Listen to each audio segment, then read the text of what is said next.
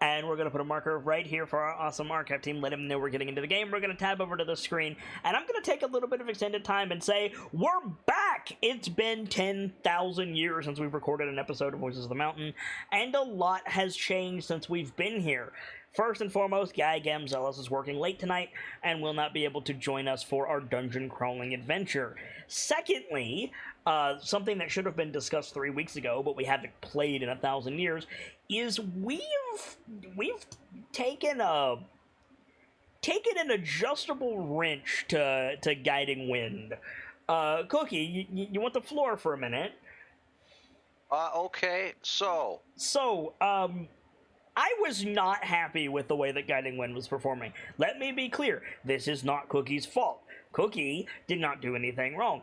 But because Guiding Wind is a shaman, which is a custom class, it came to my attention that he was pale compared to the rest of the party. So we're trying something to fix that, and now you can speak. So, where previously Guiding Wind was just a half-caster with all his shamanic abilities and totems and such, because of the nature of the subquest that I took, the Fox and I were like, yeah, that's dumb that you're only a half-caster. Let's make you, let's make you like a full caster, more akin to sorcerer. So now he's got totems and spells for days. Yeah, now I finally have access to 3rd and 4th level spells, so everybody should fear me.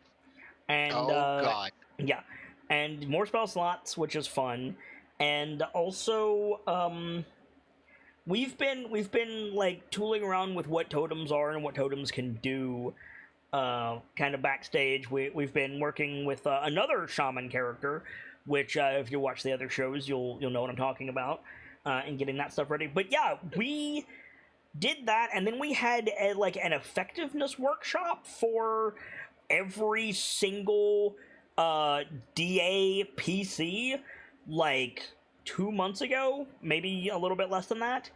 And like I worked with everybody in VOM, I worked with everybody in Tails, I worked with everybody, like I helped everybody figure out how to play the game. And we have not played VOM since then, which means all of my hard work has evaporated because nobody remembers what the hell we were doing. I remember. I have my stuff pinned, and I'm reading through it now. You remember? I do. Okay, then, as I turn some music on for you, what do you remember? Okay. So, I remember... last session and also, you changed your name. Yes, I did. This is the first time I'm on this stage to mention it. I formerly... Okay. His name is now Cindy. No. Her name is now Cindy. Yeah, stop it. Where I was formerly Nightfall. You will see in all the overlay, it has changed since the last episode. He was formerly Nightfall, but casually he was Nightbutt. I now go by Valerian. The name is about the only change, really. Yeah. Still he, him, they, them, stuff like that. And we we're struggling, and I say we because Val is also struggling, referring to themselves as Nightfall or responding to Nightfall.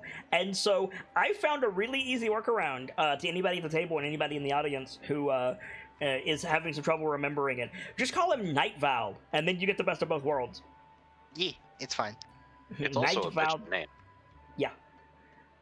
Speaking of bitchin' names, Zirsaval. Oh my god, we're doing this tonight. Yeah, we are. What I remember from last session. Yes. What I learned in boating school is... We have been making so many SpongeBob references in the green room tonight. I don't know what's in the water. Fuck. SpongeBob, clearly. Duh. So, what I remember from last session is we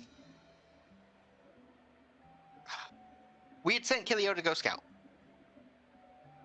which she had a little bit of success and then got caught. Okay, so hold on. Yes, you are correct. We sent Kilio to go scout, but we need to set the time and place. I almost said the Nightlights. Fuck me. Okay. The Time and place. champions are in a dungeon beneath Eagle's Eyrie that is basically a volcano. Yes. It is Firstborn themed as well. Yes, a There Firstborn themed are- volcano. There are seemingly fire-based creatures all around, and lava is very deadly, as we have come to learn. Yeah, and yet 2 of you have survived lava so far. Yes, only through the use of a material that we've gotten called Troll Unguent, in which we only have 3 doses left. Yes. And then we have to go find more trolls.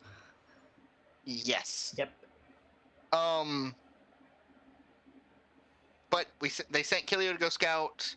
She had a little bit of success, but then got caught and had to retreat. And then in a moment of, fuck this, I need progress, Kilio dived down into the drained cavern below. Losing contact with Kilio, the others went out, and were kind of stalled on what exactly to do. Yes. And we ended the session on a bit of a cliffhanger. Because not really a cliffhanger. not really a cliffhanger, but like things undecided. Yes, things undecided of what you guys want to do and where you guys want to go. Since then, I have had some long talks with the champions about like what they want out of this dungeon, how I can alleviate their frustration, how they can alleviate mine, etc., etc., etc. So we're pretty much like starting this with fresh eyes after a while, which I'm grateful for. And also the champions have unanimously said, like, knowing what you've told us about this dungeon, to hell with our frustration, it seems cool. So that's kind of where I am. So we're gonna pick it up. I want to say exactly where we left off, but when you're gone for a while, it's really hard to do that. I've noticed this in Crown of Fangs, I've noticed this in Tales of the Nightlights. If you're gone a good few weeks in Meat Space, then it's really hard to pick it up with the same emotion, the same thought process, and the same, like, beat that you left off on. So, for now, we are in the lava dungeon.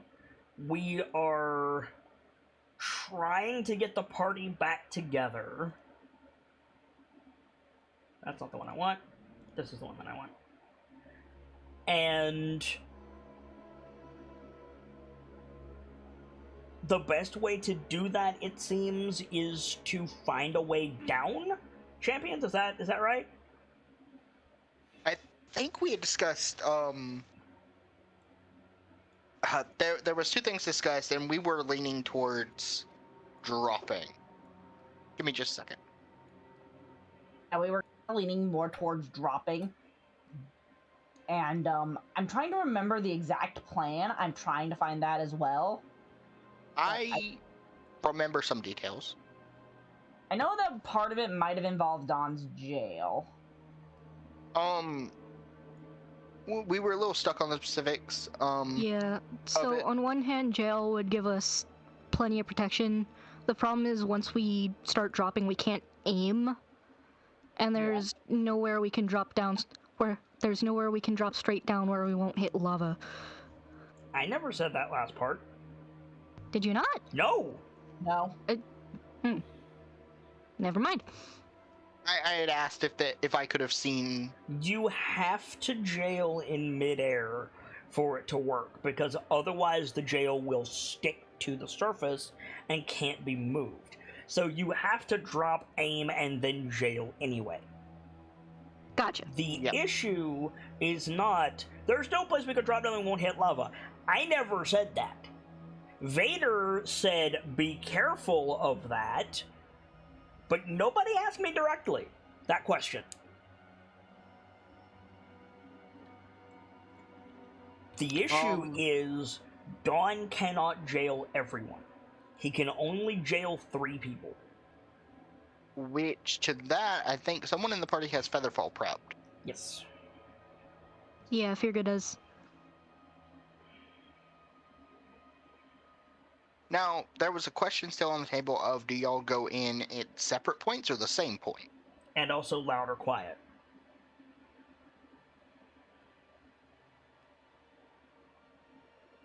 Probably best if we go in together.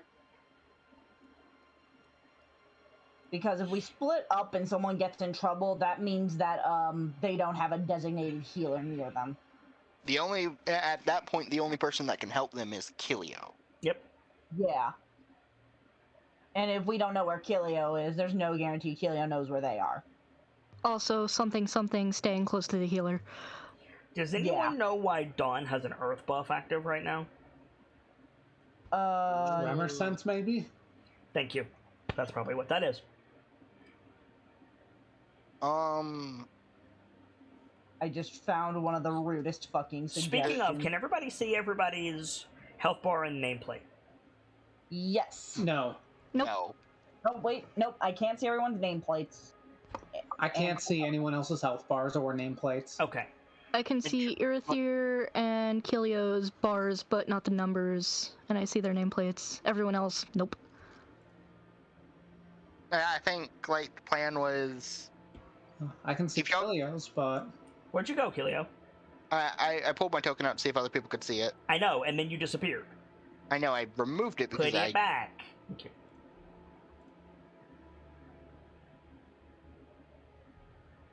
Yeah, yours should be set, Kilio.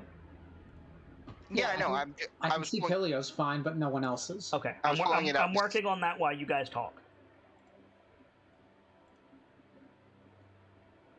So yeah, I do think sticking together would be for the best. The question is loud or quiet.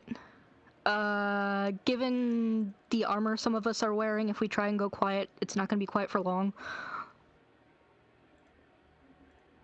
It's one failed stealth check to alert the swarm. Yeah. Though, even so, it might give us a little bit of leeway before everything goes haywire. Wind, do you want your tokens to be visible, or your totems to be visible to everybody? Yes, please. Pull them out. Dude.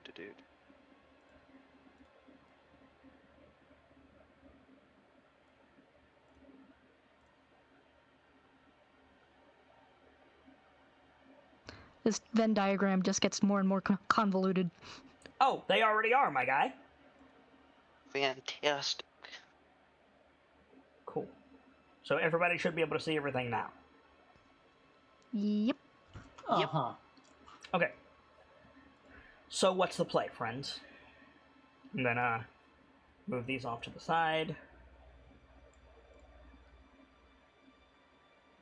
What's the play? Well, So- go ahead. I know that.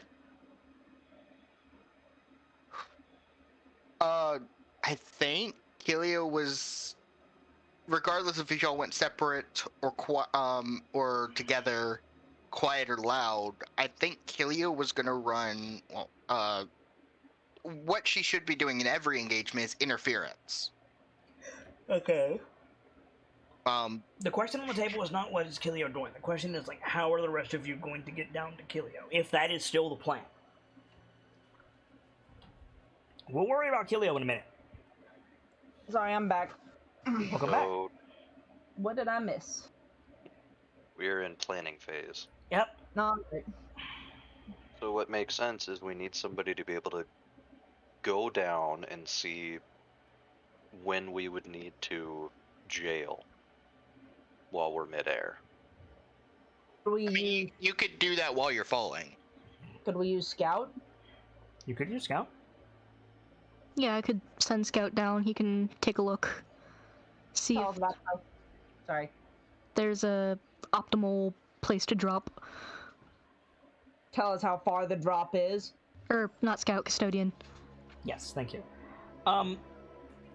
One thing about that, like, that's going to take a while. Mm. And if you guys want to take a while, that's fine, but, like, then I have to ask, and this is going to stonewall us even more, like, are you going to do this from the main cavern? Are you going to do this from, like, any of the side offshoots that you've never explored? Are you doing both? Trying to think. Like, you say you're gonna send Custodian down, that's fine. Where?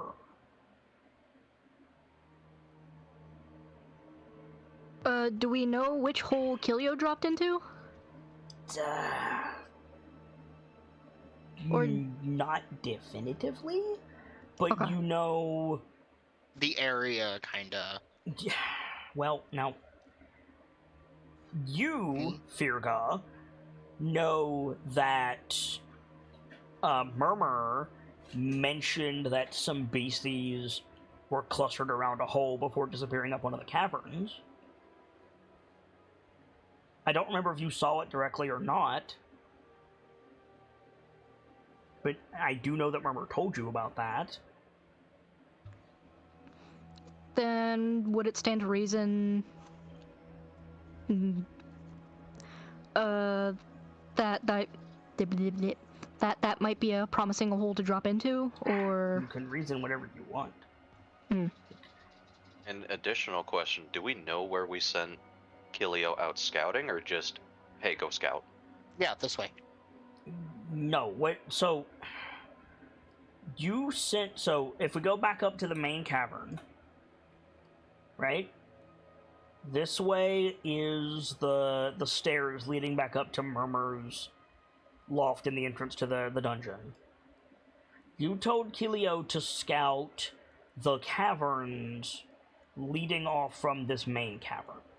So there's one here, there's one here, there's one here, there's the overseer, or not overseers, there's the pump station here, there's, like, down here where your tokens are, there's one here, and there's one here.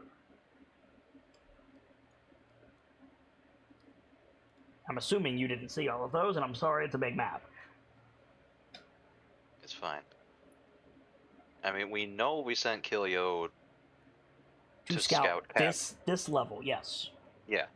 And I say, morally Firga, knows that Murmur told them there were beasties somewhere. Upper left. Yeah, upper left. So And I guess we should try that one. I was gonna say, we could probably intuit that might correlate, but, you know, that's our assumptions. Think it's that much of a leap in logic. There were a bunch of critters gathering around a certain area. We sent Kilio scouting. They could very well be surrounding. Okay, but you're saying two different things. Sibs is saying then maybe the critters were clustered around where Kilio jumped, and Firda and Wind are saying, let's go check the cavern we told Kilio to scout. Which is it? We can start with the cavern that they were told to scout, and then go see if it's what they clustered around. Go ahead, Birchmelon. Sorry if this wasn't clear. I actually meant to try the hole they were gathered around. No, that is not at all what you said. Okay, I'm sorry that wasn't clear. No, you and Wind were both like, we told Kilio to check this cavern, so and then you said, let's go there. You didn't say anything about a hole.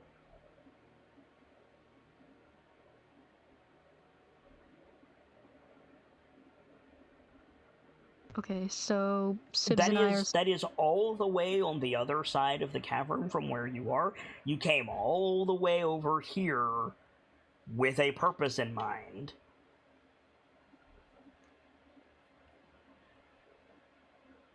I know it's down on the map. I ran out of space. You're on the far right of the cavern right now.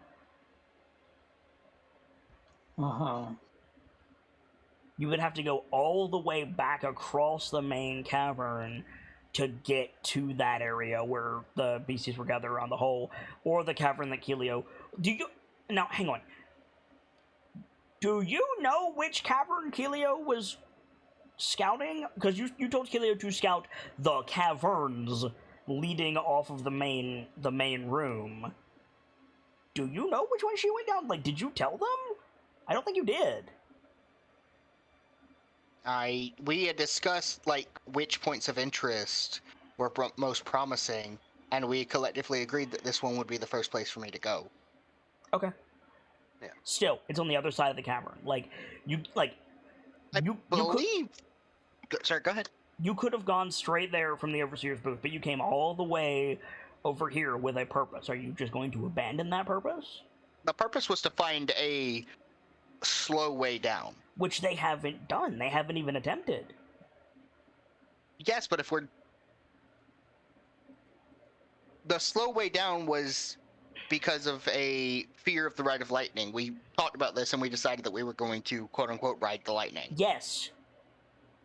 But now it has to make sense fictionally. Okay.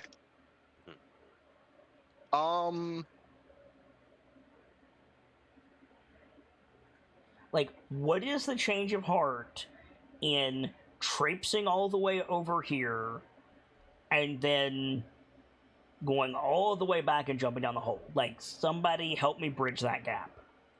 But you guys haven't said anything, you haven't discussed anything, you haven't done anything except walk over here. We have muffled communications with Kilio right now, right? Not muffled. Staticky. Yes. Intermittent. Like garbled, staticky. Like you're not on quite the correct radio station. Something, you're going through a tunnel. Yes. A little too far away, so the signal's weak. Yeah. Yeah. What? Like, go on, expand. Like, do you have an earring, Wind? No, I don't. Okay. But where were you going with that? I'm saying if we can get garbled things from Kilio, i.e., hey guys, there's a bunch of shit down here, come on down. I'm just... You got that from Kilio in the Overseer's booth, though, is the thing. We did? Yes. Oh. I did cast Augury at the end of last session. Yeah, but that was here. That was after you walked over here. You cast Augury for, like, is it a good idea to jump down? The answer is yes and no. Like, I understand the initiative is now to go down the hole, but like we are here fictionally. Are we rewinding time? Are we doubling back? If we're doubling back, why? Like make the out of character decisions match the fiction. Okay. And none of us can think of a reason to I don't know why you walked over here in the first place. I really don't. Even if the idea was to find a slow way down, you haven't done anything. Like, you haven't...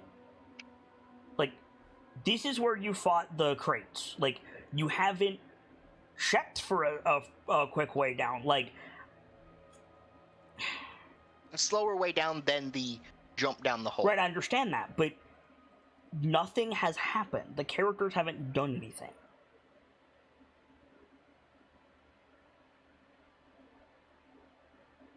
And, like, we can't work solely on out-of-character decisions. Yeah. Do we want to rewind so you guys are back in the Overseer's booth? That's what I'm thinking, if nobody can think of a good in-character reason for us to do it. I think the in-character reason was we were looking for the hatch down, because there was more hatches. Right? Yes, but you haven't looked for it. Yeah. That's what I'm saying. You haven't done anything. You were like, hey, let's go see how bad the rubble is. Ignored every cavern on the way over here. You got over here, it's like, oh, there's rubble here. And then we ended the session because nobody... Go ahead. Thought we were going a different way from the way to where we fought the crates.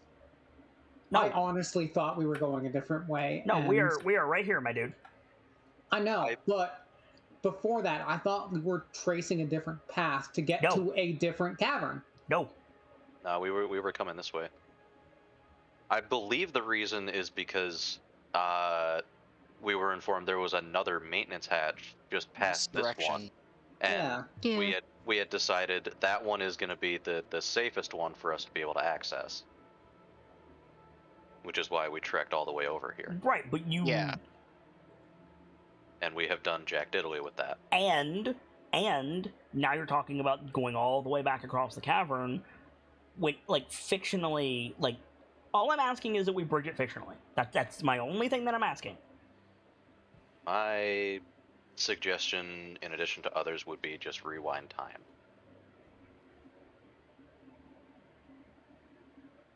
Okay, I've heard 2 of 5. Be alright with that. I would be fine with that. So... how far back are we going? Are we going back to Kelio saying, like, there's a city down here, I won't be able to talk, and then the comm cutting out?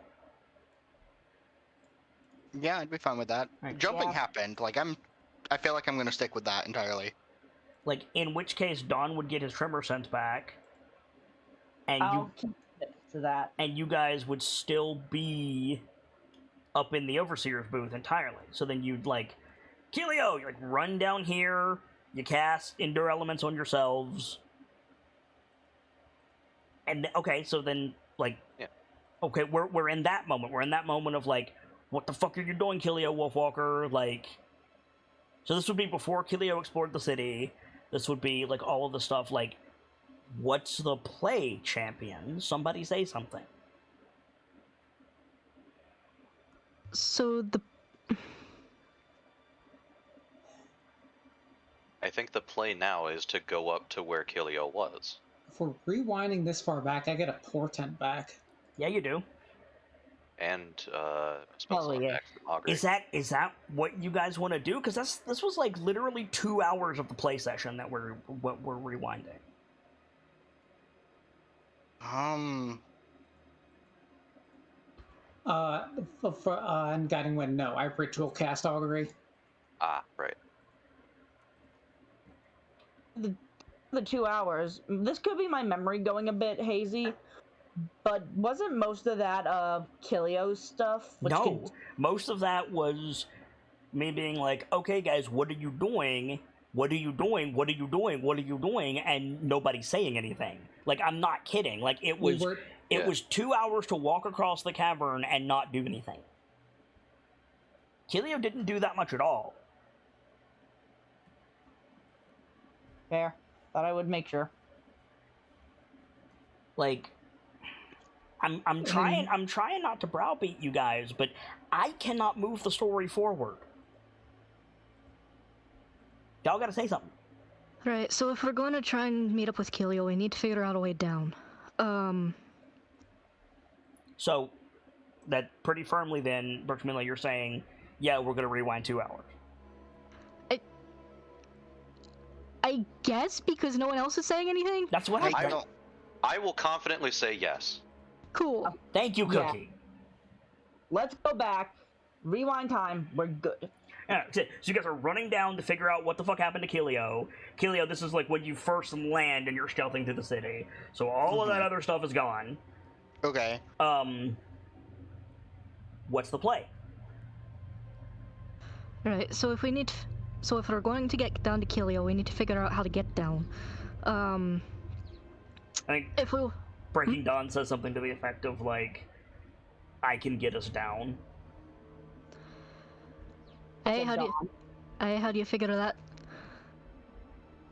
It gives you a look in the non-smile, and he says, the Earth Mother protects. I'm gonna grab my plate.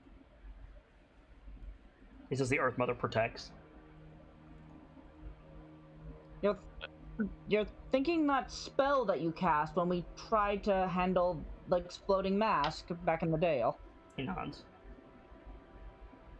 That could do us some good. He says, but I can only protect 3 of us. I can feather fall on the rest.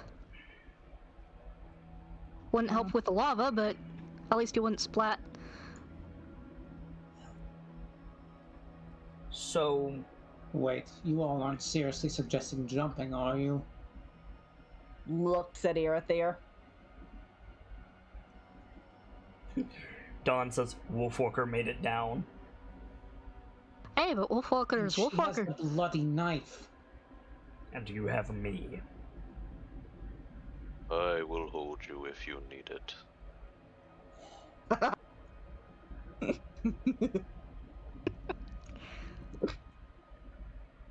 Which leads us to thinking about which hole to jump down if we are in fact jumping down. Well, they were gathered around one. Could start there. Is a good a start as any.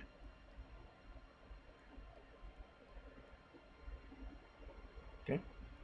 Start heading towards. Sorry. Also, who turned out the light? Huh? Pardon? Didn't you say with all the lava down, this cavern is like dark as fuck? Oh yeah. That's why he had tremor sense on, because he couldn't fucking see. And fire. Right, because when we tried to cast light, there's suddenly all sorts of insects. Yes. Light bugs. Android by bugs. Which we don't know now because we haven't encountered them. True. Yeah. There. Which, in fiction, means the Earther would probably try to cast light again. Okay. All right. So yeah, so like we have that moment of like Earther casting light, and then just these like swarms of insects coming up out of the dark craters and swarming around the light, and you just like fuck, and then you snuff the light real quick before you take any damage. I just had the weirdest feeling of deja vu. Anyways. Yeah. So then, yeah, Dawn will cast Tremor Sense. And I'm just going to move him up here, because this is where they were gathered. Lash will offer her shoulder to anyone who can't see in the dark. I believe the only person who can't see in the dark is Wind. Yeah, at this point, the only one who can't is me. So, yeah, Lash will offer her shoulder out to Wind. I can see in the dark. Come on. You will be my seeing eye, Orc, then. And then, Deep side, sure. boop. So you guys are up here. Who wants to make the investigation check? Something dim watcher. Dark driver. I mean, My investigation is 0. mine's +5, so... Holy shit. I vote recommend for you're the there. Alright. Make that check. I will give you guidance.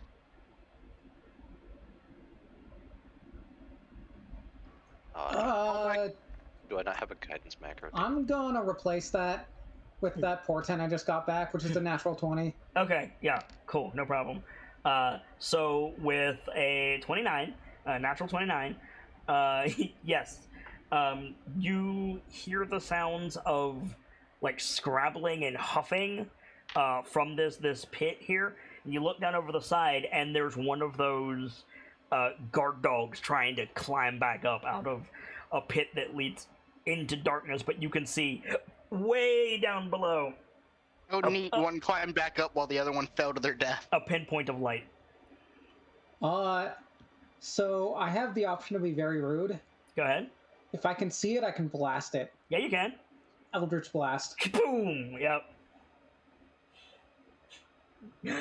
Wilhelm scream.gif. In the distance, you hear. Booyah! Anyway,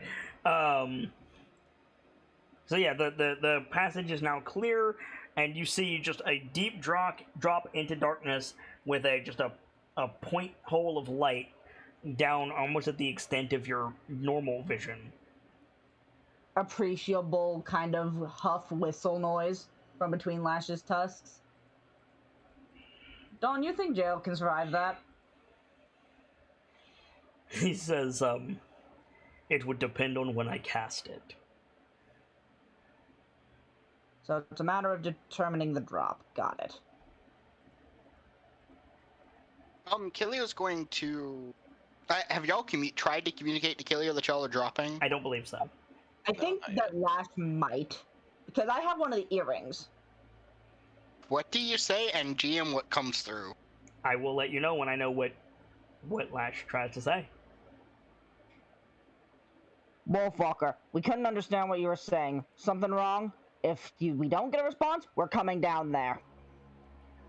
Yeah, so you get Wolfwalker garble, garble, garble, garble, we're coming down there. Okay.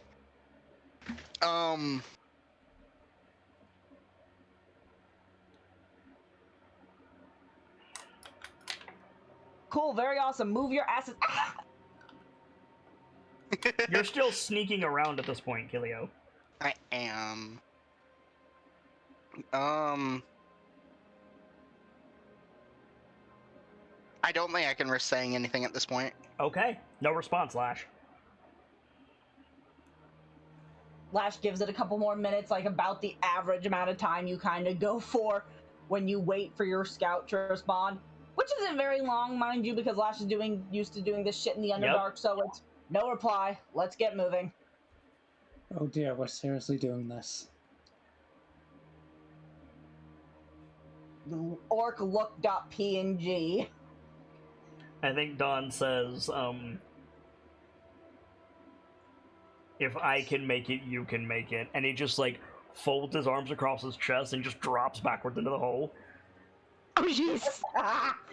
Okay.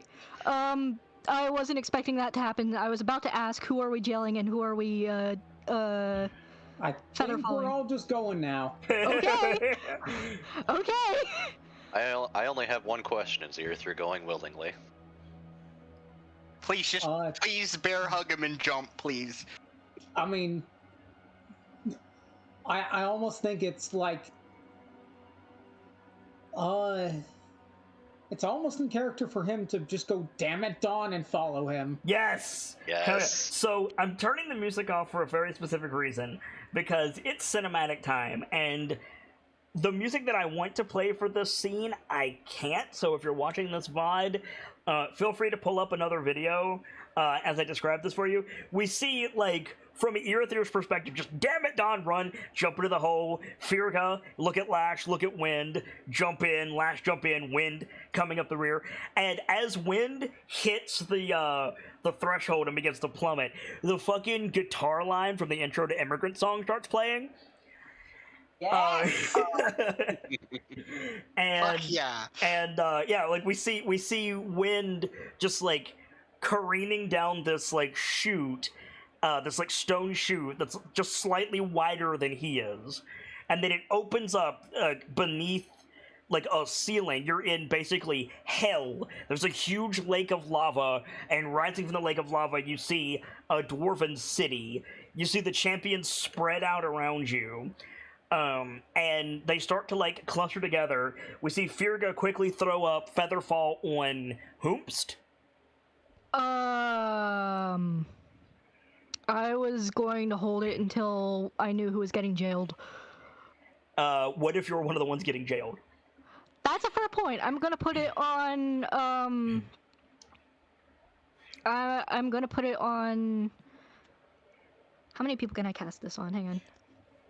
You only need to put it on 2.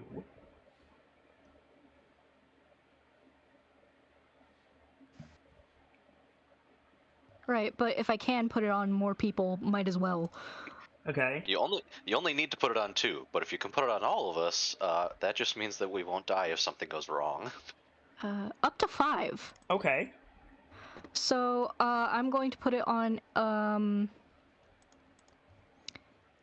Irithyre, myself, Lash, Wind, and Dawn. Oh, jeez. Okay. You can put on everyone dropping. So you fucking... everyone gets it. Featherfall, everyone... What does that look like? I hadn't really thought about that. Alright. Alright. I've got a suggestion. I Go also on. have a suggestion. Maybe Scout. Like, I know the first one had fucking freakishly advanced tech. Yep. Maybe Not here, though. not Scout. Custodian is. Yeah, Custodian. Maybe like a bit of a gravity well behind us, slowing our descent. That's what I was thinking. I was thinking Custodian goes out to the middle of the group, fires off like a tether that attaches to everyone, and then you just see this like sucking like effect as the song continues, and then you guys like come down in a circle. You see like a town square in the middle of one of these districts. We see Kilio like teleporting below, and then Dawn like makes the motion, and him, Lash, and Firga get drop pods. Basically, Yeah. their speed increases tremendously. The tethers pull Wind and Irithyr down, but you're not gonna take fall damage, so it doesn't matter. And then as the boulders impact the streets and buildings, the vocals kick in. Nice. Yes. And Yes. it's now time for a cinematic fight. I'm gonna need everybody to roll initiative. Okay. Let's fucking go. Do you want us to drag tokens out, or do you want us to just roll? Well, you have to get on the initiative list. Oh wait, here. Let me make this easier for you. Don't drag tokens out. Give me a second. Get rid of all that. Do. Apparently, my default token has a marker on it. I'll be right back. I'm bidding guild for. I'm sorry. You're fine.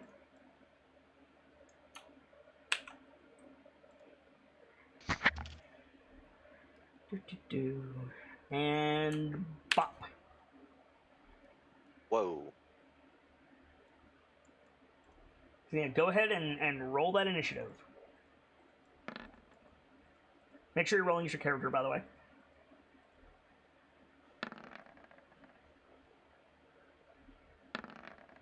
Can I have the first initiative I roll? Yes, you can. Of course you can. Thank you. Nope. There we go. Who's playing Wind? Or Dawn? I'll do it. Okay. Alright. Gamzee's gonna kill me if he finds out that I gave you access to Dawn Sheet. But...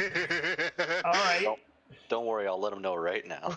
There you go. Why are we yelling at Val? No, we're not yelling at Val. Have We're yelling you met at him? Kid. So I'm gonna turn some music on for the players, but if you guys wanna like, I'm gonna describe the start of combat, and then I'm gonna turn combat music on in case somebody is still watching or listening to Led Zeppelin. Guns N' Roses? Led Zeppelin. Led Led Zeppelin. Zeppelin. Who am I missing?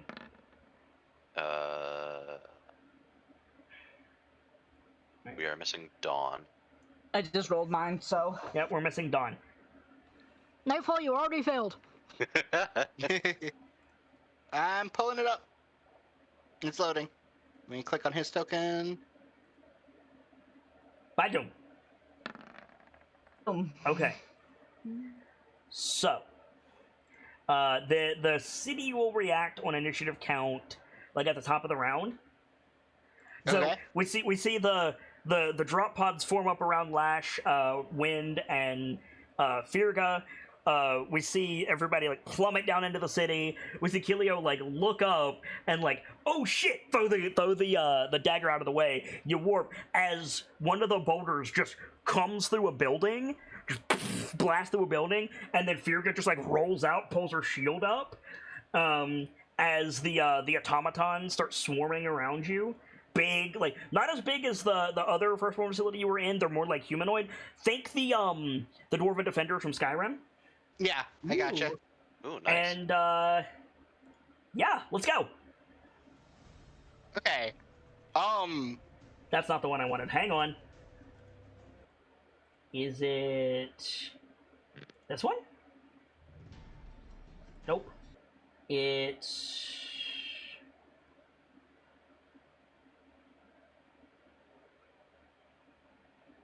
Radiance fight music. It's not kicks this one, in. is it? Nope. There's a specific one that I want. Nope. We will find it. Nope. I'm gonna go through all of them. Nope. Come on. One.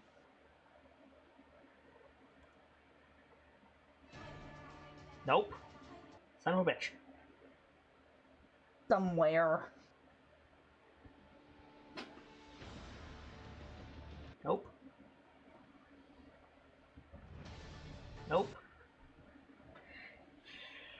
It's the one that immediately starts with vocals. Anybody remember which one it is? The one from Witcher? Yeah. Was it Silver for Monsters, or is it a different one? No, it's not Silver for Monsters. It's the other one that starts with vocals. Hang on. I thought it was Blood on the Cobblestones, but it's not.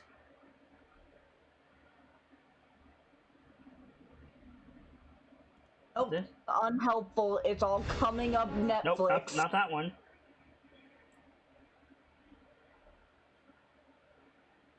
I wish I knew how Roll20's music works, or else I would help. Was it Steel for Humans? No.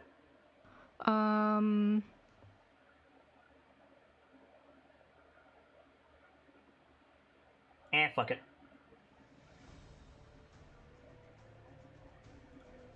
So, yeah, so Firga crashes down, throws her shield up, Lash crashes down, Dawn crashes down. You guys are in, Irithir and Wind, you guys land on, like, a rooftop nearby. You're in, like a town square, think, like, English town, so cobblestone streets, stone buildings, streets that go off at odd angles, causing some of the buildings to be weirdly shaped. There's a couple of, like, turrets on the buildings nearby, and there's, like, maybe 5 of these, like, firstborn automatons down around you, and you can only imagine it's going to get worse. Is it For Honor for Toussaint? Maybe? But that's not on my list, and I thought that I had it for this game. It might be For Honor for Toussaint. Hold on. If it is, I'm going to pull it out. 20 had an error. Roll20 had an error?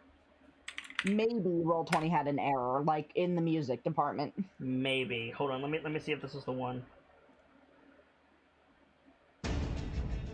No, that's not it. It's fine. I'll use what I got.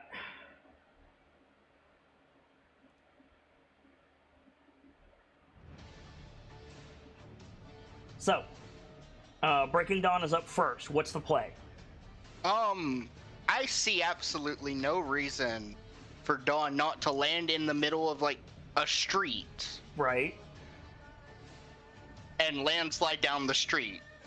Yeah, totally. Just crash through a building, Dawn comes out, immediately hammer fits the ground. Hell yeah. Hell to yeah. make space for the champions that are landing immediately after him. Because he's probably the heaviest. Yeah, you're right. So... What's his spell save DC?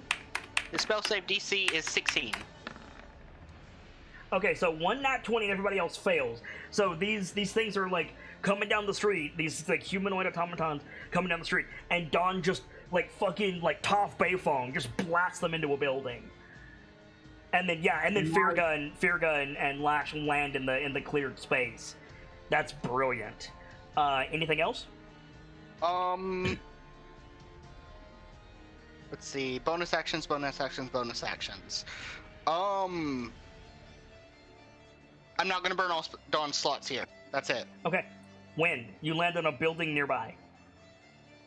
You said that there were turrets on the rooftops nearby, yeah? There are some, yes. Cool. Let's take a look at one of those turrets and cast lightning bolt at it. Just straight up, like, actual lightning bolt or your cantrip? Actual lightning bolt. Okay, so you just land. What does that look like? So you land.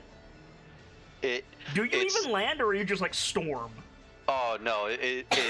It's midair calling upon the spirit of wind to call down thunder on these bitches. Fuck yeah! So you're being pulled down, and like you see the like ballistas turn to like look down on the street, and you just yes, absolutely. That's gonna lance through a building or something. Well, here's the thing: they automatically fail because they can't move, so they can't make death saves. So go ahead and roll your deck saves. So go ahead and roll your damage.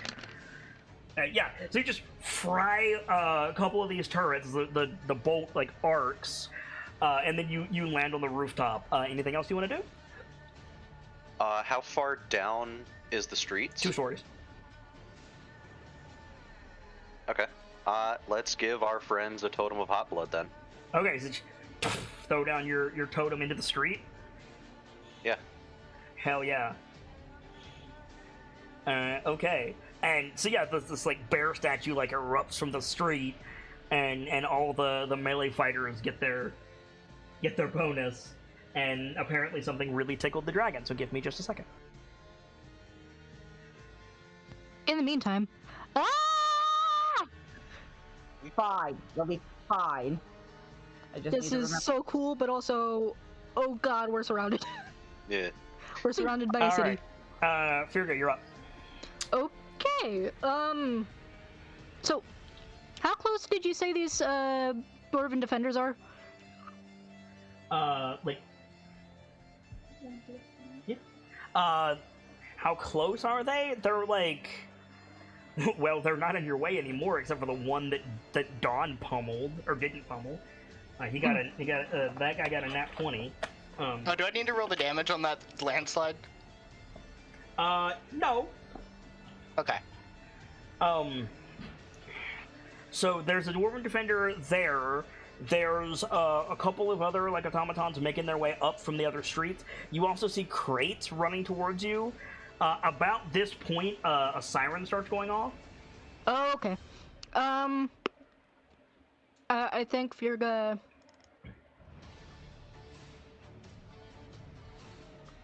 Sorry, Yeah, Firga's got Axe of the Door Floors in one hand, shield in the other, moving... Not to put too fine a point on it, but Custodian can get you out of here. Can he? He's from here. That's Override fair. the systems. Right. So, and instead of that, I think Firga says, "Custodian, how do we shut down these things?" Not what I meant. Oh, I mean, Custodian has a map of the area. Ah. Yeah. Okay. Then yeah. Custodian, where are we? Show me where we are.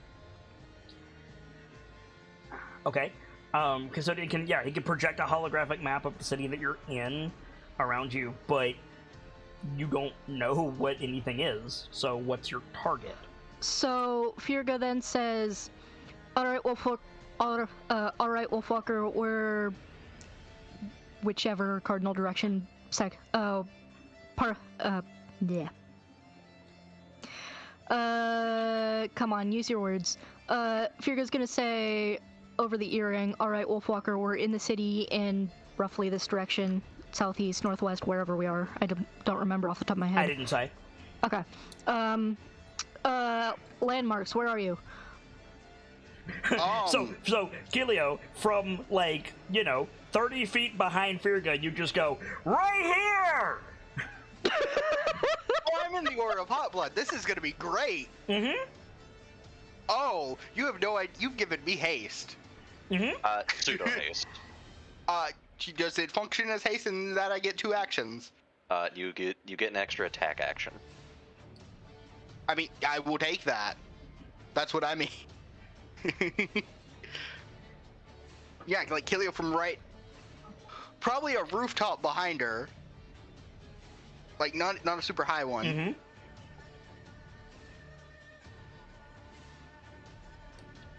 So yeah, Firga Over turns here, around. champion. Firga turns around and surprised. There you are. All right. Now okay, so we found Wolfwalker. I can name landmarks if you want me to, but I don't know. Fuck. Val do not know them. Kilio does. You know landmarks, but you don't know what they are. No. So let me save you some action economy and some headache, Firga. Mm-hmm. What you should have done was you should have gone, Custodian, get us somewhere safe. Yeah, okay. Alright, is it too late for that? No. Cool. Custodian, get us somewhere safer than this. Yeah, so Custodian's, acknowledged, and, starts to just, putter off up one of the streets. That was your bonus action. It was a little bit more than what a bonus action should have been, but it was a bonus action. Yeah. So she says, follow that bot, and follows after him. The dude who got a nat 20 against Dawn is in your way. Oh, okay. Okay.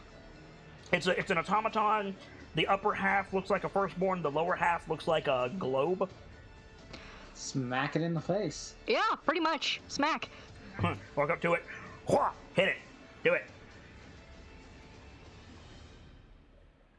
Show him the fury of Gontogram. Hit it. There it is.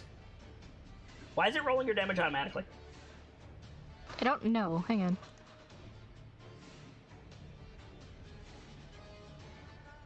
Is this a basic attack?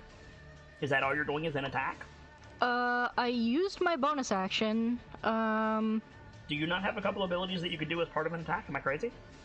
When you hit a... You can... I could try and knock him down. I mean, that's what Dawn did. That's fair. Yeah, let's try and trip the bastard. So does that add your superiority die to your damage? When you hit a weapon, you can add it to the damage roll, and if it's large or smaller, it needs to make a strength save or be knocked prone. All right. Go ahead and add it to your damage. My man's got a 9.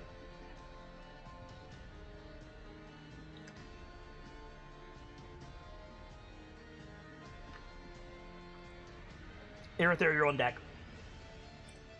Uh-huh. There you are. Cool. So 11 damage. So you run up on him. What? So you tell me what that looks like. Follow that bot. Run forward. There's a dude in your way. Like automaton. Like sword comes forward. Firga does what? I think she like kind of does a not a cartwheel. Does a somersault between its legs and then it just takes one of the legs out on the way. Okay. So just like tuck and roll under the thing, come up, the axe like sparks, and one Smack of him in the back of the knee or something. Well, he doesn't have knees. He's on a ball, but you can hit one of the joints off the ball and make it fall to the side. Yeah, I missed the ball bit. I said his lower half was a globe. Right. I missed it is the point. And then you're running after Yes. Custodian. Correct. Irithyr. Okay. So the street is clear now, right? For the most part, or... Well, no. The landslide nor Firga's attack killed them. They just knocked them to the side or down. Uh-huh.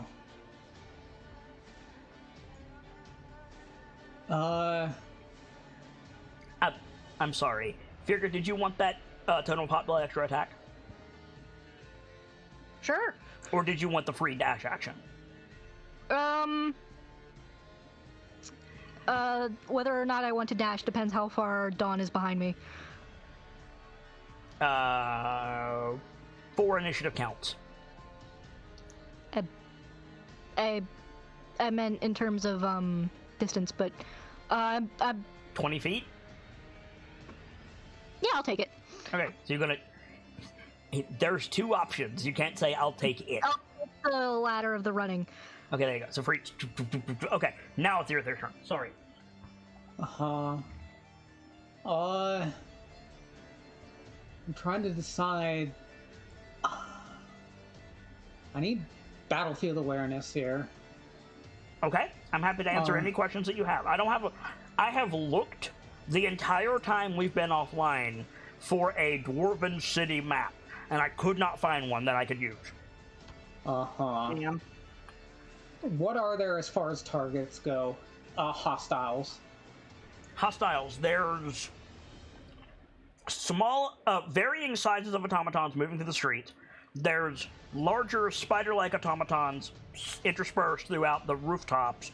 There's turrets along the main lanes, it seems like, and there's crates rapidly moving in on your position. Uh-huh.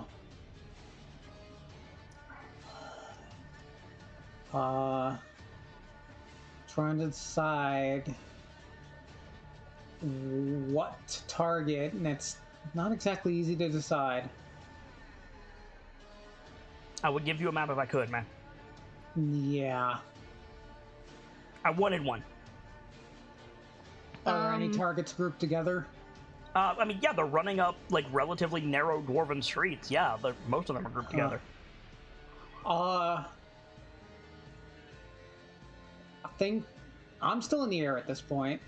Coming down, right? You can be, or you can be on the roof beside Wind. No, I think I'm gonna go down into the street with Figure and Dawn and just lightning bolt up it. Hitting the automatons, getting back up. Yeah. Or are there others around that area? There is.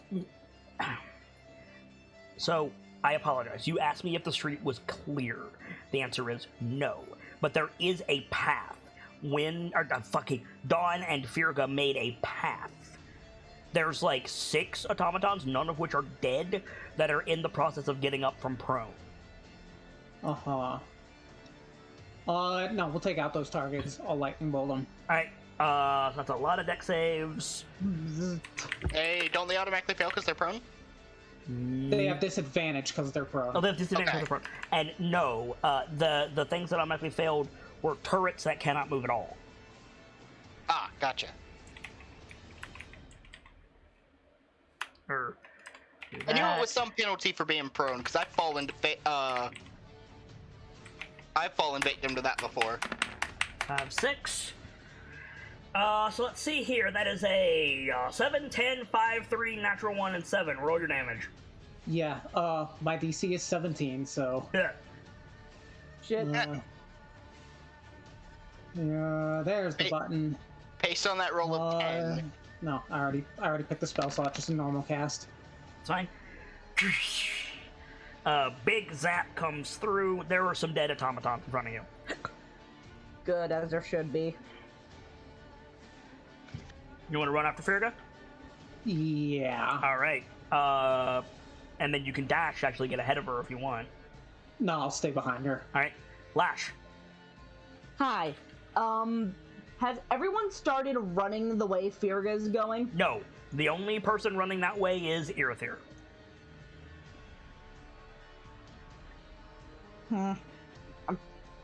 Because Lash isn't gonna move until everyone else is gone. So, Lash is gonna shout, with Dwemerwood, and drop into Tunnel Fighter stance at the beginning of that street where Firga ran up. Okay. And then I'm gonna hold my action for anything that gets within reach of me to face the wrath of the Shackles of Kang's Fury. You don't have to do that, because Tunnel Fighter allows you to do that automatically. Fair. Yeah, but then she gets both her reaction attack and her Tunnel Fighter attack. Fair, but she could also use that to... She also gives up her movement for that turn if she's holding her action. She could run after Firga and just turn around and do that, like running backwards. Oh, okay. That's fair, too. Then I think I'll probably... I'm trying to think, because Lash wouldn't want to...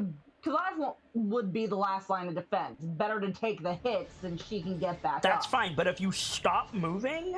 You're going to be a full turn behind everyone else, and somebody could immediately come in from a side street. Then Lash is going to keep moving. Like if you want to be last in the marching order, that's fine. I will absolutely accept that. All you have to do is say so. Giving up your turn is not the play, because it separates you from the group. Alright. Then I want to be last in the marching order. I'm just trying to think of what to do. Just get the ones I can with the range of the shackles. What you said is fine. You run after Firga, you turn around, you take your Tunnel Fighter stance, and you make sure that everybody is in front of you. Like, everything you just said is fine, except you move before you hold your action. You see what I'm saying? No, I'm confused. I'm sorry. Holding your action means you can't move after that. Yeah, if you hold your action, that's it. Your turn is done. Gotcha. Then no holding action. What we're saying go real quick. I need to be able to do this because I'm the GM. Like, I got it, Cookie. All right, What you said, Sims, was Lash lands, the jail breaks, you're standing in the middle of the square, I take my tonal fighter stance, and if anybody gets close to me, I'm gonna punch them, simplified, while everybody else runs after Firga. But what that means is you're going to have to wait until the initiative gets all the way back to you, and everybody else, because a total of Hot Blood, is going to be like 60 feet away from you, which you cannot cover in one turn, because they're still going to be running. Even if you run up on them, they're going to be running away, so you're going to be 60 feet away from them for the rest of the encounter. Which means while you want to protect them, which is what it seems like what you're saying, you want to cover the rear flank, somebody could come in from a side street or above or otherwise close that 60 feet, and now there's an enemy between you and the bad guys. What you want to do is you want to run after Firga, but you want to make sure that there's only friendlies on one side of you. Like, hypothetically, all the friendlies are on your right. Then you want to take your tunnel fighter stance and hold that point until it's time to run again. Right. It is an important distinction. Yeah. You got this, Lash. Yeah, you got that. Like, unless I'm mistaken, and you want to be 60 feet away from them. No, I want to be like within range of everyone. Yeah, I wasn't sure how to work. So what you want to do is you want to run after Firga. Yep. Make sure you're last in the marching order. You're the last one up this street. But no further than that. In your tunnel fighter stance, so that anybody that gets close faces the wrath of Kang. No, they face the wrath of Lash. I mean, fair, but otherwise, point stance. Yeah. Gotcha. Kilio. Okay, so I've been thinking about this for a little bit. Are there so Birga's running in the direction of hostiles? That I could. There's no hostiles in that direction from my field of vision. From your field of vision, no. There were, and then Dawn, Firga, and Irithyr cleared them.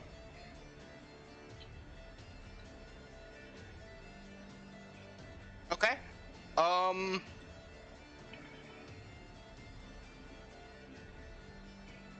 So you said there were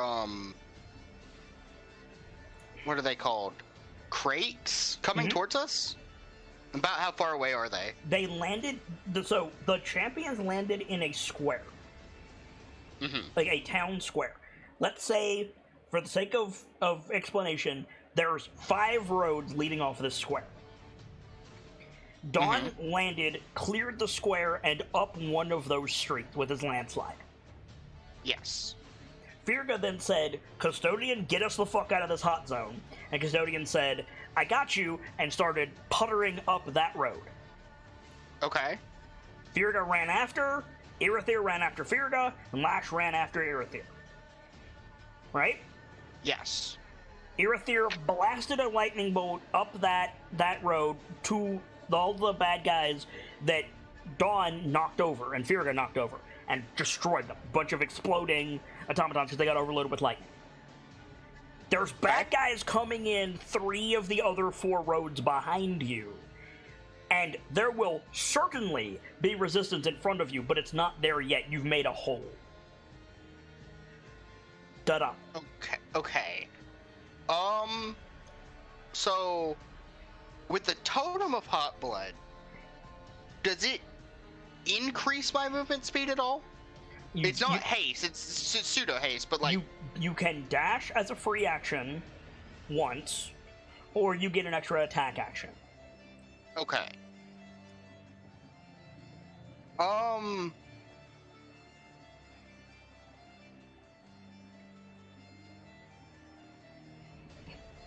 I'm tempted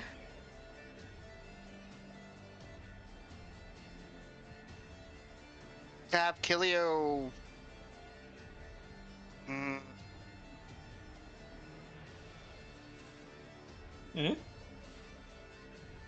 I'm gonna have Kilio cover a bit of distance rooftop. Okay.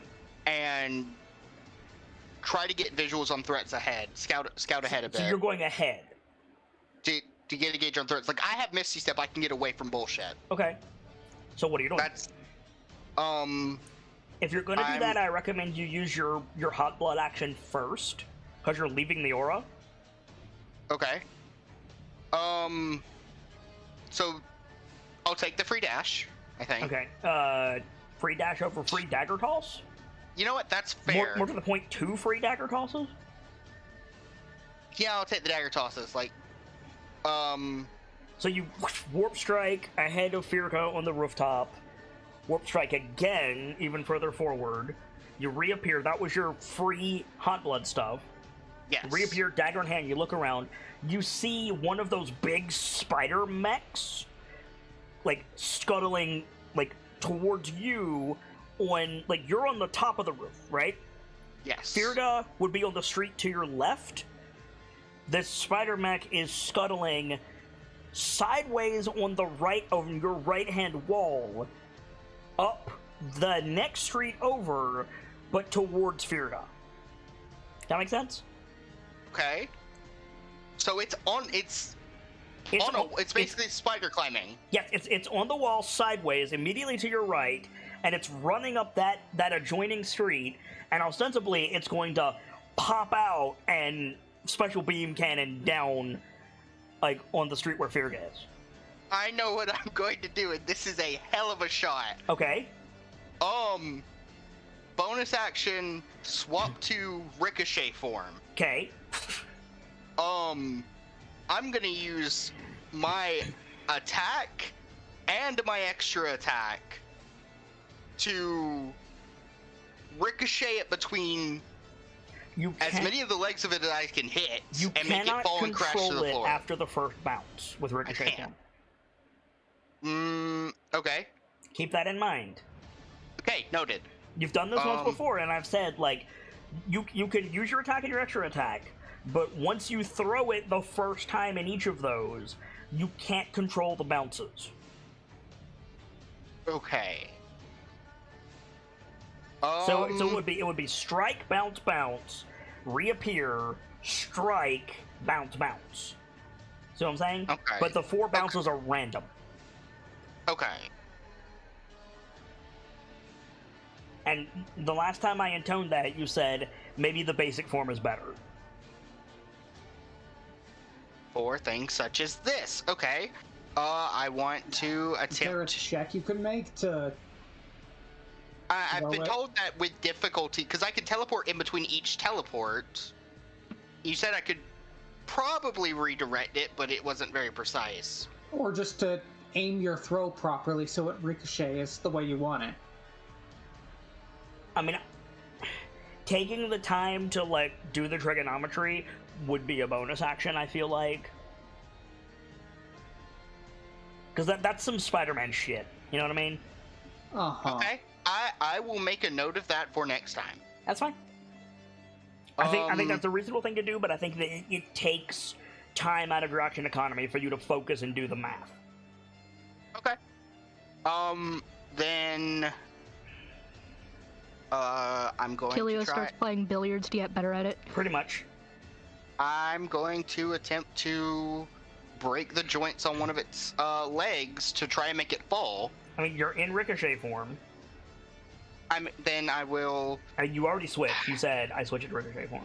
I switched to ricochet form because I thought that purpose for that would be... You want to just go for it? Yeah, I just want to use the regular dagger form for this. I mean, okay. So, that regular dagger, throw it. And... It's a called shot on the leg, yep? Yes. Okay. What's the 4? What is that? I went ahead, don't count it, that's last guiding order, I think. I don't know why that automatically turned on. Okay. That's not gonna hit. Extra attack. That's right. A low roll for me. Yes, it is. So, throw it, like, you miss, just shy, turn around. Yeah, there you go. Throw Same it. called shot. Yeah, So you got 3 legs on the.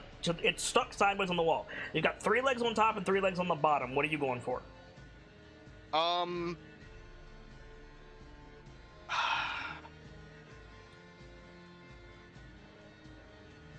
gonna go for. I threw it past it, so I'm coming back. I'm gonna go for one on the bottom. On the bottom. Okay, 1, 2, or 3. Furthest back away from Virga, I think. So it's back leg. It's bottom back leg. Yes. Right, roll damage.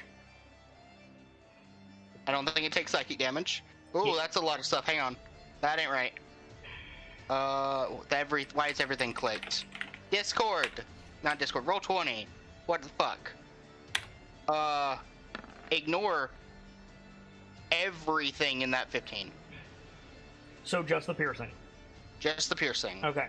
Alright, well, my man's got a 6 Okay. on a saving throw. So you...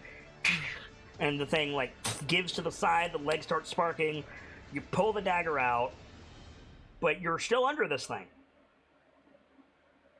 Okay. So you got your bonus action and your movement.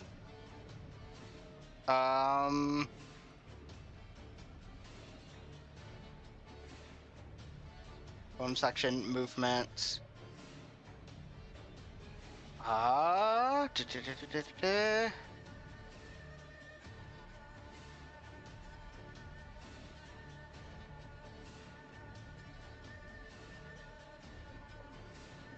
Come on, kill you. I think I'm gonna go.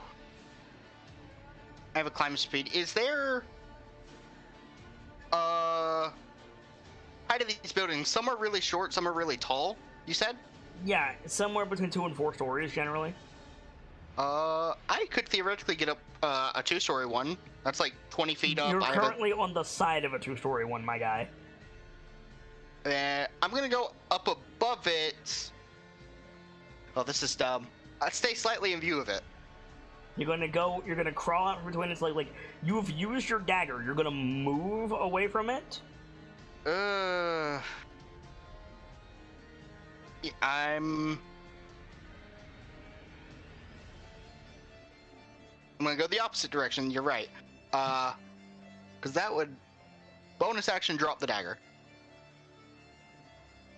Okay. Drop the dagger. So make a dexterity saving throw. Because Dex. you're sideways, like it's sideways clinging to the side of a building, so you're sideways under it. You drop the dagger. Go ahead and make the dex save. I'm not entirely understanding what this is for. Well, I'll tell you once you roll. So it's gonna clatter off of like the windows and stuff on the side of the building. And the first impact you're gonna warp to. So that's to keep your footing as the dagger clatters to the ground away from you. You were on a vertical surface, remember? Okay, so I'm on a windowsill underneath it, right? No. You're... What? Like... I'm trying to understand what happened. Okay, you are clinging to the side of a building. Right? Okay. Because the thing was like Spider-Man on the side of the building. And you were attacking its legs, so you were under it, clinging vertically to the side of the building. Right? Mm-hmm. You drop the dagger. It's not a straight shot to the ground. There's like windowsills and like iron railings and brickwork and all kinds of stuff. You rolled low on your save, so the dagger's gonna hit one of those and bounce off and tumble to the street. You're gonna warp to the first thing that it connected off of, and now you're just like hanging by one hand off of that. Because... what? So, a particular wording about the dagger. Mm-hmm. I teleport with my hand on it as if I had stabbed into it. Yes. I'm throwing you a bone because it hit and bounced. Like, it hit the stuff on the side of the building and, like tumbled. It, like, flew away from the building and tumbled. If you caught, like, if you warped to that as if you were holding it, you would be in midair, ass over elbows, and you're going to land on your face. I'm threw you a actually bone. not. I'm actually not. I have an enhanced ability active, Cat's Grace. Okay, you still rolled a 12. And Cat's Grace says falling less than 20 feet does not invoke fall damage.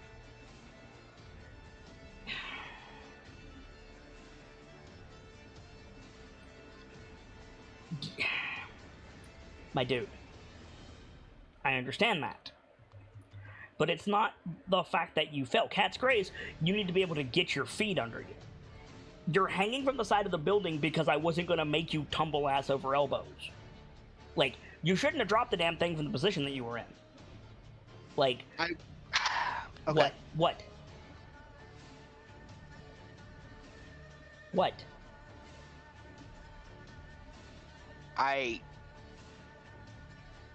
I'm confused. I just... Buildings are not smooth. They are buildings. There's windows and brickwork and all kinds of stuff. Right? Right? Yes. You said, I dropped the dagger. You were under the spider creature. And you just, like, you use your action to attack it. That's fine. Bonus action, I let go of the dagger. So you just let go of it. It's going to fall. It's either going to hit the spider's leg or something on the other. The odds of that getting down to the street are low. But I let you roll for it. I let you make a dex save. And you rolled like shit.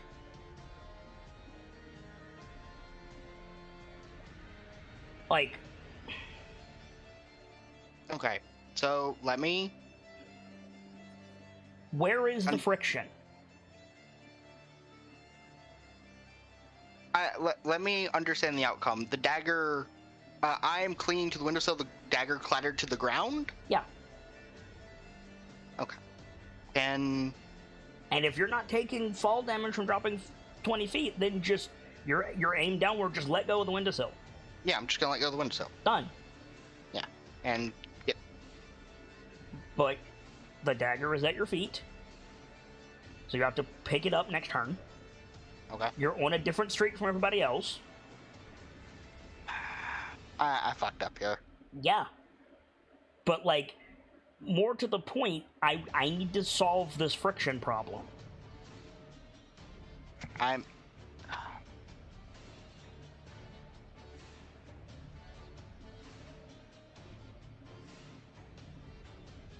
What? Was it you didn't realize there was stuff in the way until Kit mentioned it, and the stuff had already been resolved by that point? Yeah, a bit. But I didn't bother to ask, and I feel like that's the response I'm gonna get. Like, it's not that you didn't bother to ask, it's that you didn't think about your surroundings. Like, I would do in fact, I did do the same thing when you tried to do this in a tree. Like, this happened to you before.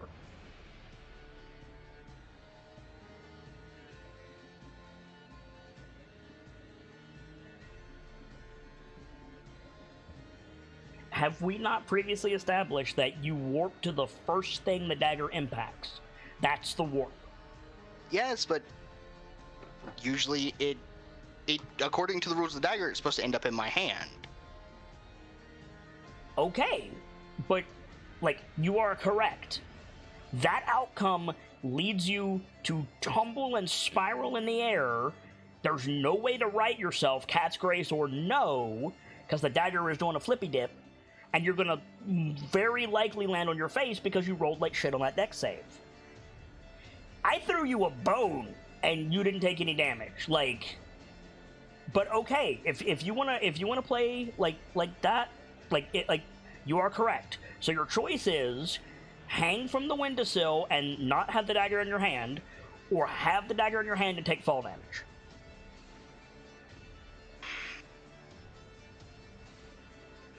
You are right. You deserve to be able to make that choice yourself.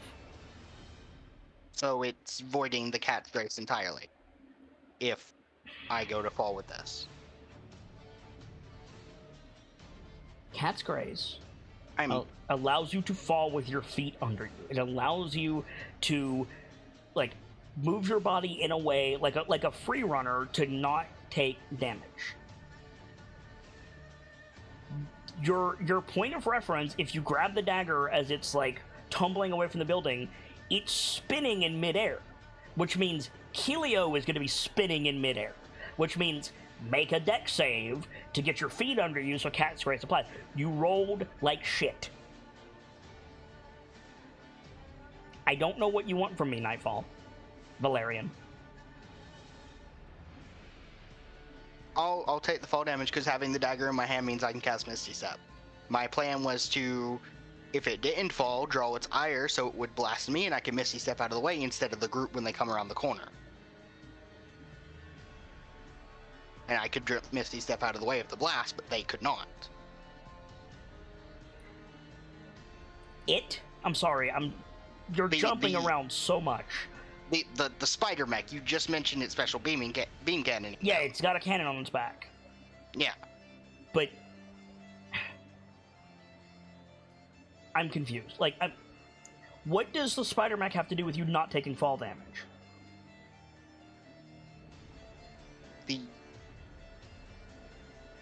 I lost the plot. I thought we were resolving what happens to Kelio. It doesn't. Here, I got it.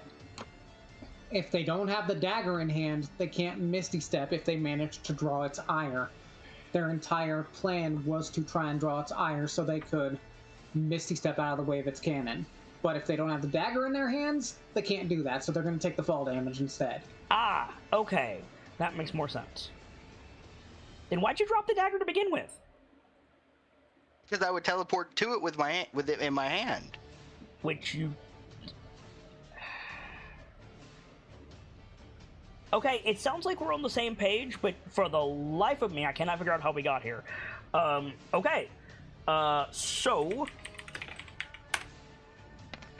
you're taking all of that for 1 point of fall damage. My God, Valerian. I believe we got there due to misunderstandings. All of that for 1 point of fall damage. Okay, now I'm a little mad. Hey, 1 point is the difference between life and death. You're at full health! No, I'm not! Listen, if you're so mad you have a spider mech, do something about it. I'm about to. Like, So, yeah, so, like, you drop the dagger, you hear it hit and impact, you're like, aha, I'm getting out of here. You grab it, you realize you're tumbling through the air, and you have just enough time to be like, oh shit, before you hit on your shoulders and tumble, but Cat's Grace will let you be on your feet. Okay.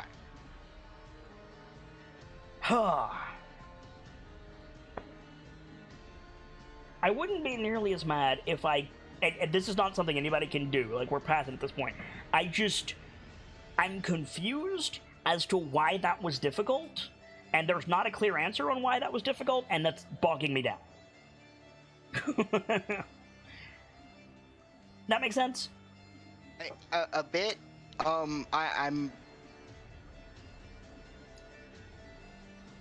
Go ahead. Variables came up that I did not, like... for the life of me, could not see. Like, Didn't anticipate it? Yeah, like... I feel like... Tree branches blocking my path dropping it, yeah, but... The brickwork and edgings of a building didn't occur to me at all. It's the exact same reason that, let's say you're clearing snow off of a roof, or clearing rocks off of a roof. You don't just let them go and slide off the side, you toss them away from the building, because otherwise they can damage the siding. I don't have that frame of reference to apply to this. I just don't. That's because you live in a desert. Valerian violence. Like, okay, here's another example, right? You've been to a location with pigeons, yeah? Val? Okay, so... Have you been to a location with pigeons? Yes, but may I make something absolutely clear? Yeah. I don't live in a place with buildings like this regularly. I just don't. I live in a small town in the middle of nowhere. And they don't have two-story buildings? No, not like frequently at all. I don't frequent any two-story buildings, no. Have you ever seen an apartment complex? Yes, but I haven't really ever gone to one. Honestly, I'm seeing the disconnect too here now, because You drop it from a building I'm used to living in, and it goes straight to the ground. yeah. It doesn't, though. That's not how gravity works. That's not how... No, you toss something off of a building, it goes straight to the ground. If you drop it, it's gonna hit the side of the building. Especially... Wow. Most buildings have an overhang. Yes, but Kilio wasn't on the overhang. Kilio was sticking to the wall like Spider-Man. There's no... I'm failing to see The outcroppings are not that... They don't extend that far at all. You're right, they don't, but your words were, I let go of the dagger. After just pulling it back after stabbing it. Like... Am I arguing the minutia too hard? Yes, but I don't see the confusion. Like, that's where I am, like... Whatever, we're past it. 1 point of fall damage. Yeah, basically, all this for 1 point of fall damage. Anyway, at the top of the round, I have to decide what the fuck this mech does. So, what I will say for sure is another spider mech comes on the other side of Firga and the running group. I was gonna do two. And so, everybody on the street, which is everybody but Wind and Kilio, needs to make a dexterity saving throw. For what? A net. Do I need? Yeah. You're on the street running with them. My entire fucking browser crashed. Lash is within 10 feet, isn't she? Of... You guys? Yeah. Of everybody but Dawn, I think. I rolled for Dawn. Okay. I have an interesting question while people are rolling stuff. Yeah, what's up? Are these spider mechs similar to the ones we encountered in the first facility? Oops, that wasn't the saving throw. But yes. Smaller, but yes? Smaller, but yes. Cool. I did mention that. Why do you ask? I was just curious. And for the record, I'm sorry for that. I just... Well, for whatever reason, bomb is difficult. It's good. 1 point of fall damage. Past it. One too many, Lash. However, hilariously, that save pushes everybody above the deck save to avoid this thing. Whew. So Warbender helped Dawn. Oh god, okay. I was worried my bad luck got Dawn killed. So it fires out this big net, and like fictionally, how do you guys avoid it? You have done so. So who wants to have the moment? Because this is a cinematic thing. Think that Lash like uses one of the shackles to get herself in the air and probably drag someone else with her. You could use the shackle to intercept it. You could use the shackle to intercept it. Ooh, that'd be cool. Yeah. Fire the shackle like right into the center of the net. It like closes around it. You just pull the shackle back, and the net just clatters to the ground. Yeah, totally. Yep. All right. So then.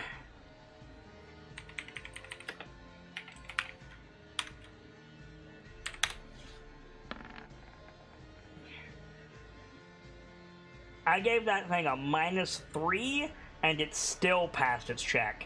I'm sorry, Kilio. So it's going to come up on the other side of the building slower than the first one, and it's just going to try to blast the biggest target with energy, which I think is Dawn? Because Wind is, like, not quite caught up yet. Is this an attack roll or a saving throw? It's an attack roll. Natural 1. Cool. Perfect. So it you see the cannon on its back charge up, and then its back leg sparks. Some of the detritus on the building like gives way. Like its back leg was on one of the bricks that was sticking out. The brick gives way. The thing falls down about like 5 feet and just fires the blast out over the city. It is Breaking Dawn's turn. Okay. In ancient Dwarvish, I was 5 days away from retirement. Why is That's so Okay, funny. wait, hold on. I need to see if he Oh god. holds on to the building or not. He's got spider climb, but he did slide. Okay, yeah, he's fine. And he does not fall on Keelio. Yeah, Dawn's turn. Okay.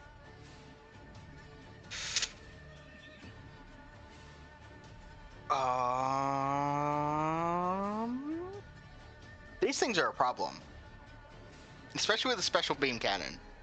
Yep. How many targets does this affect?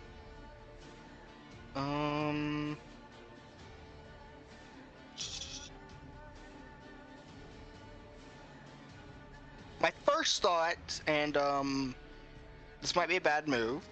I'm not used to playing Dawn. Jail the two things so we can get past them. Check what saving throw it is. It is. Is it strength or con? It's con save. It's a con save. So these things are metal constructs. They've probably got a decent con save. Okay. Then. It's up to you. Yeah. That's also a high-level spell slot that Dawn could use for healing. Yes, it is. Also, I'm just saying, once her turn rolls around, Virga's gonna try and find a way to pilot one of these things. Okay, I mean, they're 20 feet above you, but I still want to see that. Because of Kang's Fury, have a reach of 30, Virga. Do you think you could get her up there? More to the point, I think can Lash try. could hold. I think Lash could bind one of them while you got up there. Yes! Let's do it. Come on, Virga, let's go. Like if you want to do something like that, Tactician, then you need to start making calls. It's the top of the round. Like before Dawn acts, Virga should be shouting calls if you're going to do something like that. So yeah, I think she starts saying like, excuse me. She says, "All right, pin that one down. Pointing to the one with the undamaged leg still. The one on your left. I'm getting in that thing." Orc smile.jpg. Okay, then I think Dawn is going to try and get rid of the. I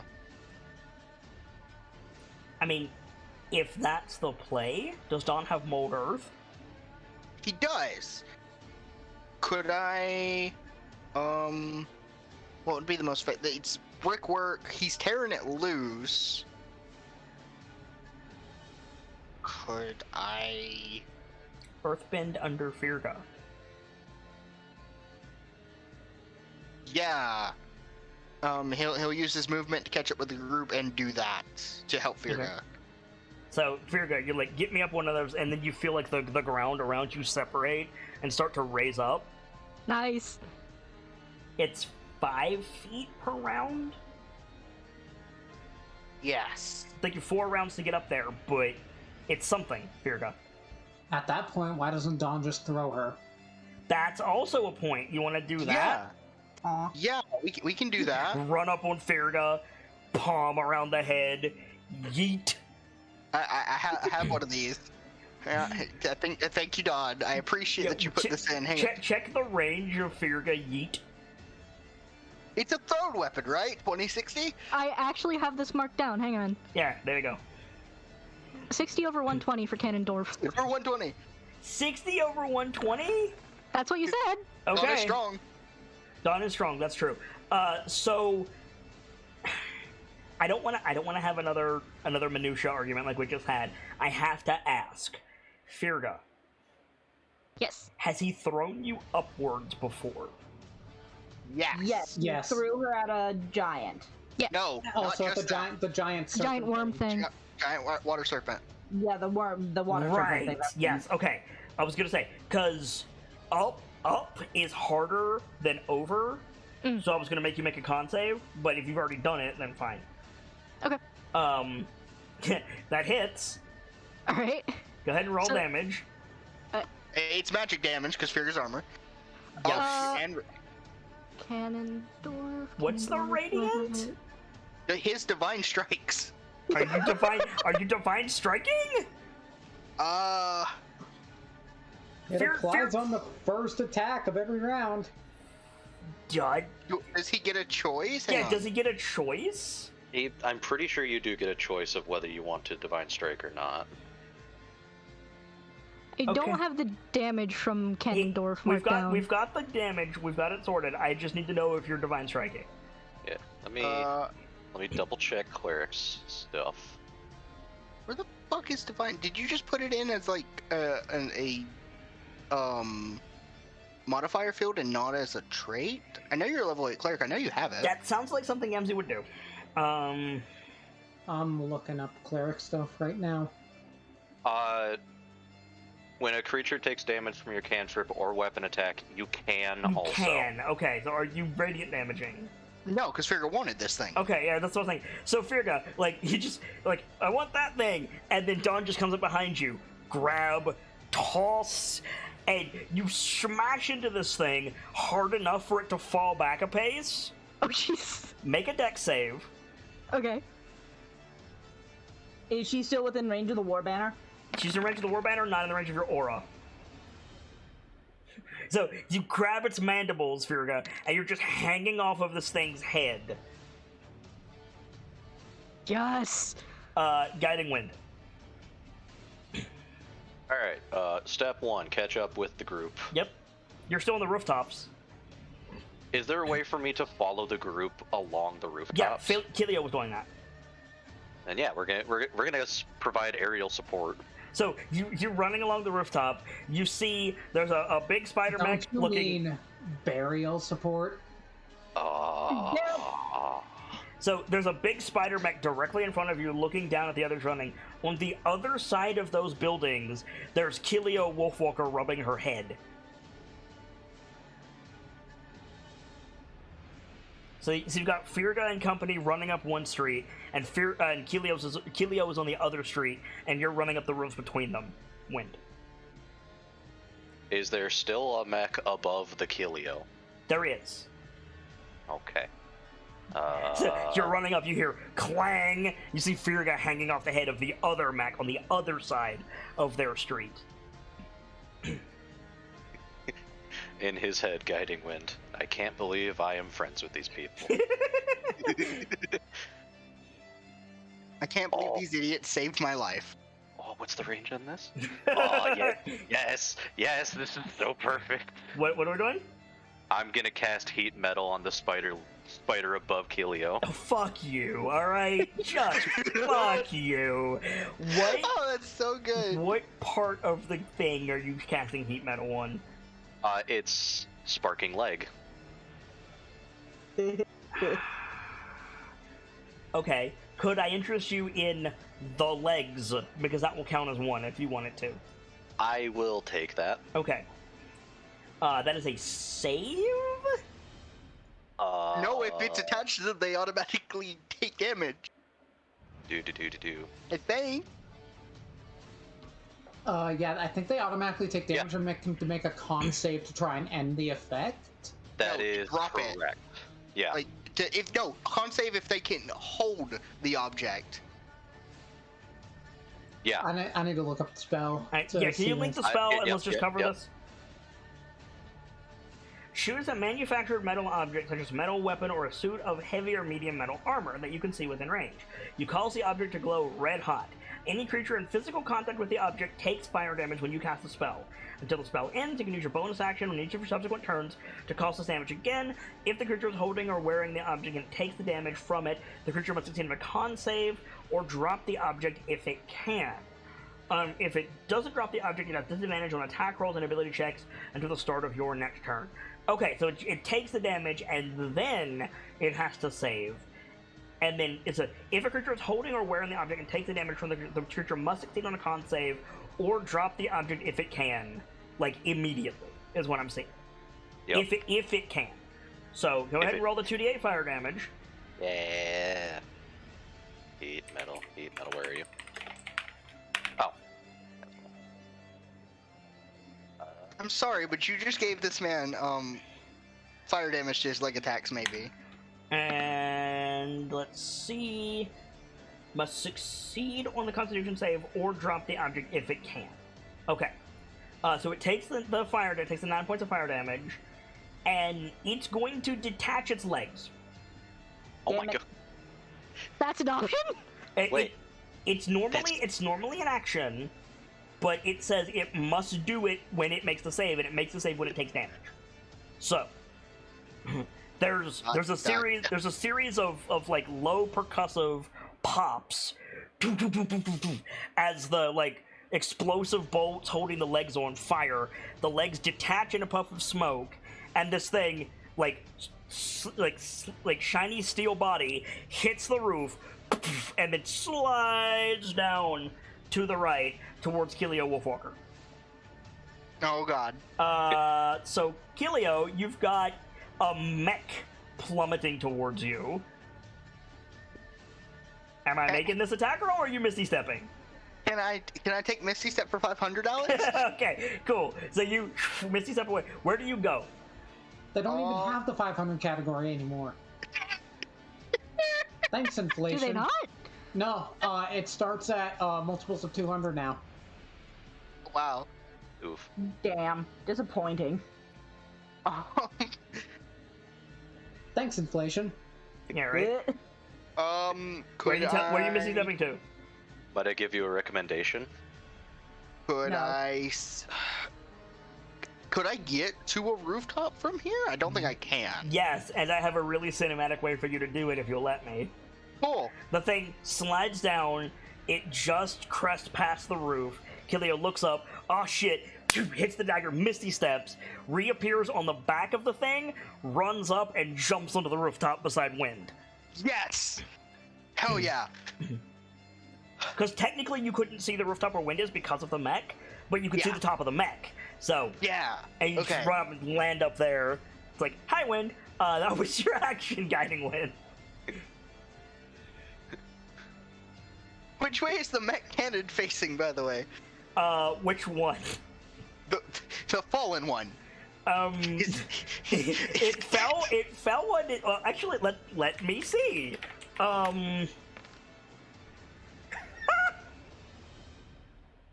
It fell on its back, so it is under the mech.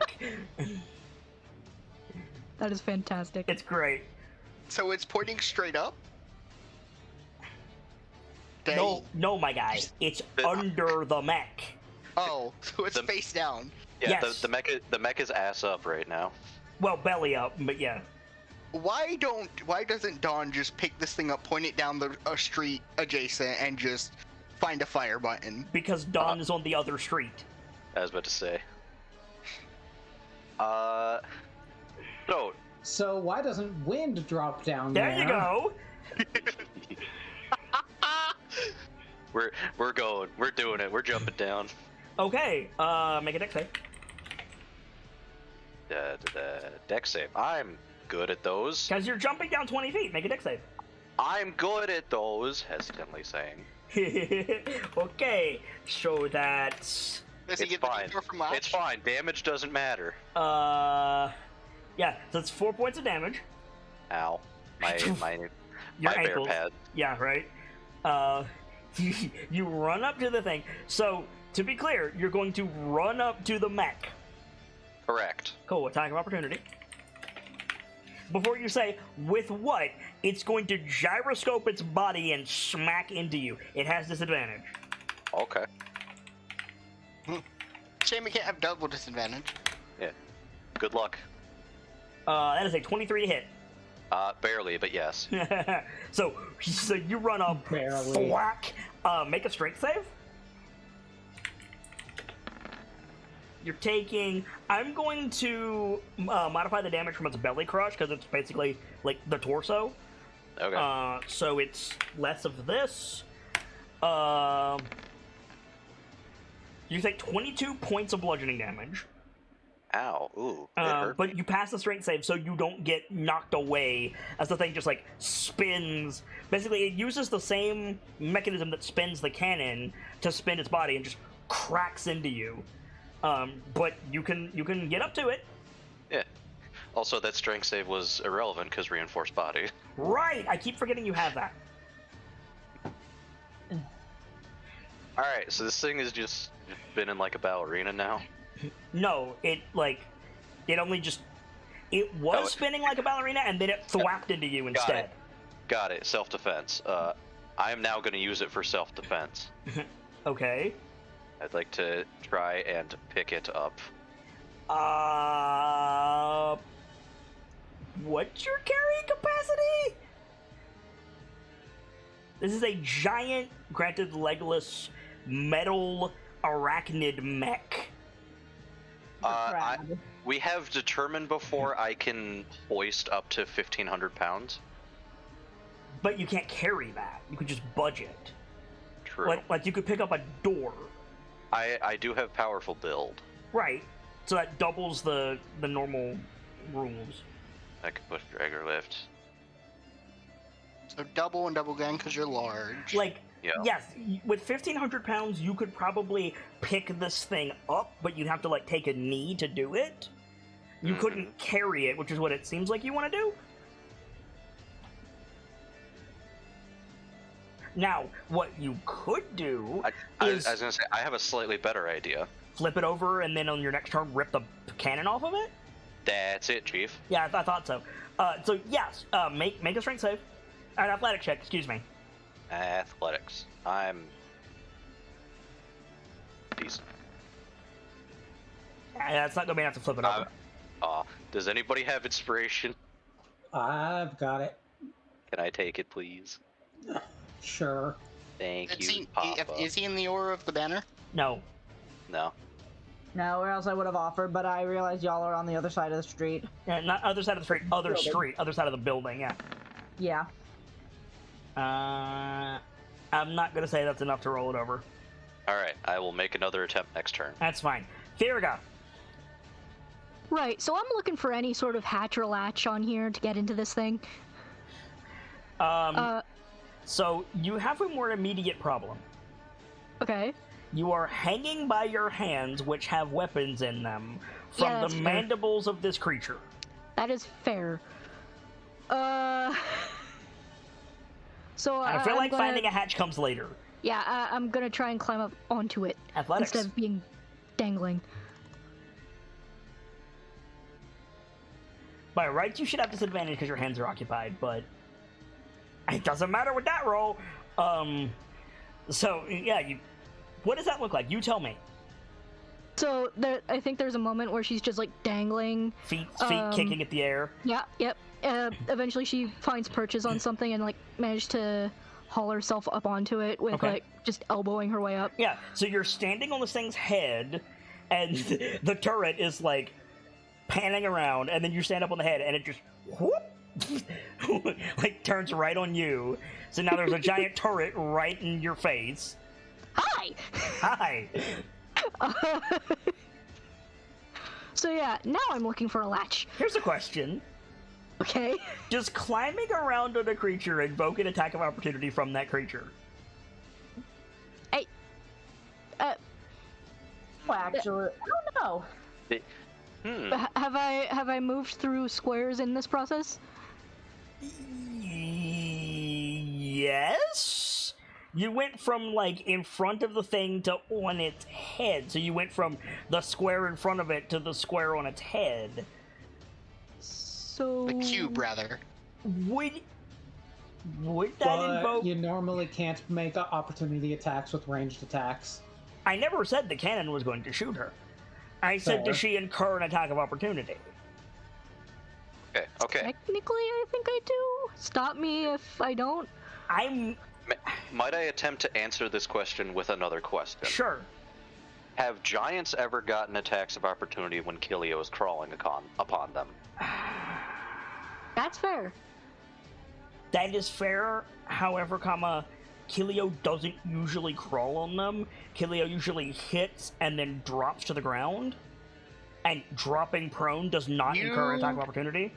You have told me before, because we had this discussion, and I will be entirely fair to both you and to our viewers. You have told me that moving around on the giant would incur an attack of opportunity. It would and incur.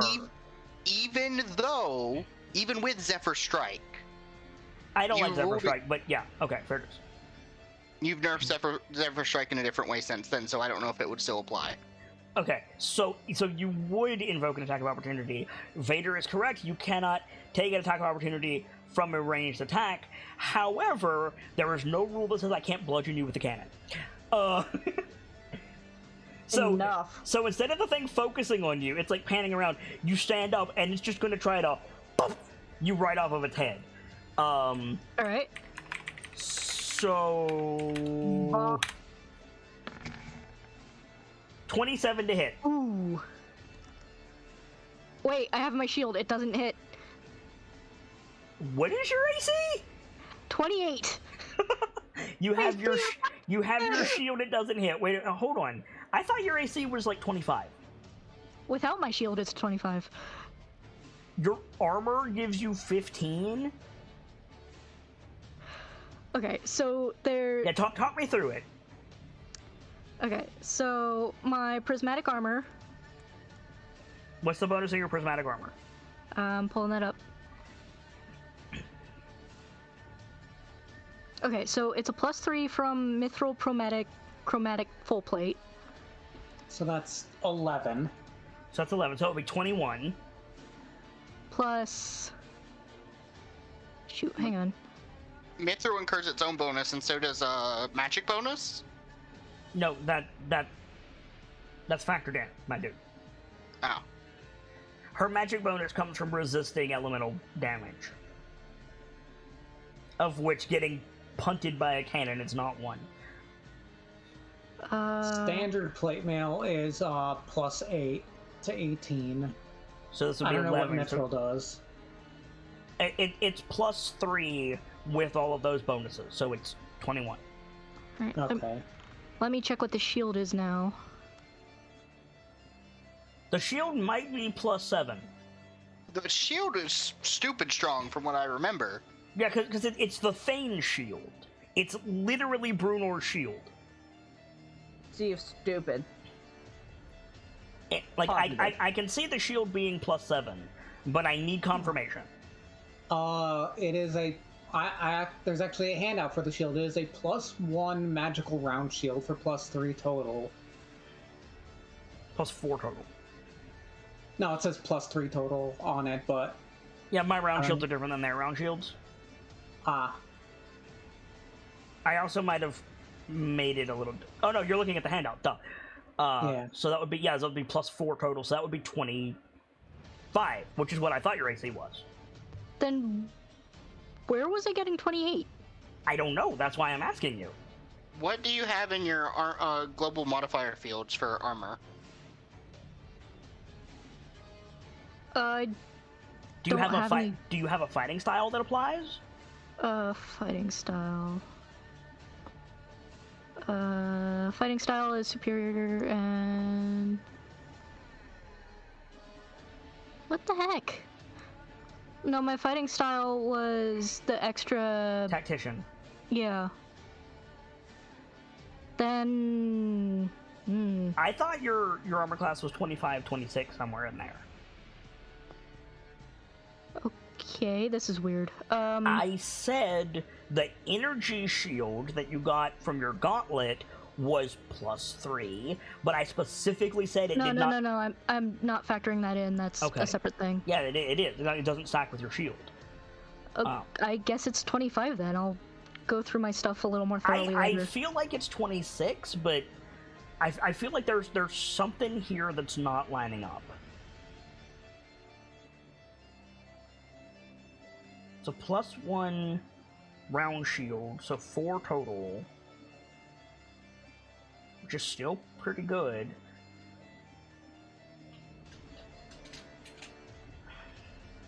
Are you just setting your AC as whatever, or do you have specific AC modifier fields? What do you mean? I don't know what's confusing about what I said. Are you including your dex by any chance? She shouldn't be. She's wearing heavy armor. Yeah, it shouldn't be. Hang on. Are you using global armor modifier fields? I know where it came from. My armor was still set to automatic. That doesn't tell me anything. It was factoring in the dex when it wasn't supposed to.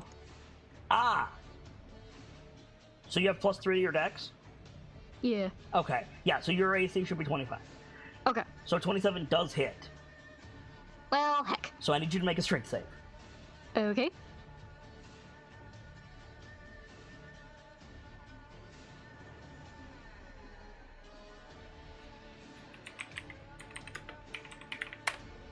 You're gonna take 3 points of bludgeoning damage from the cannon. And you're gonna roll really well on your strength save, so that's all that's gonna happen. It's still your turn. And all, Okay. all you've used so far is your movement. Cool. Alright, so... has Custodian gone on ahead of us still? Yes? You said, lead the way, and he said, acknowledge, and whoop, off he went. Cool. In that case, Furga's gonna call him back. Custodian, get back here! Oh. Or is he too far away now? He is definitely too far away for you to shout at him. Okay. You can call him back with the gauntlet, but that's your bonus action. And that, like, you're fiddling with your gauntlet, you're not paying attention. Okay. But also, if you call him back, the rest of your party now has nowhere to go. That's fair. In that case, yeah.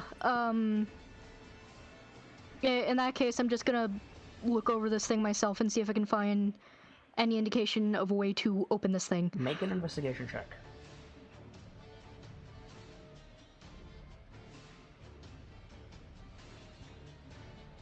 I think I can add one of my things to it. Let me check. I think you can do. Did you mark off the previous one that you used? I did. Okay. Tactical assessment. Investigation, yeah, I can add it. Cool. Alright, so I'm gonna roll it and then we'll see if you need it. I mean, you'll need it regardless, but... Yeah, that's fair. So, D8.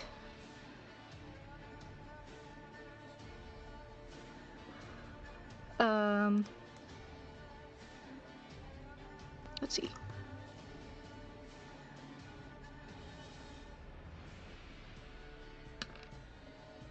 Okay. So, space saving design. There is a hatch. It looks like the cannon housing, comes up on one mechanism, and then a hatch opens on a second mechanism from under it. Okay. Think certain types of tanks. Okay. So I'm gonna try and open that up and hop in.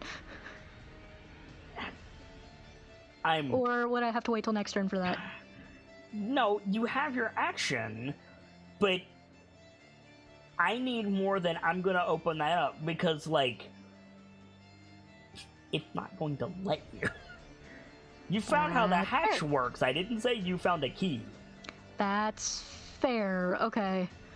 Well, she's gonna try it, and if that doesn't work, I'm gonna look for, a slot for a key, so to speak, or some kind of button or something that needs to be pushed. You only Why have your... not? Just try to force it. That's fair. What were you about to say, Kit? I was going to say, you said, I'm going to try something, and if it doesn't work, then X, Y, Z. You only have your action left. You use your movement, your bonus action. That's fair. What are you doing?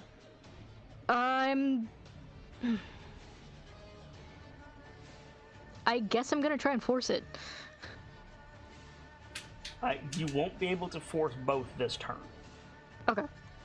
So you want to try to rip the cannon out of its housing. Is that what I'm hearing? No, I mean, the cannon has to lift away for you to get to the hatch that you found. Right. So you do or you don't want to rip the cannon out of its housing? I don't. Okay.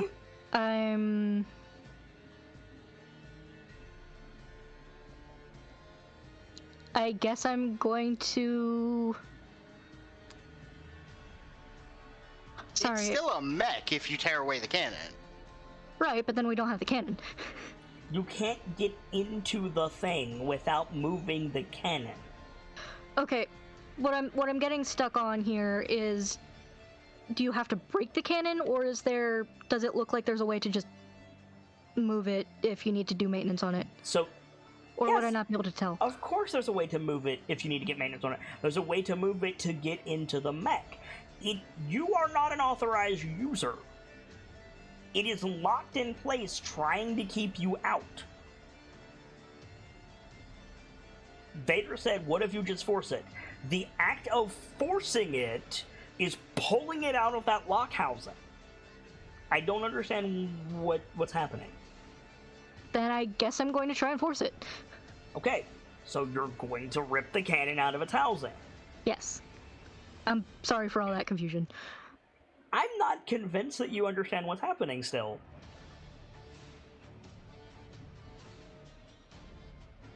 I don't want you to take this action until you are solidly sure it's what you want to do, and that does not mean because you think you're running out of time. Okay, so here's my line of logic, alright? If there is a way to manually override it, I'll probably need Scout to do it. Or Custodian to do it. Okay. Custodian's way off ahead of us. Pied Piper. What? Pied Piper. Right. And if Custodian's way off, I could call him back, but since I already used my bonus action, that would eat my action. It would also stop the party wouldn't know where to go. So I could try and force it, in which case I'd lose the cannon. Or I can keep investigating and hope there's another way in. Just saying, you don't lose the cannon, it loses the cannon. That's fair.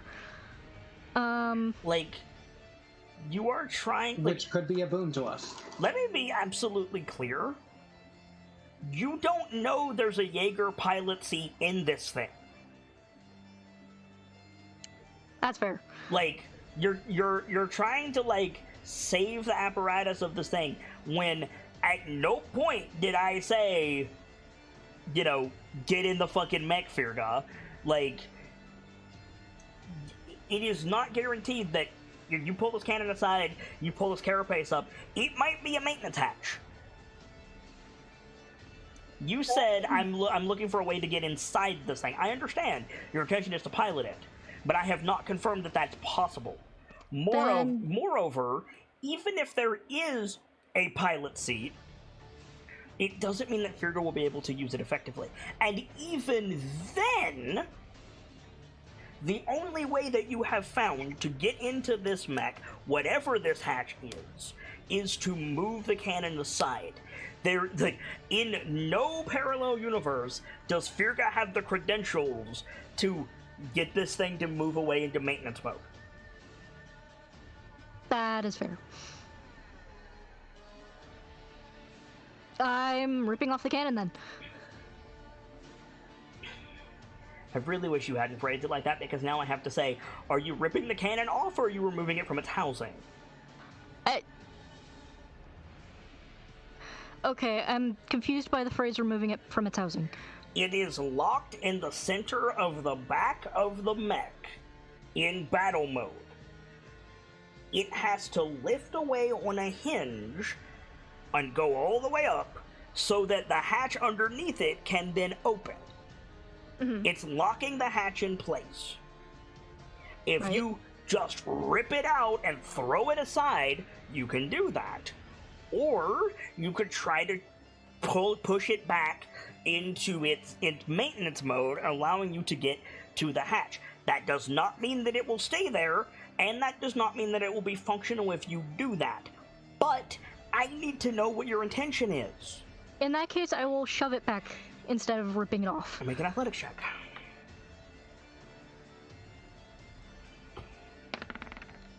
I feel like I'm the one bogging you guys down now, and it's really frustrating. Yeah, that's gonna be enough. You're gonna rip it out of its housing. Now I need to see if that breaks it or not. Call high or low. Hi.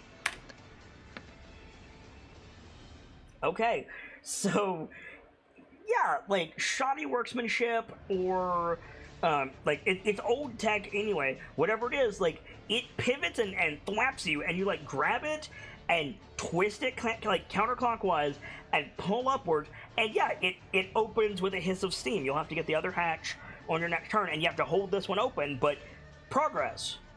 Okay. And it's still spinning as you're holding the hatch, so like something. You have removed its cannon attack for its next round, theoretically. Awesome. Irithyr. Okay. Other targets. Are there targets coming up behind us at all? Not like it's only been 6 seconds. There will be, but not right now. I think. Correct me if I'm wrong, but I feel like my only target is the mech Firga is on. Correct. At present, correct. That will certainly change, but that is correct at the present moment. What other spells do I have? Unless you want to try and snipe at some of these turrets that got mentioned. No, Wing destroyed them before he landed. Oh, all of them? Okay. Well, like the ones that were a present threat, yeah. Gotcha. Okay. Never mind.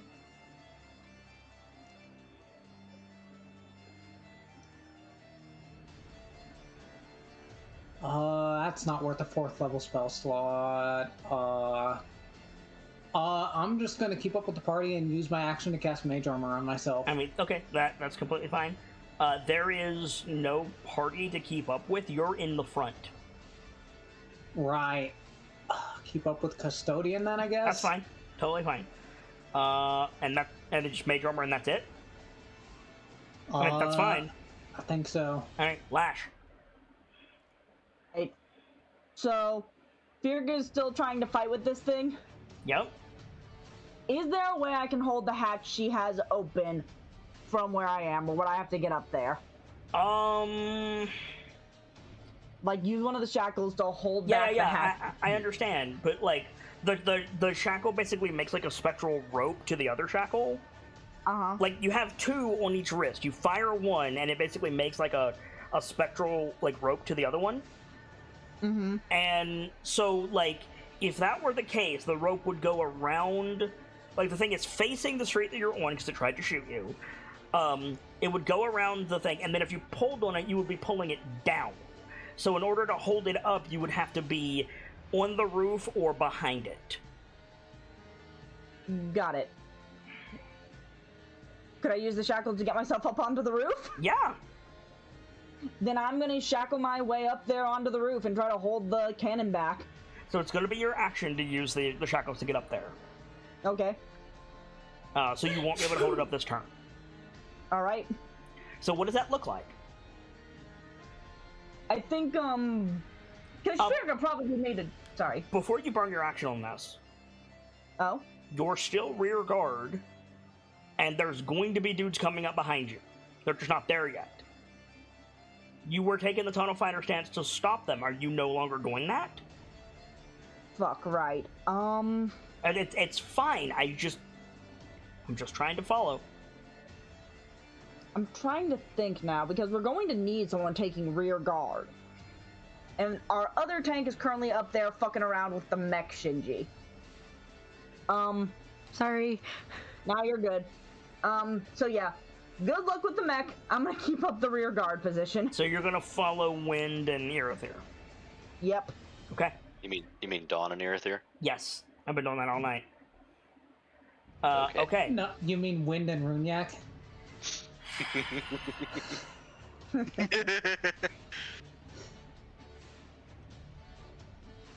Kilio. So, Kilio's going to. She's on a rooftop again. Yeah, you just changed positions with Wind. Yeah. I'm going to. I think Kilio is served well. Kilio throwing the dagger to the other roof. Thanks, Firga. Raises the hatch, jumps inside.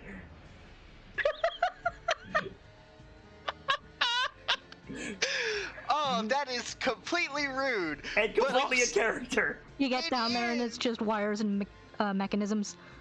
Oh.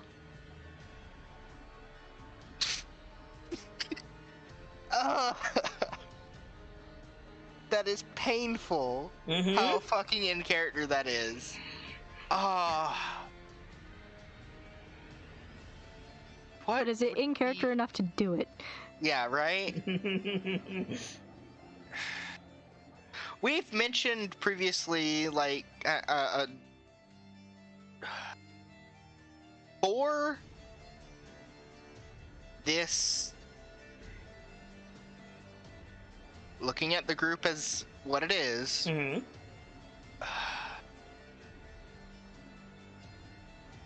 We've talked about saving throws to like to try and like figure out like the best thing to do here. Sometimes, What? like tactically the best thing to do here. I'm blanking on what I need to do here. What I should be doing to help this quote unquote path. So, right now you're in... Well, make a wisdom saving throw before I start running my mouth. Okay, I'll make that.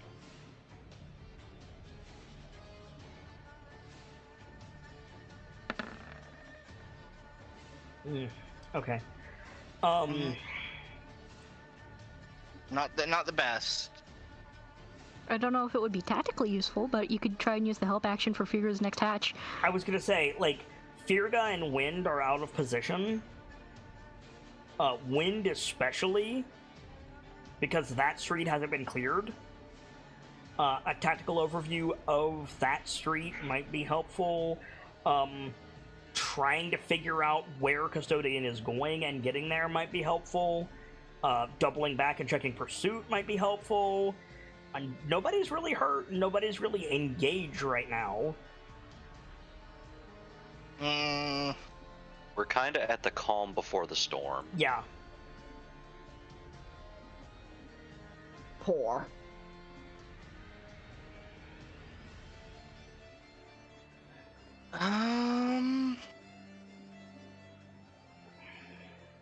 Helio Wolfwalker voice.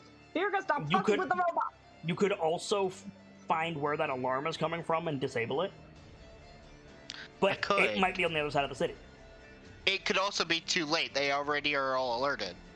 I mean, just because they're all alerted doesn't mean they know where the alert is coming from. It's a big city.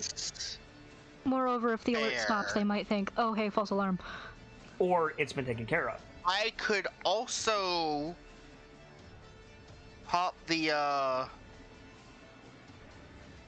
rods out of the dagger and serve as a distraction. This has been a test of the emergency klaxon alert system. The rods are out of the dagger, my guy. They didn't go back in once you Why? switch it to Scald form. No, but like, why would no? I didn't have it in Scald form. Yes, you did. Basic mode is Scald form now. But when the rods came out, you could not put them back in, remember? Wait, What? What? you told me when I throw the dagger in Scald form, it makes a loud sound. Yeah, it's been doing that. How have I been able to do this stealthily at all?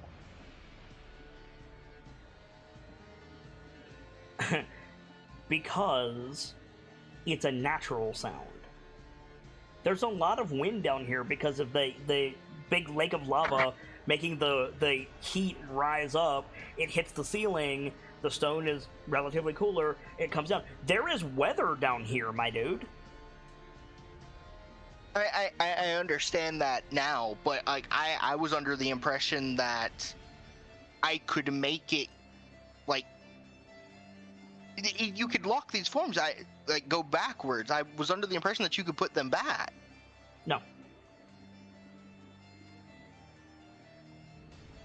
But, like, the sound that it makes is not immediately alerting. It probably takes like a workshop and someone experienced to revert these weapons. Correct. Okay. You know, like, if it had been a thing, I would have mentioned it to you.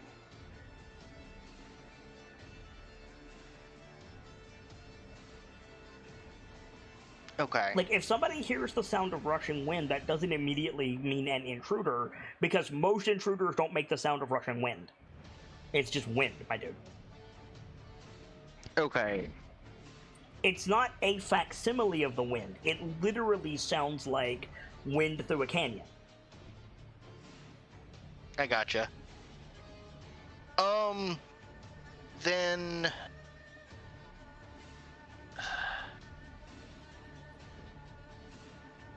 I grant you, it's not as useful down here as it is on the surface, but if it was a thing, I would have mentioned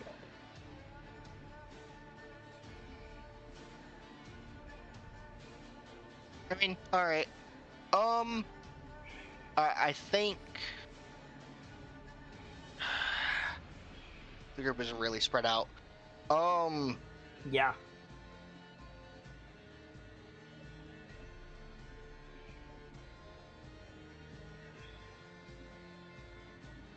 The sooner Firga does what she wants with this mech, the sooner we're on the move again. I mean, you're still on the move. Custodian is still moving. I know, but Firga and Wind are still here. True. But with that roll, for your tactical overview, I don't think you can figure out exactly what Firga's doing. It might look like she's trying to destroy the mech. Again, you didn't roll that great. No, I didn't.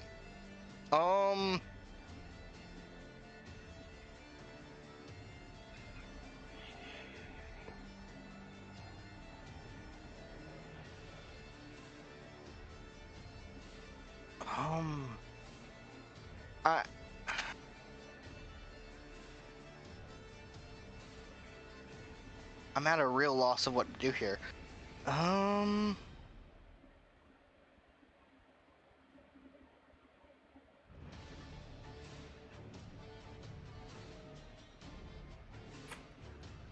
So, since there is a lack of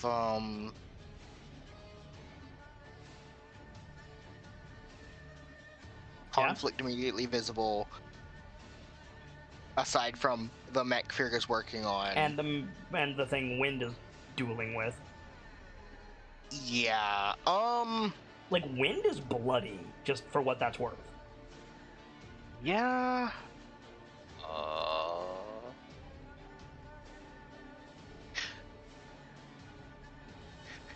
Yeah, I'm kind of on that line. Yeah.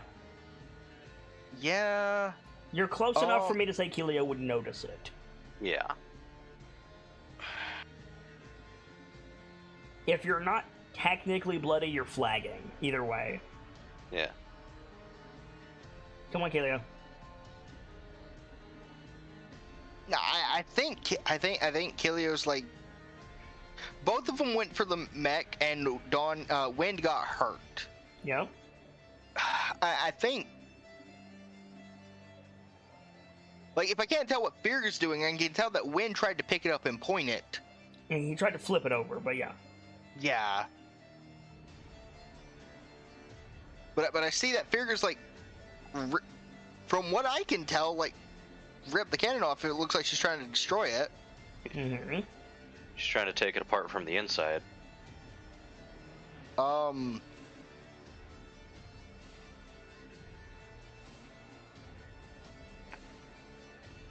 think her logical answer is, since they disabled the cannons, so to speak, they're not a ranged threat anymore. All right, you two, let's move. And I want to offer something that you may not realize about one of your things, just in case it comes up. Okay. you have a like boomerang form for your thingy, Okay. right? Yes. You have that blunt. I don't remember what I called it for you. Piercing. Yeah, piercer form. And what it does is you throw it at the target, and it flies in that direction, and then it circles, redirects, you teleport to it from behind with your momentum backwards, right? Yes. Think through what would happen if you threw that at the body or the head of one of these mechs.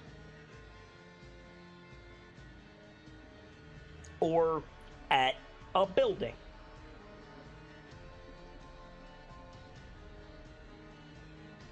Ooh.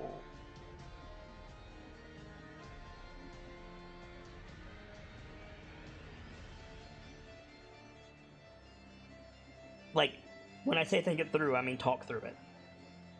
Like, hang on. So, can you walk me through the action of it doing the boomerang type action?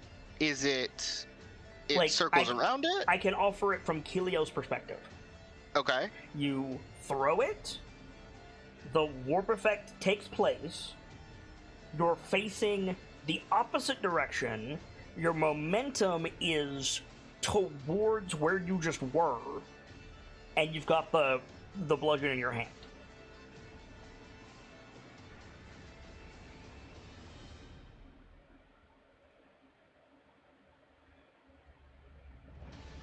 You cheeky fucker. What? Like, would I reappear on the other side of the wall? I mean, it stands to reason.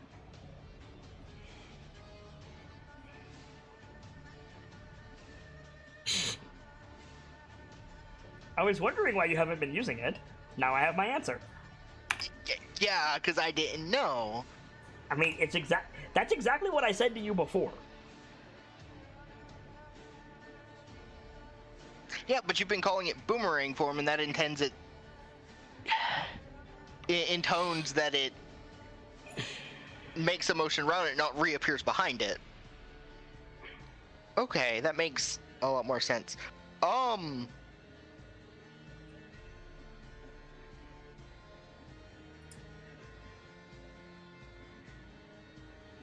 Noted. You hit a point that you're aiming at from the opposite perspective of that point. There you go. Ha. There's your answer.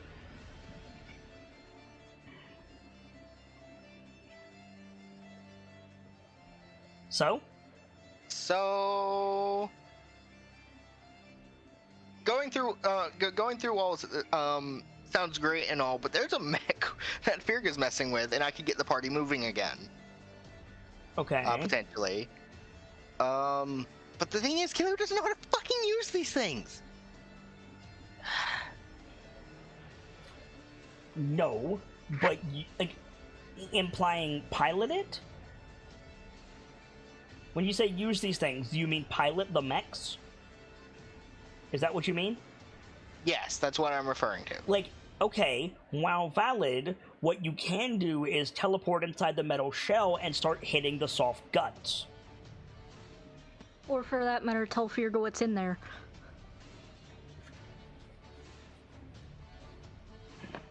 That is true.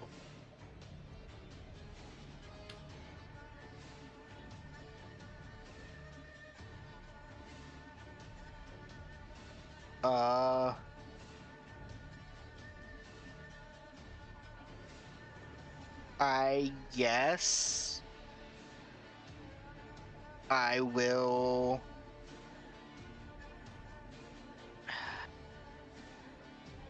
Yes. It feels kind of dumb. I'm gonna swap to piercing blade form.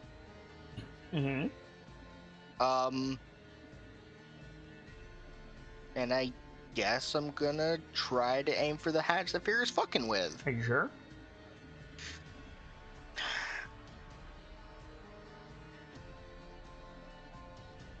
No? Like,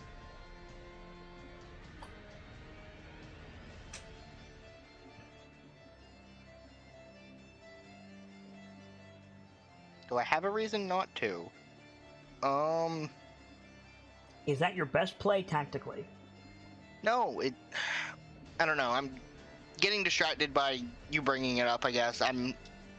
It's not. Okay. But I don't know what my best play here is, and I'm very sorry for holding things up.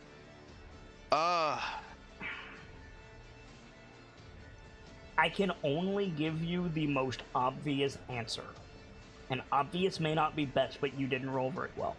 No, I didn't. The obvious answer is while Firga and Wind are both out of position, Firga is on a roof, Wind is on the street.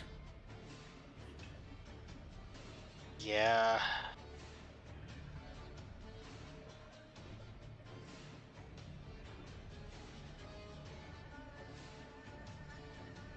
I'm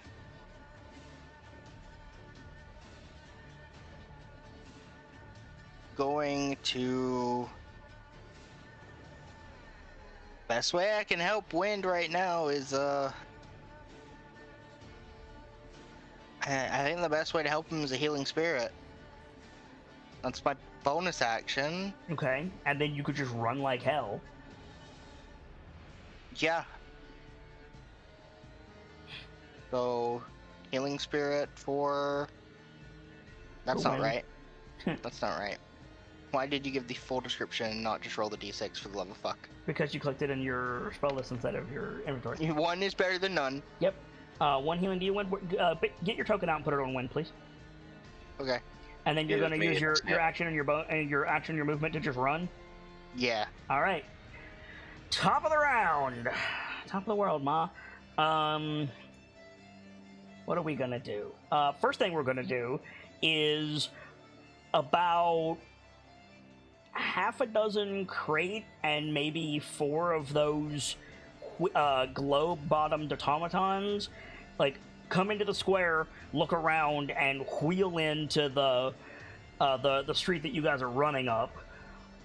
So they're still 40 feet behind you, Lash, but they're coming.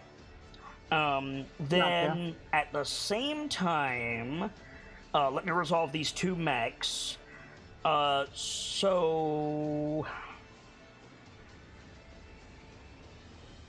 yeah, I haven't used it yet, and they haven't been disabled.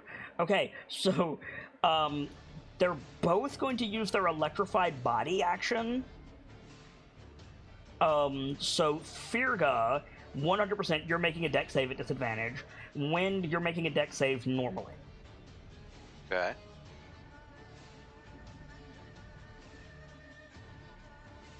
Alrighty.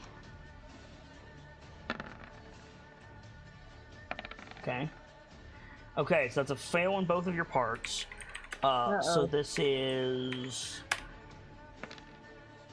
18 points of lightning damage, half for you, Firga, to 9, and neither of you can take reactions. And then the mech that Firga's on is going to try to use its movement to knock her off. And the best way that it's going to do that is it's going to use its spider climb feature, and it's going to move vertically along the buildings. Okay. So it's like on the roof, and it goes down to the wall, and so you're immediately like pitched 90 degrees, Firga. 45 degrees? 90. 90 degrees. To an angle. Do you have a reaction that can help you here, or are you going down? You just said I can't take reactions. Right. So I guess strength? Like, what would the save be? Strength, I guess? To hold on? Athletic, maybe? No, it's a saving throw for sure. But I can give you a strength save, yeah. I can't decide if it's strength or dex. It'd be strength. Okay. Because at this point there is no dex. You're just going to have to rely on your body to do what it does best. That's fair. That's fair. Yeah. Alright, strength save. Yeah, okay. So you can hold on, but you're like holding on with your hands as your feet like go out from under you as this thing pitches vertically on the side of this building. which means you're not holding which means you're not holding the latch up. So as its bonus action, it's going to rehouse its cannon, which is where your hands are. So you have a choice to make. Okay.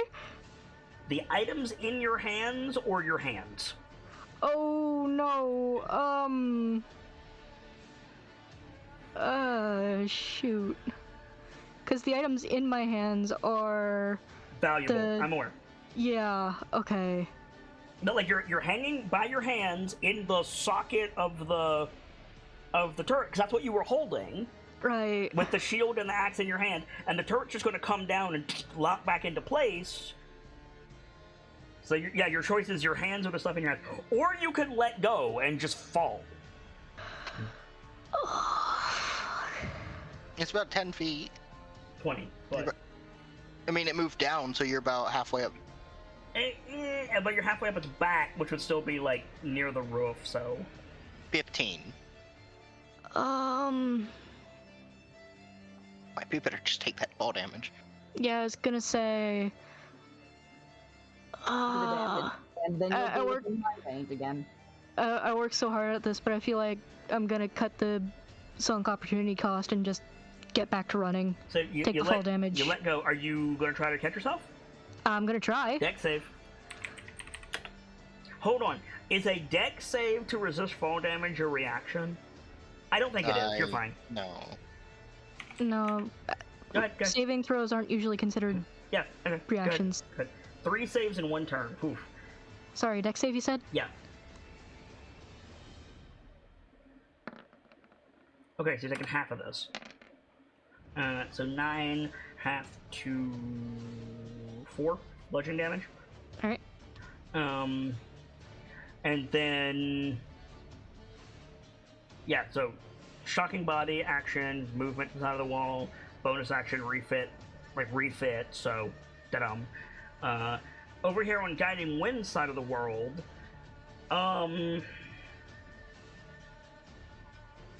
shocking body, it can't really move. It's gonna use its bonus action to just spin the turret, which is gonna not move the turret, it's gonna move the body.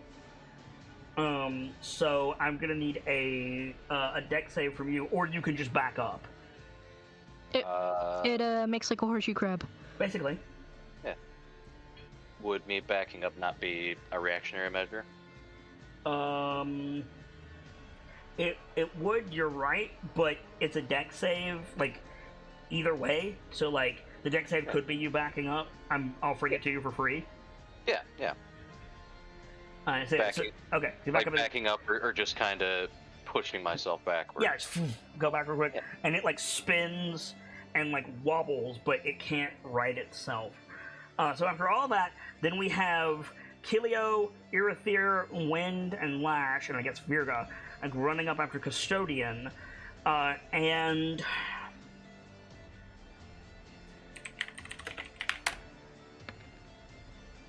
I don't think anything jumps out in front of you quite yet. You guys need to cover some distance. Custodian is not projecting the map, so you guys are just kind of following Custodian blindly. But it is Dawn's turn. Okay. How strong is your healing words, Dawn? Because Wynn needs help. Is it bad that I was expecting Gamzee to answer there? A little bit. I was too, though. That's pretty good.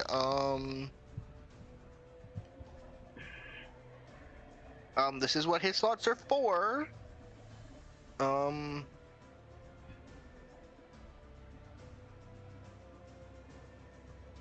Goal is to keep him alive. I think a first level healing word on Wind?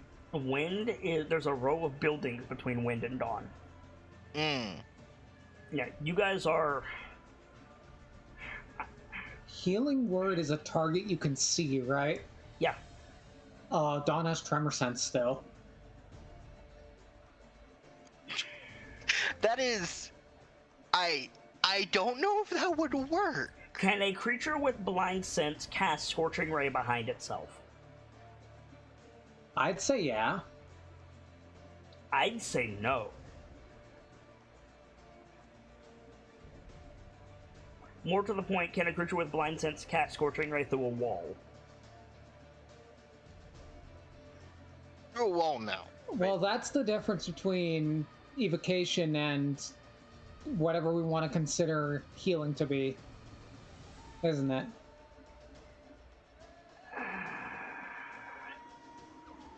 I disagree with what you just said, but I ain't gonna fight about it. Here's a more. I'm willing to leave this up to the GM on that, because that one I don't know enough about blind sense, tremor sense, stuff like that. So, like, yeah, you guys are here on this street. There's a row of buildings, and then wind is over here. Moreover, do we want to open the door for Kit pulling that? Yeah. Let me put it another way. Could a creature with blind sense cast Scorching Ray behind them? Yeah, there's no guarantee they'd hit though. True. You're right. Dawn has tremor sense and can see, like, can sense where wind is, but he doesn't have line of sight. He doesn't have line of sight. I think that's fair. Does that mean, in a very hypothetical sense, that a permanently blind character is unable to be a caster then, basically? Not all spells, A lot of them do, though. A lot of them do, but not all of them. It would severely gimp a character like that. Would a blind character be unable to cast Healing Word? Yes. Would a blind character be able to... no. Would a blind character be able to cast Cure Wounds? No. And I will take that a step further and say, if a blind character had Tremor Sense, and there was open ground between them and their target, could they cast Healing Word? I would say so, but there's several walls in the way. Like, You can't arc it over? No, it's... I've got a different question. Sorry, go ahead. Go ahead. I'll wait.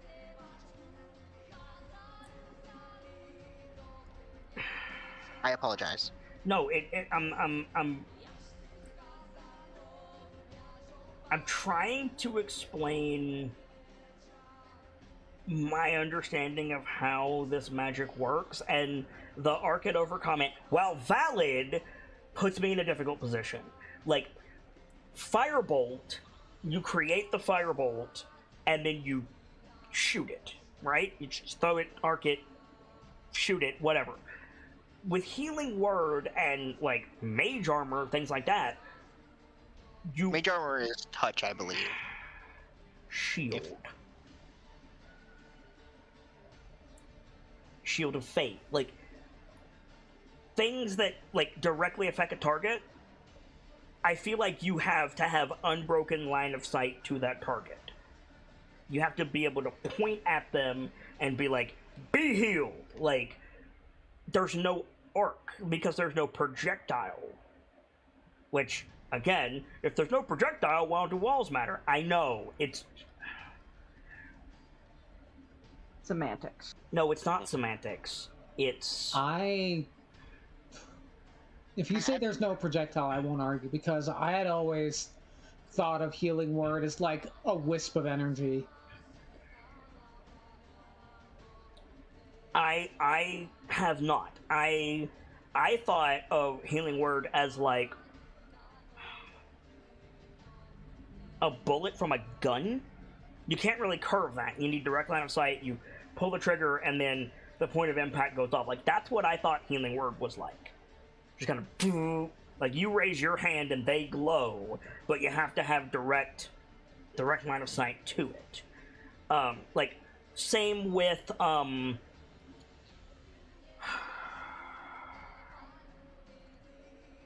Hunter's Mark. You need to do that. Same with Hex. You have to do that. Same with... Bane, thank you. I've got a different spell in mind, if Go ahead. that's okay. with the tremor sense, how far away is wind? Not About 30 or so feet? the width of a building and half a street, so Depends on the building, really. yeah, you're right, it does, but I'll say 55 feet. Then...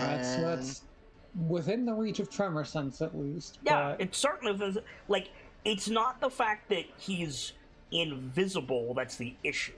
It's that he doesn't have unbroken line of sight. Yeah, and because he's further than 30 feet, Aura of Vitality won't help here either.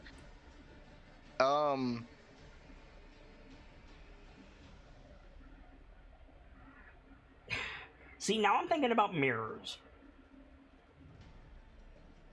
I was thinking about clairvoyance. If Keelio was up on the way here, and Keelio had a mirror, and Keelio angled the mirror so that Dawn could see wind, could Dawn cast Healing Word? I'd say yeah. I'd say that would work. I mean, that is line of sight. But a mirror would not help a firebolt. Yes. No.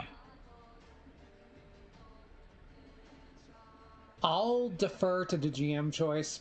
I have never thought of Healing Word as a projectile. If he can't heal wind at this point in time... Hold on. Here. It's the difference between a fireball and a lightning bolt. Fireball you can arc, lightning bolt is just direct. You point and shoot. Uh-huh. Certain spells fall into different categories, and I've always been under the impression that Healing Word... And for the record, Healing Word being, like, lightning bolt direct, like, is better in most cases than it being a projectile. Uh-huh. Because it doesn't care about cover or anything like that. Well, if it doesn't care about cover... My point stands. Like, normally it's better that it's direct to sight. It's just there's no direct to sight right now.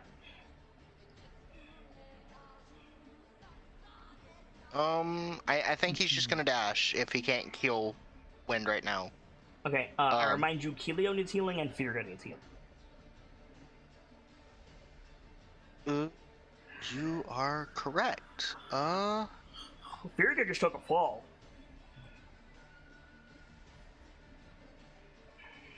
Virga did. They've fallen, but they can certainly get back up. This is definitely what Gamzee would say, but Keelio has Misty Step. Virga does not. Firga has an AC of stupid. Virga also has an AC of stupid.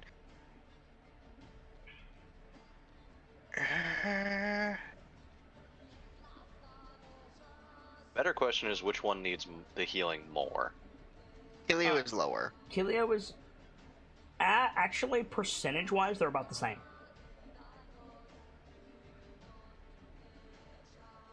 Then who's got the smaller pool to work with? Keelio.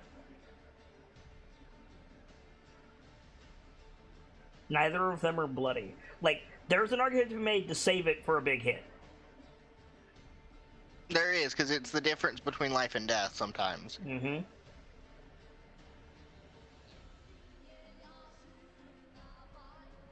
I'll save it for now. Virga's got an AC of stupid. Keelio's on a building. Alright, dashing. Wind. Alright. You got a breakdancer in front of you. You got a breakdancer. This is slowly Wind realizing this is probably a bad idea. Okay. Wait, you get D6. Oh yeah, give me my healing spirit. Where's your healing spirit token? I thought I dragged it out. Did it not come out? I don't see it. It might have got left behind when you made that road separation. Haha. When I made the road separation, I didn't when- move it. I don't know why it didn't show up. It showed up on my screen, and then it disappeared. Strange. Anyway, Weird. this is slowly becoming a bad idea. Okay. Might I suggest joining the party? I was gonna say, it's slowly becoming a bad idea, and we know that there are gonna be people on our asses. Yes. So, bonus action Misty Step onto the roof. Okay. Kit rules it as a reaction. Yeah, but yeah, you can use reaction on your turn. That's fine. Yeah. Which means you get your bonus action back. Yeah. Well, I don't have my reaction, which is why I was trying to do it as a bonus action. That's fair. And then we're just gonna. Sorry, no, it's not. Quote: you can't take reactions. So I can't. Overall, it is a bonus action. Right, but that's irrelevant. It is a reaction in 5-point Fox. So no Misty Step. It's completely locked until you get that back. Okay. Per the rules of the ability. Sorry. That's fine. So You could do everything else and then misstep at the end of your turn. Yes. Would I not get my reaction back on? Oh wait. Until Well, the end. more to the point, you could Misty Step at the beginning of Firga's turn. Okay. These are plans.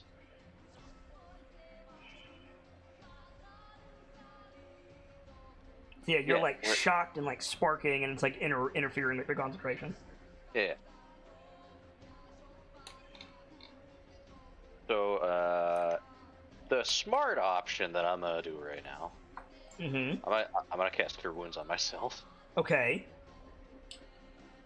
because I don't have a Pocket Dawn right now. Okay. Nice. Yes. 9 healing. That's a good healing. And Still bloody, but getting there. yeah. Is there more? What alleyway in front of me? You're on a street, same as them. So yes. So yes. Is the rest of that street between me and the mech? Rest of that street between me and... Are you asking, is there a street behind the mech? Yeah. Yeah, the street just goes, man. Like And the mech- they're on First Street, you're on Second Street. Yeah. Is there a way I can skirt around the breakdancing mech to keep going forward? There will be a saving throw involved. It's Or- big. It's big. I'm willing to take my chance. Dex save. You'll get by either way. Okay, you're gonna take half of this. Okay. You're just gonna take some helicopter damage. Beyblade damage. Beyblade damage. There you go. Oh my god! Thank you for letting me take half of this. Holy shit. Ooh. You passed It's your out for blood tonight. You passed your Oh. save. That has nothing to do with me. So 29 half to 14. 14. Yeah, 14 points of Beyblade damage as you run past. Yeah. That thing's pissy. Yes, it is. And we're gonna You use the took rest. its legs, that's why. I took its legs. Are you holding concentration on that spell, by Big the way? mad. On heat metal? Yeah. No. Okay. After then- it ejected the legs, I'm like, nah. You're running. Okay.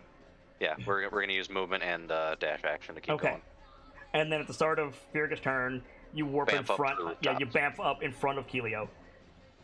Kaylee will drop on the...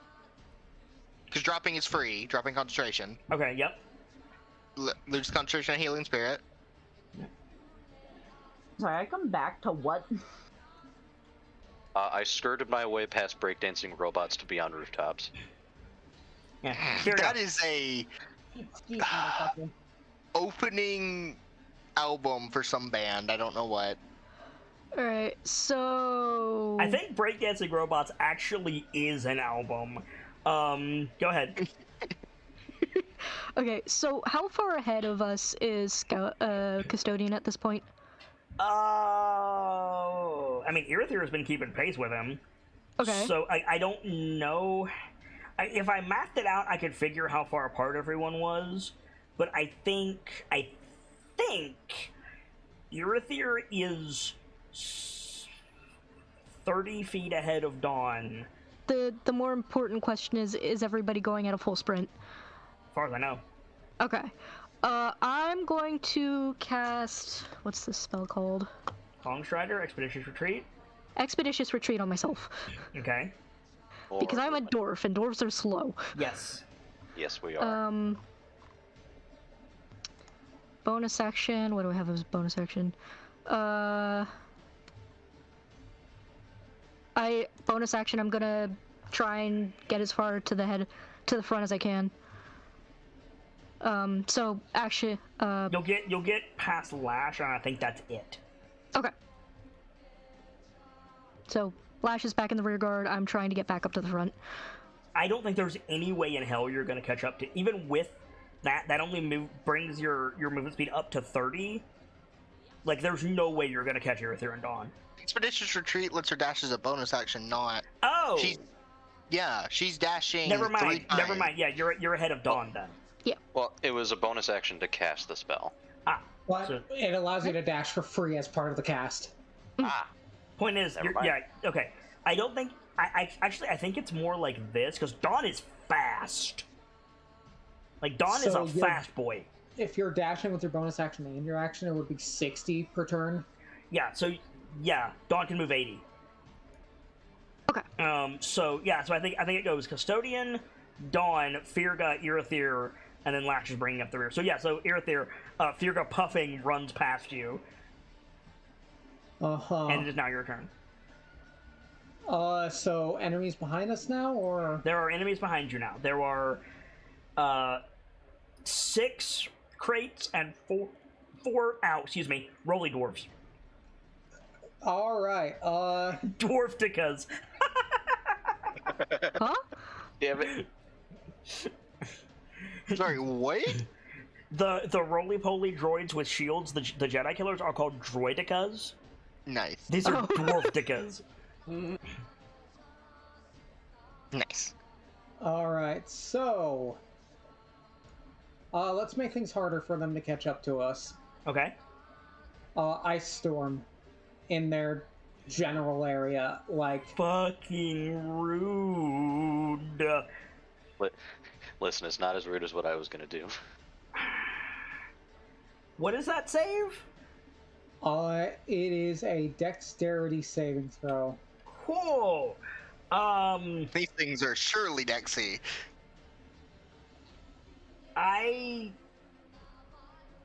With all due respect, fuck you, Irithyr. Arthur knows his toolkit. 2, 3, 4, 5, 6. These crates will not be denied. 19, 17, 20, natural 20, 8, and 8. Okay. Let me roll for the dwarfticas. The ones that pass take half damage. Yep. Nothing above a 15 there. What's that? That's What's that? That's the dwarfticas. Well, my DC's 17, so Yeah. Okay. Or Get fucked. So yeah, you massively slow 2 of the crates and all of the dwarfticas, but the other crates are coming up on you hard. they're not. The spell doesn't slow them. The difficult terrain it causes does. Oh, They just take half damage if they that's save. rude. You're rude. They have to worry, climb over hailstones Yeah. with their fire. Hey, don't Ugh. you worry, I'm about to make this much better.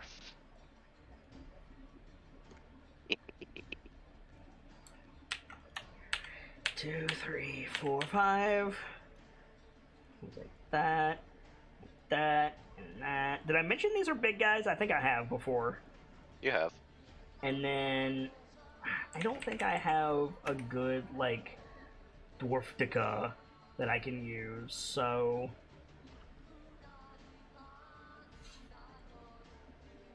in the meantime, I'm gonna check that damage.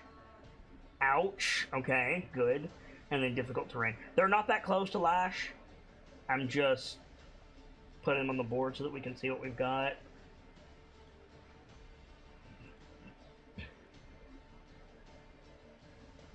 Okay, so shout out to Roll20. I recently picked up Lost Mines of Phandelver at no cost. Nice. And as with many of the other token set, many of the modules I bought, it comes with token sets. And I just noticed that I have Lost Mines of Phandelver token sets. And this is one of the tokens, and look at how cute she is. Oh my gosh, that face. I don't know who she is, but she's cute. I think it's just a generic token for if you need one. Nice. Yeah. She's cute. Even better. Anyway. For everybody at the table and anybody watching the VOD, Lost Mines of Phandelver will be free until the end of April of 2022. Yep. And if you claim it, if you claim it and make a game with it, you get to keep it. So shout out to Roll20 for being awesome.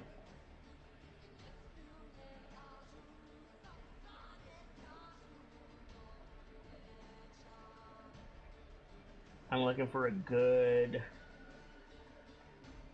This'll work. For the Dwarftica automatons.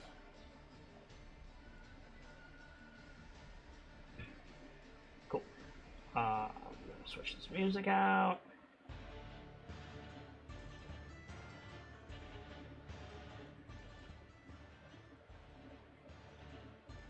There we go. Okay, so that's a lot of damage. And there's difficult terrain behind Lash. Okay. Anything else? That's my action. Do I have any bonus actions? Not really. Just run? Yeah. Alright. Lash. So there's difficult terrain behind me. Yep. There's a bunch of dudes behind me on that difficult terrain. Yep. It's icy terrain too. So that sounds like it's my cue to keep running, but also keeping up the rear guard. If someone gets too close, they're getting the fucking shackles. Understood. So you're just gonna run. Yep. Alright. Killia. So, I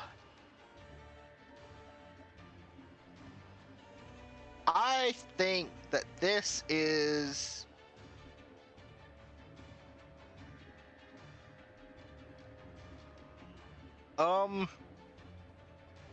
I don't like that there's crates down there because they can do the beam cannon. Actually, are they holding the same kind of spirits as the ones before? They are.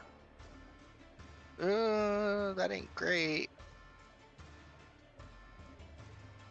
Thank you for reminding me they have that ability. I didn't Doomed remind us. you. I didn't remind you they had that. Don't even. Well, I know what I'm doing next turn. Show of hands, who thinks it's Killio's fault? I. I can see Don raising his hand from here.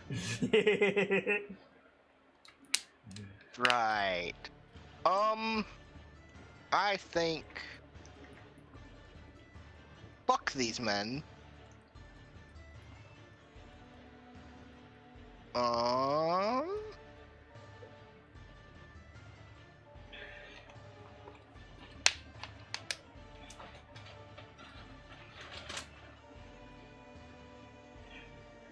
Yes, Killio?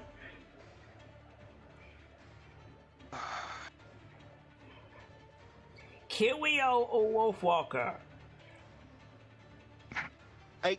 I'm trying to think of what I can do to try and stop them from doing that. And aside from make them drop the spears with a particularly good shot, Was it the spears or the... they use the spears as a focus for it. I mean, not to put too fine a Wasn't point it on it, but I thought it was the little crown things. Or am Nope. I misremembering? it's the I spears. don't. Okay. Killio, Yeah. you have a tool for this. The ricochet? I don't know, is it?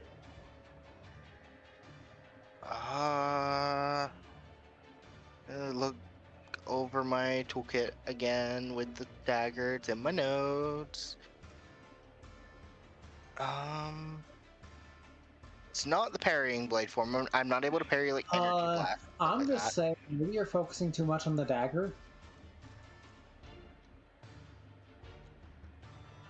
The only other thing I can think of only binds one opponent.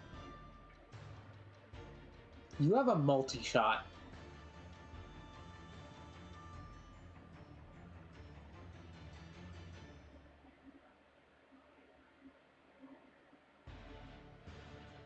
Could I use the multi-shot and try to sunder their spears with it?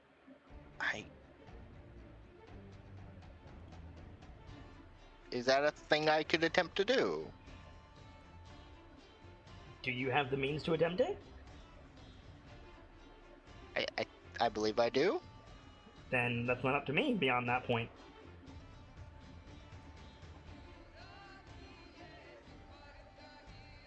I would like to make the attempt. So what are you going to do specifically? Take it step by step.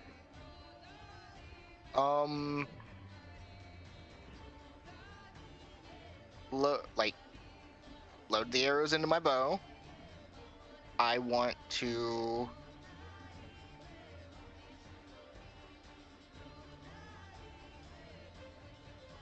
I want them...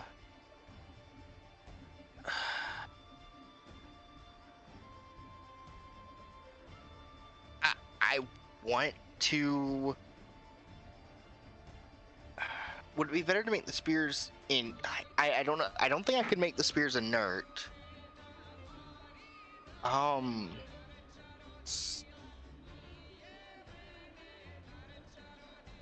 feel like I'm overthinking it. It sounds like you don't even know what you want to do, so maybe you shouldn't follow this plan.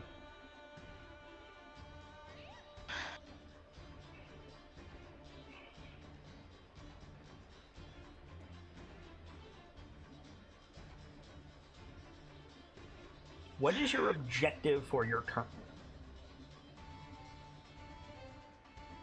I want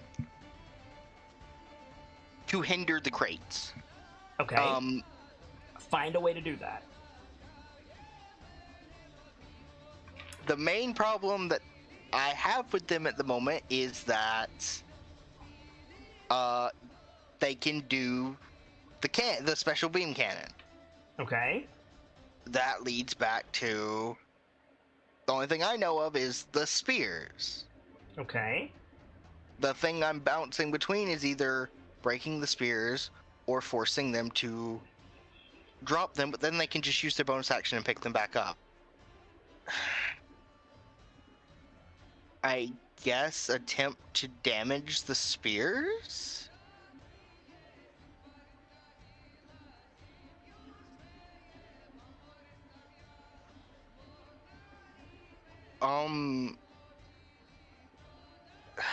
I'm probably never going to be able to roll high enough to do this, but is there any kind of check I can make to determine what part of the spear I should aim for?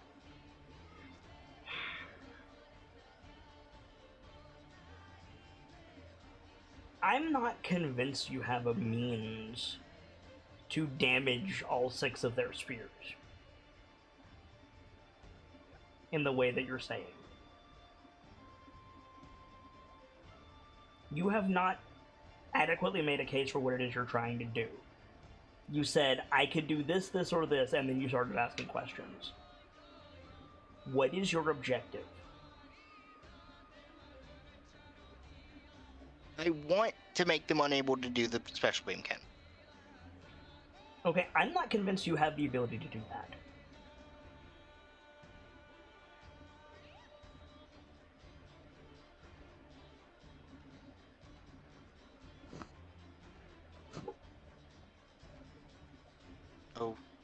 Okay.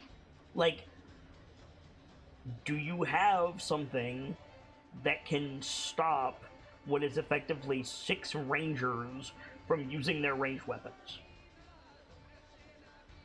We need to break line of sight.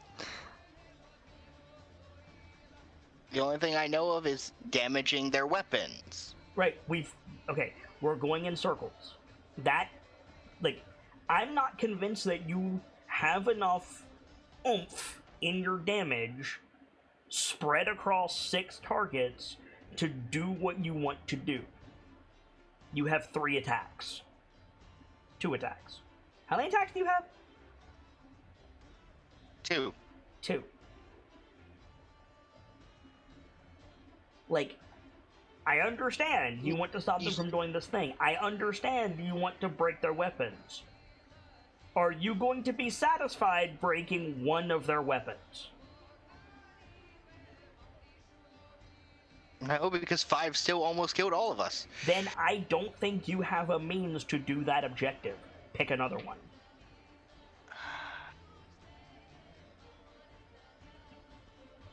If I could make a suggestion. Of course. I mentioned breaking line of sight. Maybe scout ahead, see if there's any evasive maneuvers we could take. But they go next. Or you could go for their eyes.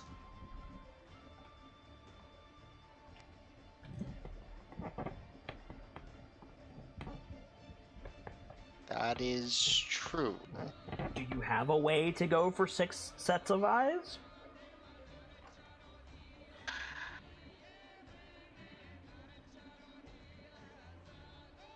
I have an unreliable way to go for 5, but that's not. The other thing I know to do is draw their ire, like I tried to do the other thing, but that didn't go well.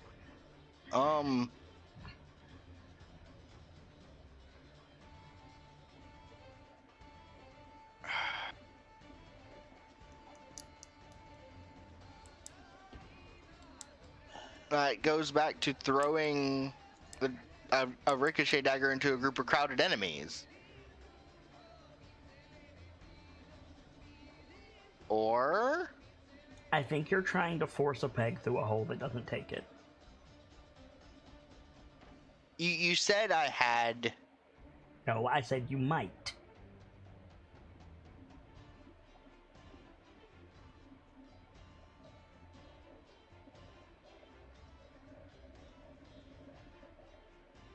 This might be giving up a toy that I got recently, but this is what its purpose is for. Mm-hmm. Something else I could do is Javelin of Lightning, the one in the very back.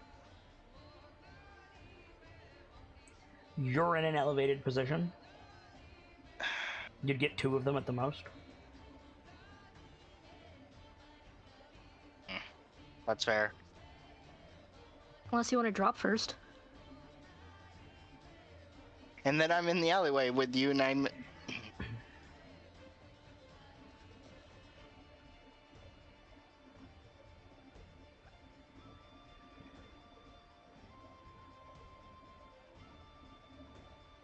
Is there a chance that someone in your party has a better means to deal with this?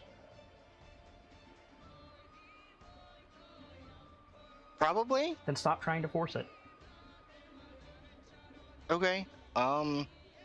Like, if you do not have the means to do a thing, then you do not have the means to do a thing. My dude. Like, I understand you don't want them to do this. But they've been there for the whole initiative count. Somebody else could have done something about it.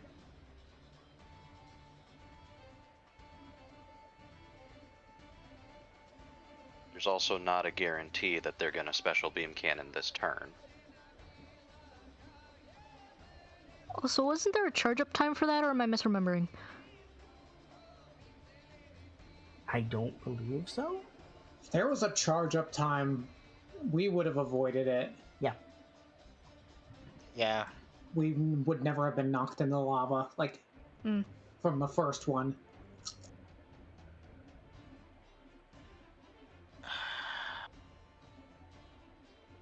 I want to do something, but aside from keep running, but I don't... I'm at a total loss of what? Do damage. Yeah, I suppose. I will... This puts me in a difficult position because, bluntly, it's not up to me fully what you have the tools for, but at the same time, you, Valerian, have this habit of, if you don't have a tool, you get frustrated. And it puts me in a really difficult position. Because my choice is frustrated Valerian, or Valerian's character has a tool for literally any situation. And I'm not okay with either of those. I understand that. I'm not saying I have to have a tool for this. I'm just trying to figure out what I can do.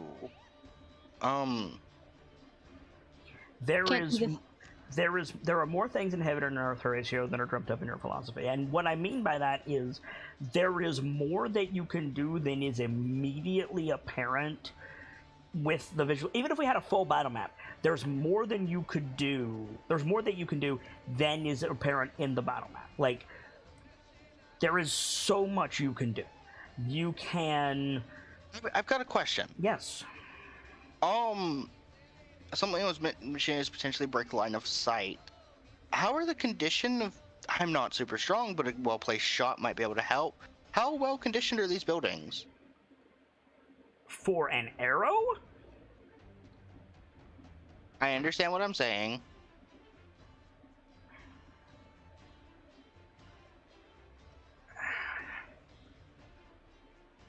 Does your bow do siege damage?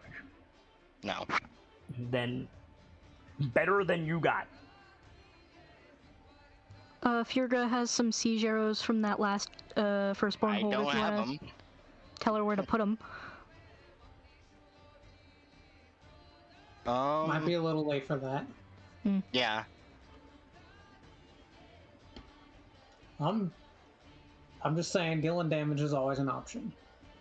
And I'm just saying, if you do not feel that you can do enough damage to make an impact, then you need to change the variables. If it's a fair fight, reevaluate.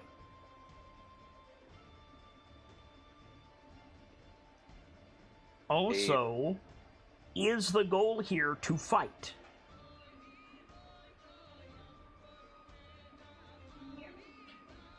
Is No, at the moment... Is the goal of the champions to kill everything in this city?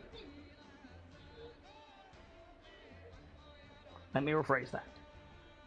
From the point of dropping onward, is the objective to kill everything in the city without stopping? No. Champions. I do not think so. No. Nope. I think our Not goal is me. survive. Okay. Then Survive, reconnoiter, see what's down here. I think Kilio is much more valuable in the information department than the damage department. Then... Personally. I think I'm going to do what I can do, and I'm going to go to scout ahead. Using the dagger's movement. Okay. What I can do. Yeah, there is absolutely nothing stopping you from dagger warping ahead. Before you start moving, before you start using your action economy and taking your turn, where are you going and why?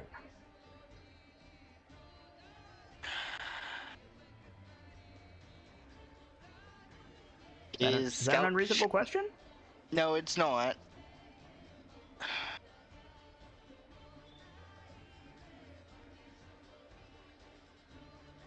Scout showing no indication of what direction they're going aside from straight down the road. Correct? At the moment, yes. But Scout's already taken its turn. Ahead? Looking for ambushes in the alleyways? Down this road?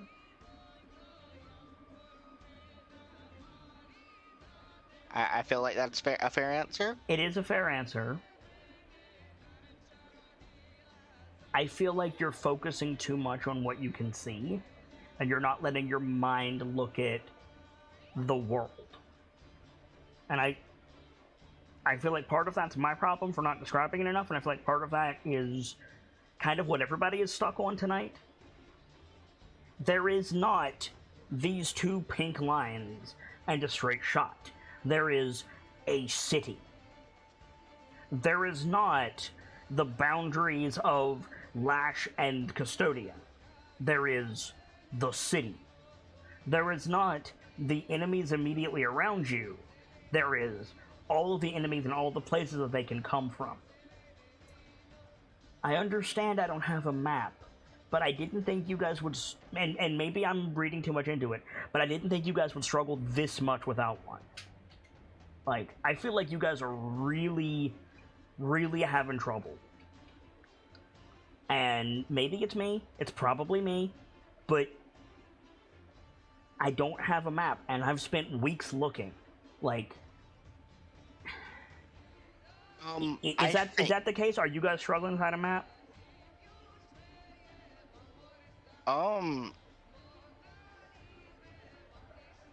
A little bit in terms of distance, but not like nitty gritty. Yeah, it's mostly just the distance. I think taking the scale that you were mentioning, I think a high point is my objective then. Because I have the Earring of Sending, I can relay information, a high point to try and get a gauge of what's coming. Is what... Okay, that's completely valid if that's what you want to do. That I fully support that. Is what's coming more important than where you're going?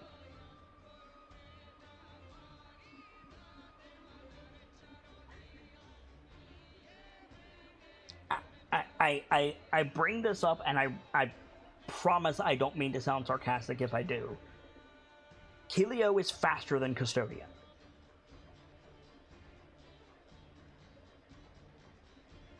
Kilio is faster than damn near anything that could possibly be under this mountain. Right?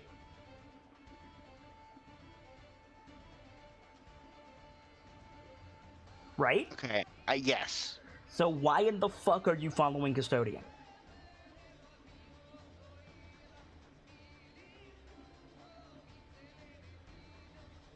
Because unlike Custodian, I can't navigate this place. Yes, you can!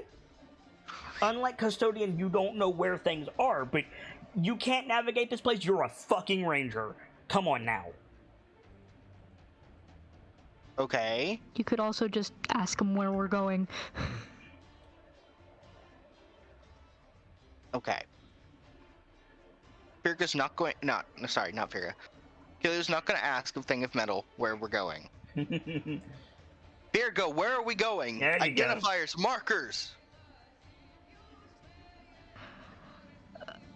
The problem is Firga doesn't know. Firga doesn't know either. She was distracted by the mech. Custodian, where are we going? Custodian is up past dawn, and you're running and puffing like. Yeah, that's fair.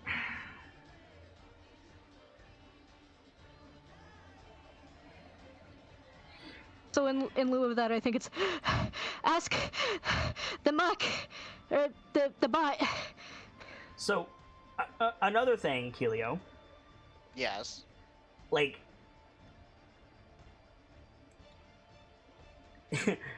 does it matter where the Custodian is taking you when if the objective is find safety, which it sounds like the champions are like, the objective is find safety, why do you need a mech for that? Why do you need the bot for that? Like, Kilio knows what safety is. Right? Yeah. Like...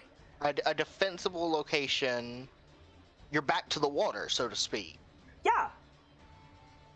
Like...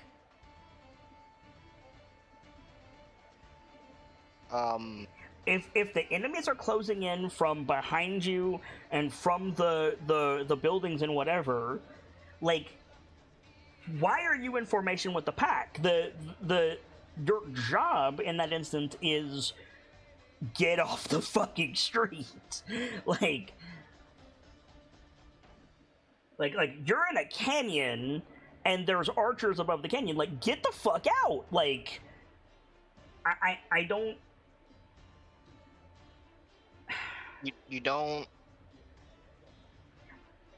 I'm trying to understand why prior to this you were so focused on damage.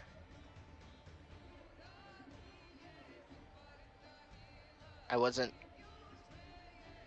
focused so much on damage as I was taking specific actions to hinder in order to help the rest of the group. Which failed every time. Which... I wouldn't say failed. I wouldn't say failed. I would say did not do what you wanted it to do immediately. But my intention was not damage. Okay, then my mistake. It sounded like it. My point is, like, pretty definitively, I feel like the goal should be get off the street. For Kelio, I mean. Okay. Then, I think with Huff, with Virga's bullshit answer. Yeah.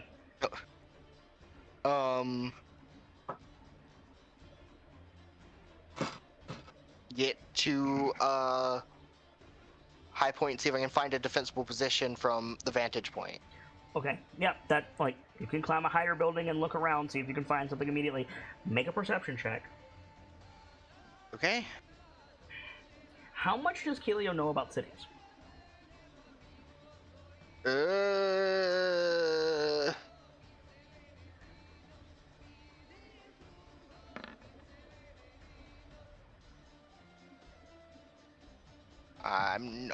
She lives in the fucking woods. It doesn't mean she doesn't know anything about cities.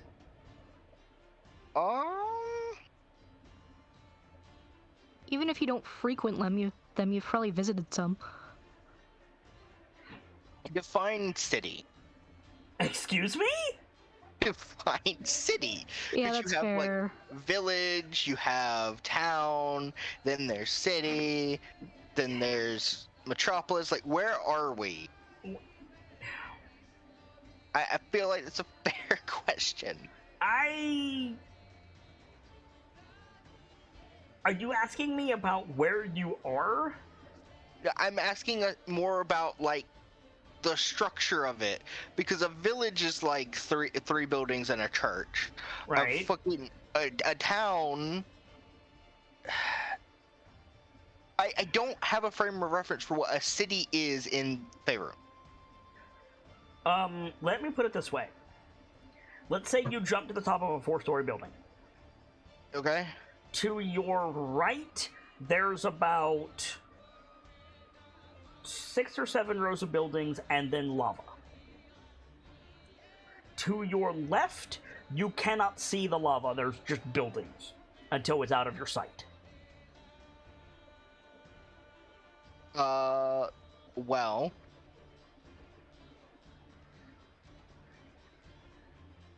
Kelio's never been to a city this big before, if any. But that's not what I asked you. I said, what does Kelio know about the layout of a city? Some. Has Kelio been to Mithril Hall? Has Kelio been to Neverwinter? Has Kelio been to...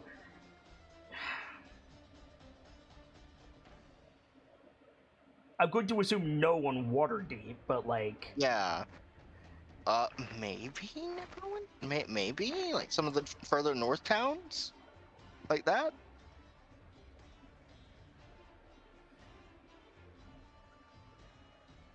I do not think... Also, hi Gamzee, welcome in. I don't think Kelio has been to Gauntlgrim. No. Gauntlgrim isn't really taking outsiders at the moment. And I don't mean... I say at the moment. What I mean is, the Moot was Gonto Grim saying, "Hey guys, come check our stuff out. We're ready for you now." Mm-hmm. And then it got during the move. Like, it wasn't open prior to that, generally. So, like, that's why I didn't say it. But, like, have you been to Mithril Hall? Have you been to Neverwinter? Mithril Hall is pretty close to where Clan Roche's stuff is. Clan Roche, Kilio's the fastest messenger. I don't see why not. I mean, the why not would be, like, why would you need to send messages to the dwarves? That's the, like...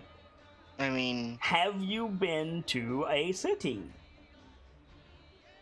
I really don't know. I don't know if it fits. Nobody can ultimately decide that but you.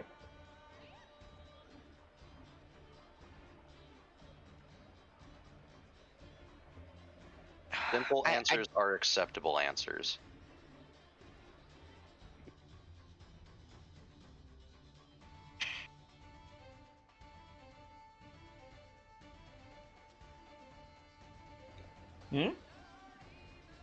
I think you're overthinking it, my dude. I think I am. I don't really see a reason for her to, no. Okay, then what would Kilio consider a defensible position? A high place, probably?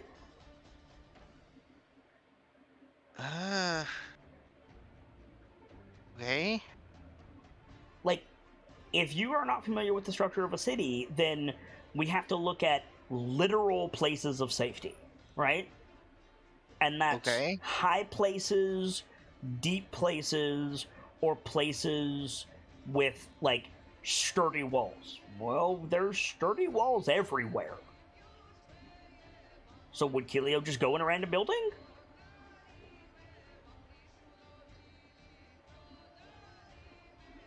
I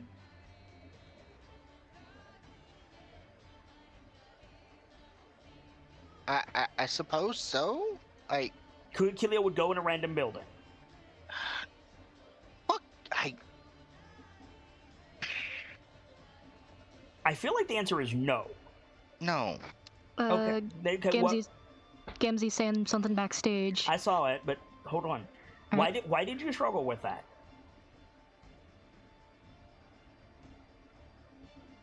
Wow. I don't know. Okay. If Kilio would not go in a random building, that leaves high places and deep places. You're underground further than you've ever been underground, as far as you can tell.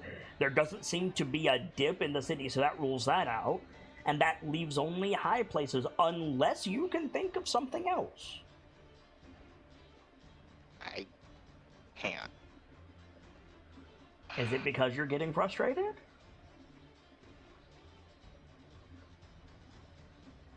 I'm thinking, and I can't think of anything else. And like, you rolled I'm real just saying, good. what's wrong with a random building? Don't know what the hell's inside of it. Okay, fair. I could run us into a dead end, and we could be cornered and skewered. So back to our wall. So backstage, Gamzee says, what about like a cave? A sturdy walled building with one entrance.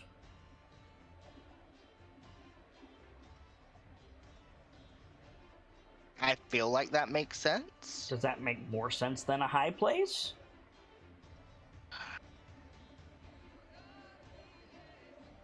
Can you get the group to a high place? No, I can't. Moreover, can you get the group down from a high place? No, I can't guarantee to get everyone up to a high place at all.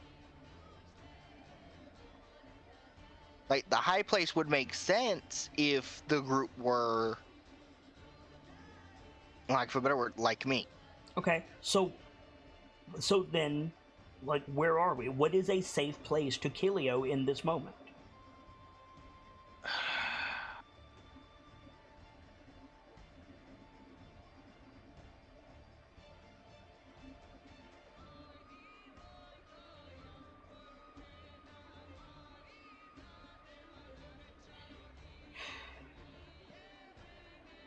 really feel like you're overthinking it, my man. I really feel like you're not where you need to be with this. I don't know why I'm like this tonight, and I apologize. Could I get some help? Make a wisdom saving throw. You could have done that from the start. But you have to intone it, dude.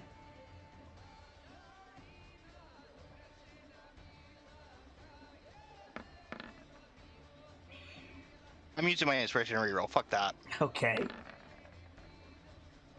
Okay. Let's take it step by step, okay? Okay. Step 1. You're being chased up this alleyway, following a robot, or chased up the street in a robot in an area you don't know really well, with enemies behind.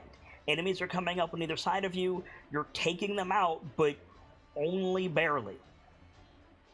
So, what is the best thing for the scout and messenger to do?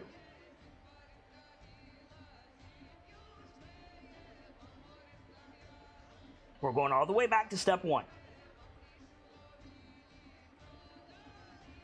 You've already Get information said this. Get information and relay it to the party. Get information on what? I need more than that. Surroundings and incoming danger. You really think that's your best move? No. You already said this. You already said this. Scout the way ahead. Correct? To what end? What is the job right now? What needs to be done right now? Get to safety. Get to safety. There you go. And then, if the objective is get to safety, Keelio's job is then what? Find safety. Find safety. Find safety. Okay. You rolled real good on your perception check, so you're probably going to see something if something is there. But in order for me to give you that information, then I need from you, what does Keelio consider safety? There's not a bad answer here. Well, okay, that's not entirely true. In the middle of the lava is a bad answer. Yes, if you say, like, I tell everyone to stop running and start digging, like, yeah, I'm gonna be like, come on, dude. But, like, you're not calling any actions right now. The only thing you're doing is you are telling the game master, what does Keelio consider safety? Given that Keelio is not aware of the layout of cities, Keelio doesn't understand police station, Keelio doesn't understand, guardhouse, Keelio doesn't even understand street signs to a degree. Like, it would be literal. What is Keelio's literal definition of safety? I really think you're stuck on that and overthinking it.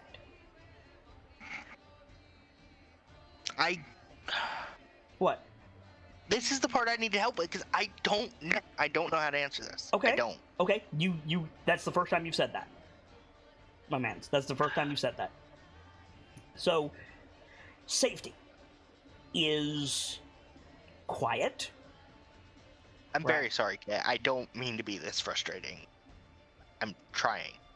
Safety is quiet, yes. Mm-hmm. Safety is protected from the elements, right? Yes. Safety is secure. Safety is big enough for the pack. Okay. With resources nearby. Most of those are a little bit nebulous, but secure is not. Secure definitively means no bad guys. Bad guys can't get to you. Let's take the crates and the dwarfticas out of the equation, take the mechs out of the equation, and let's take something more familiar to Keelio. Let's say bears, right? how do you find a place that is secure from a bear? What does a place that is secure from a bear have to be? It can't be. Not can't be. It What are the aspects of it? It needs to be Impervious to bears. impervious to bears. Yeah. Right? Like, to be secure from bears, it must be impervious to bears. Yes. So, generally, that is high up, narrow, thick walls, or far, far down. Right? Okay. It has to be less appealing to get to you than it is to be hungry. Right? Yes. So, let's rule out far, far down. Because you're already far, far down. The bears are here. Yes. Right? That leaves high up, narrow, and thick walls. Right? Mm-hmm. We can't have high up because you said, I can't get the rest of the party up there. And there doesn't appear to be a high up anyway. So high up is out. Right? Okay. Far, far down is out. So that leaves thick walls Narrow. and narrow. These are snakes. They might be bigger than you when taken in their totality, but they are snakes. What do snakes not care about? How narrow something How is. narrow something is. So something with thick walls. Something with thick walls. Something with thick walls and as few entrances as possible. Yes. Now, on top of that, you're going to be running around these rooftops and looking out over the city. So it has to stand out. So you're looking for something that with thick walls, that is defensible, that stands out. Yes. Are you with me? Yes. Cool. So, that perception check stands. So I'm going to use city navigation terms for Valerian. Keelio will not know this, but Keelio will receive the literal sensory information anyway, so it's irrelevant. Okay. About 4 blocks away, and in this direction from Keelio, there is a big building. It's Which way is this direction? I was on my character sheet. Yep. Okay. And there's a big building. It's probably twice as big as the tall building that Keelio jumped onto. There's a big open rock plain in front of it with no buildings around it for several building lengths. Big open plaza. And it's got big, like, metal doors on the front of it.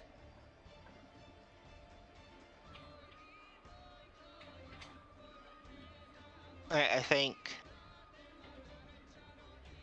through the earring of sending. You haven't moved yet. You just moved up. That's all you did. Oh, moved up. Yeah, you're still with the group. Shout to the rest of them. How would Kilio intone this verbally?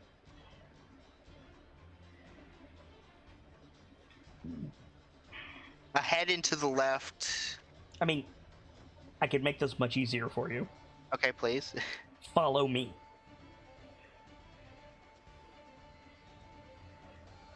Okay. Like, literally, why do you need to say anything else? Yeah, I think Kilio will shout, "Follow me," and then laterally dagger across the alleyway, I guess? Yep. Like, you can do that 4 times, so you can get, like... As long as you stay along the road where they can see you, you can just... So you can, like, go and, like, appear at the corner where they need to turn. Like, look back, make sure they see you, and then turn and go up that street. Gotcha. Yeah. So at the top of the round, hoy vey. The Beyblade can't really do anything. You guys have moved on. The other mech has a shot.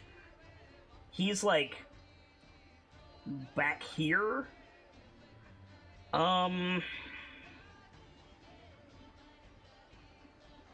Pythagoras says he can hit Aerithir, right? Pythagoras, he can try to hit Lash. Well, yeah, but I don't want to hit Lash. I want to hit Aerithir. But also, fuck that. Oi, fuckwit. Assuming there's not a corner in the way. No, you haven't turned yet. Pythagoras says I can hit Aerithir, so I'm gonna. Can I use my reaction to yoink the maid? No. Yeah. 17 to hit. Shield. So yeah, so Lash, you're like, oh shit, you see the cannon charge up, and then Aerithir just shield, and it just bounces off. Nice try, bitch!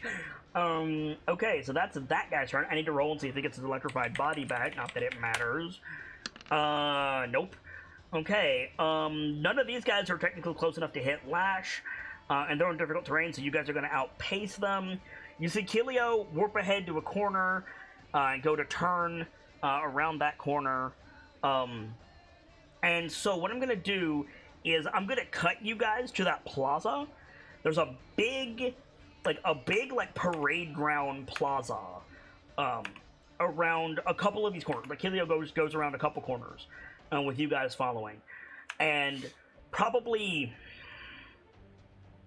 I don't know how big a parade ground usually is. Again, I have a hard time pretty much imagining anything above like 50 feet. But like a dwarvish parade ground, like that parade ground in Assassin's Creed, but for dwarves, so it's even bigger. And by the way, Ferga, Custodian has followed the same path as Kilio. Okay. And on the far side of that plaza, there's a really, really big looking government looking building. But you have to cross the parade ground to get there. And there are like half a dozen of these spider mechs and just crates streaming in from every angle when you get here. But thus, at the top of the round, Breaking Dawn, Gamsey, are you with us, my dude? Or are you, like, on mobile? I'm here now. Oh, hi. I'm chowing down, though. Oh, well, it's your turn, unfortunately. Hang on. I'm not even signed into Roll20 yet. Hey, my screen you are. I don't see Gamsey. I don't see him. I see. neither. Oh, I see Guiding Wind. That's why. My bad. G Gamsey, G Guiding Wind. That's my bad. As soon as it finishes loading, I'll launch the game and be with you. Well, you're in the Dark Forge City. You're running through the streets. You come to the parade ground. Everybody's together except for Kilio, who is probably 50 feet ahead on the side of a building. You're being chased by crates and dwarven firstborn sentries. There's a bunch of mechs and cannons and nasty things between you and potentially safety. Ahead, you have used a spell slot for Tremor Sense. You have used a spell slot for Landslide. And Jail. And Jail. I think by that's... the way, can't let Val run your character, and now Guiding Wind is nearly dead. I'm fine. He went off and played with the Beyblade. That ain't my fault. Wow. Is he with the group? He wasn't at the time. But is he now? Yes. Then Val, you fuck. He wasn't in with the group until after. Yeah, he wasn't with the group until this turn, my dude. Oh, okay. Yeah. Then you know what? I revoke my you fuck. I was trying to argue of how I could heal him. I even looked at Aurora Vitality, which he wasn't in range. So I used both of them are already marked. Beautiful. Yep. Okay. In that case, if he's close to the group now, we're gonna give him a big boy heal. All right. We're gonna do. Oh, what's going on with my sheet? you. You're also not rolling as your character. You're also in GM mode. I am. Oh boy. Everything is going wrong. How was work, by the way? Long, tedious, boring, and annoying. Oh, Mood. I think I've seen this glitch before. Hmm? Do what now? Did you try to click on your cure wounds, Dawn? I tried hitting my healing word. Yeah. Or, yeah, just in your attacks or whatever? Yeah. I think it's the same bug that Shira has in my own game. Yeah, I don't know. Where But let's just, see. for whatever fucking reason, clicking on certain things doesn't work. It just gives a message like that in the chat. Motherfuck, dude. That's weird. Okay, clicking on it and my attacks works. 4th level healing word, that is a fucking shitty healing word. Yes, it is. You want to use... Okay, first of all, you're not rolling as a character. Second of all, you want to use Healing Word over Cure Wounds? Is he in touching distance? Because Yeah, y'all are running together up a street. Oh, okay. Perfecto. Then ignore that. We're gonna do a cure wounds. I thought you might want to. It's all good. There you go. That is 26 points of healing. Guiding Wind. Is Sorry, I'm no longer bloody. That seems low. Is that with all your bonuses? Oh, I'm sorry, did he Wait. upcast that, or was that base cure wound? Yeah, no, that's that was upcast, level 4. But it's okay. That should be that. That should So be I think plus 7, I think right? we've worked through this before. That the base roll should be increasing along with the slot I'm using. So it shouldn't be +3. It should be plus 7. It should be the D8 plus 5 plus 9. 9? Why 9? Yes, because it's 2 plus the spell level. And you capped it at 4th level. That's... Or yeah, sorry. 6. 6. So that would be 4 plus 5 plus 6. So 15 plus 14, 29. There you go. 29. Yeah, so add 3 more. I am no longer bloody still. Excuse me.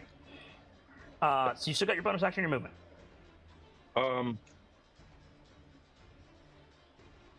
So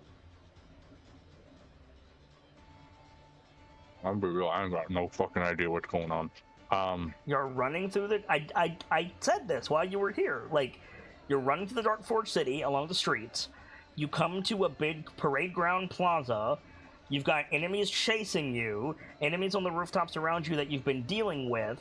The plaza has a bunch of mechs and cannons and crates in it, and on the far side there's a giant-looking building with a metal door that both Kelio and Custodian seem to be steering you towards. But it's across the parade ground, which is like several hundred feet, and it might be several thousand feet. I never know how to visualize it. Is anyone else hurting? I mean, Wind could use another heal. Kelio a bit. Feel a bit as well. But also, you should be able to see everybody's health on the screen, my dude. Yeah. I had my sheet up. I just pulled it down. Because I just remembered I can do that. Yep. Just to make sure he doesn't get fucky-fied, I'm gonna give Wind another heal. What level? This one's gonna be a bit lower. We're gonna do 2nd. Okay, go ahead. So another hold on. Yeah, another 14 to you. Thank you, Papa Heals. All right, Guiding Wind. All right. So we got people behind us, we got people above us, and we got people all around us. Yep. Odalute Resilient Sphere. God, if only I had that spell. Wonderwall. Wonder. That's just prismatic wall. It is. And I had a much better idea for when there was just things down the alley with us. I don't have a lot for wide open space.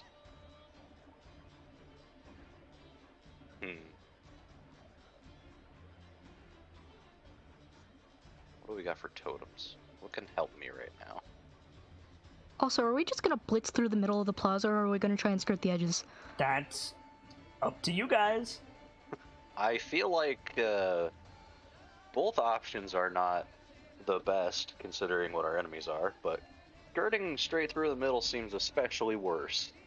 Why? The answer is scatter and reconvene. Or because we'd be way out in the open. Because we would be a single unit out in the open against enemies that have ranged attacks and special beam cannons. I mean, it's just damage. I also have a terrible, terrible plan coming up. Just Okay, damage. I mean no offense to Vader when I say this. As dumb as that sounds, he's right. I have the slots for mass healing word. Yes, but we don't know how many crates are gonna beam cannon us. That's true. Yeah, but you're the champions of the North. Who gives a fuck? We are. I was gonna suggest skirt the plaza by about a block, and then making a break for it on that last wall. Why, though? Why not just make a beeline? Because if you've seen the ways bees fly, that's circuitous. I go straight. I mean, I'm just saying, if you take the circumference of a rhombus, you know what I'm saying? Alright. I have ideas right now, and they are either just skirt straight forward or become a miniature Braden Coy the Sneaky Boy. Explain. Miniature what? You're a bear!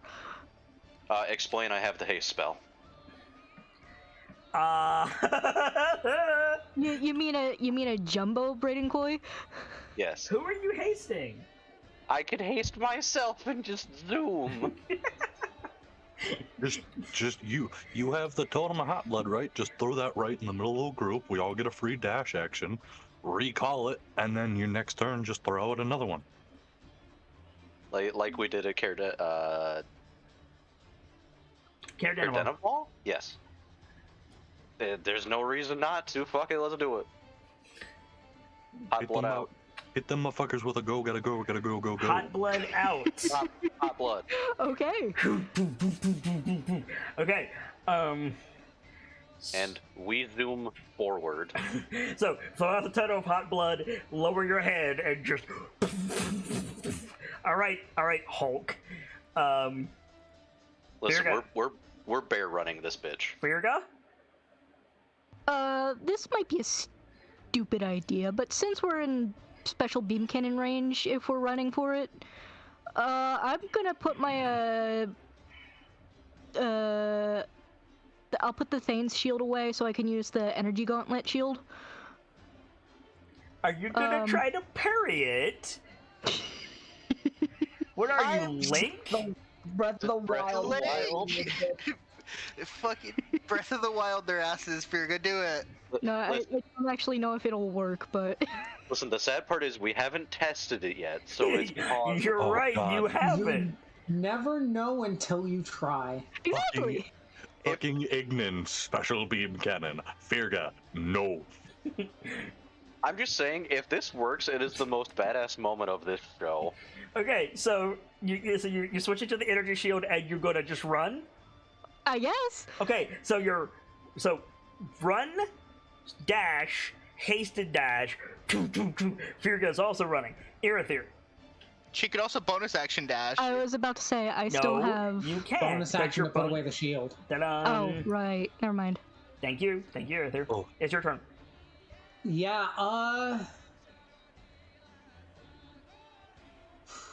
I forgot to See, say. it doesn't matter what happens. You have Misty Step. do I want to spend another 4th level slot to make more difficult terrain, essentially? The, How many more you got? The parade grounds is big, that's relatively small.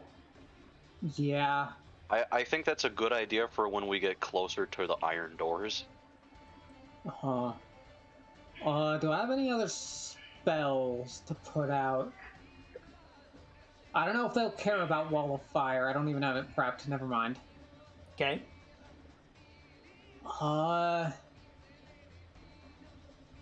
Shit, I've got very little here.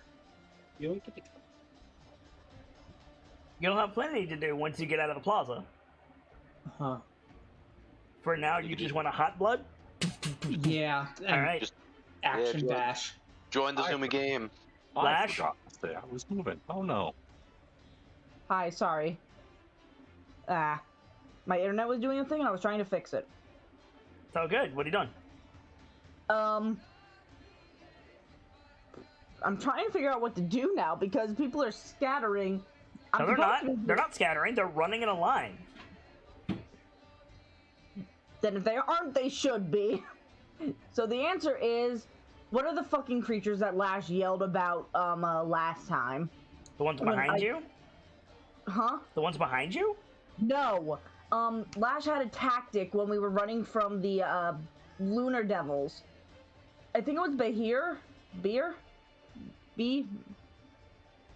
Oh, yeah, you're talking. You want a serpentine? Yeah, that. Just a point. You could summon your pig and dash across this plaza. Yeah, that's what I was thinking. Or bacon. Lash War shouts, pig! War pig! War pig! Lash shouts the command basically to start going serpentine, and under her feet, up comes the fucking war pig. Hell yes! And then gone across the plaza. Lash shoots off, war banners streaming in the wind, shouting at Orcish war cry. Keelio, you're like perched on the side of the building like Batman, and at Guiding Wind's behest, everybody just goes for it. This is the dash to safety. What are you doing? I think I can clear this plaza in one go. I do! Do it, coward. Ricochet dagger form. Mm-hmm. It's effectively 3 throws of it, like going across a flat surface like this. Mm-hmm. So that's 180 per attack. Attack. I have extra attack. I have the hasted attack, which is 2 more attacks. That's 720 feet. How big is this plaza? I don't know, but probably slightly more than that, but not by much. I have 30 feet of movement. 750 in a round. So, fucking Keelio, everybody's running for it. Alright, dagger form, throw the dagger across the area. It hits. Keelio, like teleport, starts spinning. It bounces across, teleports again, starts spinning. Thus, Keelio enters the kill box of these turrets. I'm gonna be making 10 attacks at disadvantage because you're going. Okay. Here we go. Natural 1. 19 to hit.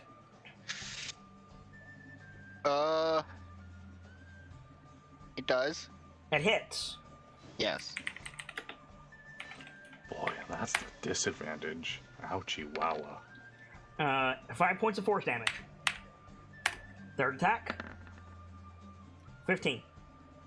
Does not. Fourth attack. 11. Does not. Fifth attack. 21. Hits. Another 8 points of force damage. That So you bounce, halfway. catch it, slide to a stop, and that's when you get clipped. Shot in the shoulder, go down, your shoulder's smoking. You're in the middle of the plaza. The war pig is running up on you. The party's behind them. The cannons are turned towards you. You're about halfway across. You throw the dagger again.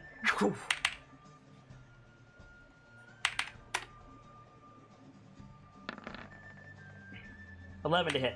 Miss. 4 more to go. 16. Exact. It hits. Another 10 points of force damage. 12. Miss. 17. Hits.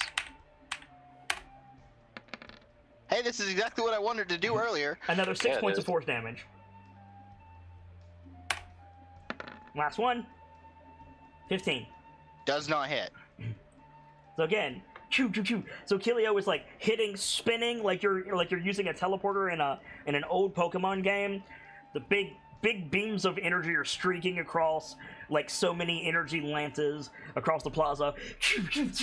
Explosions sparking up dust and rubble as Kilio's teleporting through. Singed, but not beaten. Top of the round. The turrets retarget. 2 attacks on everyone but Kilio.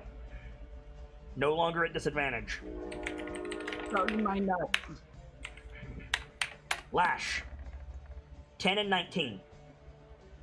Double checking, but I think those are both no. Double checking though. Yep, none of those, neither of those hit. The pig pulls through. Wind. Yeah. 13. Nope. 17. No. Dawn.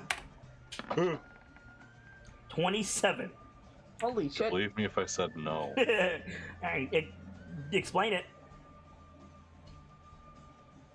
Trust me? No. It hits. It hits. And 19. Hold on a sec.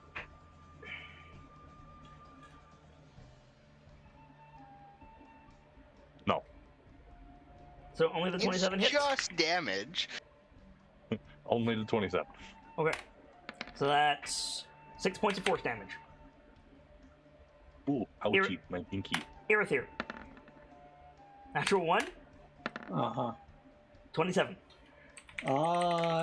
Misty Step. Fair. Be the guy. So happy I have shield. 17. Holy shit. Miss. 15. Miss. Okay. That's the turrets. Now the mechs. There's 6 of them, so 1 attack on everyone.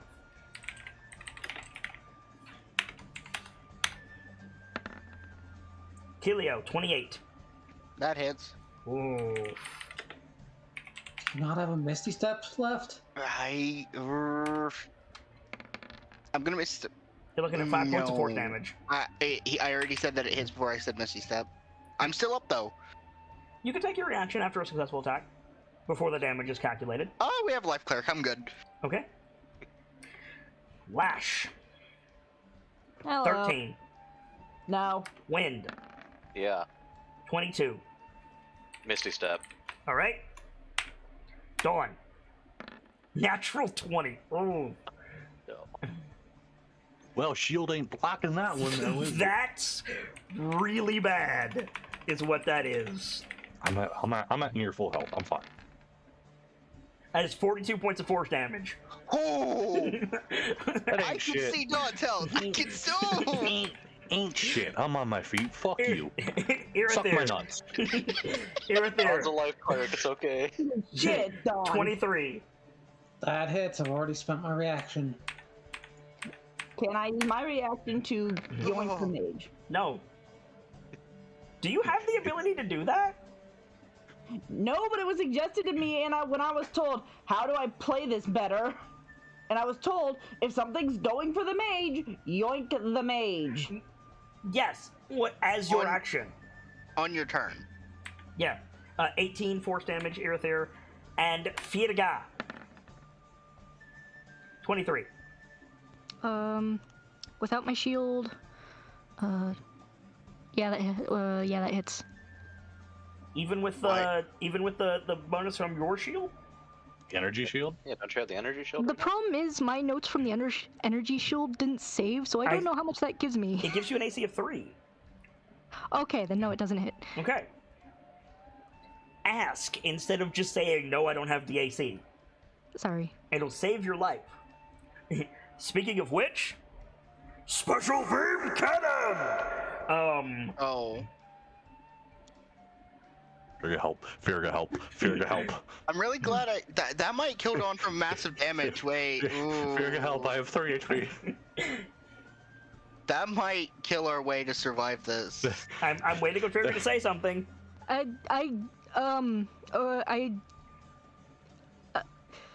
Parry's bitch! What? I don't have the notes. I don't know how this thing works. Do you have your reaction? Yes. You have your reaction. Yes. Okay. Make a dexterity saving throw. Okay. Here comes the war banner because I've been kind of panicking for the past second when I heard special beam cannon. No, it's not because you're riding ahead on your war pig. Fuck.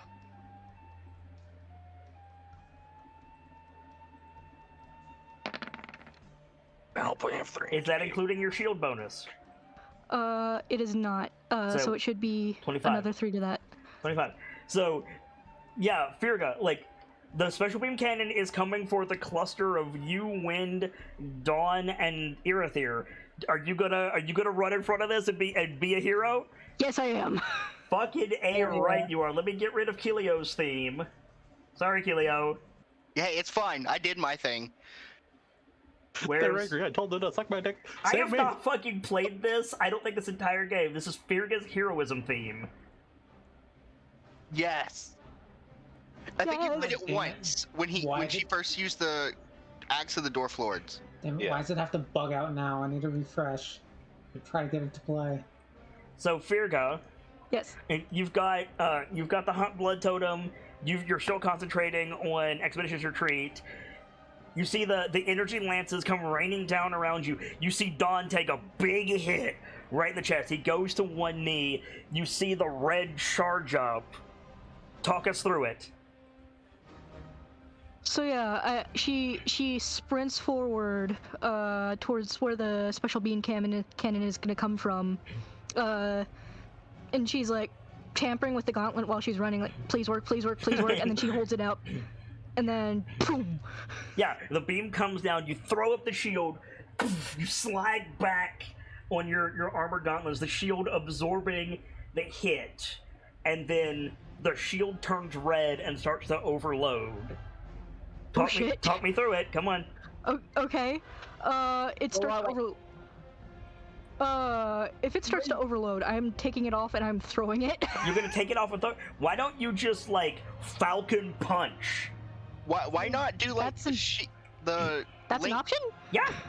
Cool. Let's do that. You could do that, or It's you a could parry. It's a gun parry. You could do literally do the move from Breath of the Wild. You bat it away as soon as it impacts your shield. So talk me through it. The shield absorbs it, turns red. Go. Keep going. I think it's less Falcon Punch and more that Earthbender Punch. Just like get my grounding so I don't slide again. Yeah, and then like plant your feet, pinwheel your arms, and then Hadouken! Yes. Yeah, totally. What does it look like?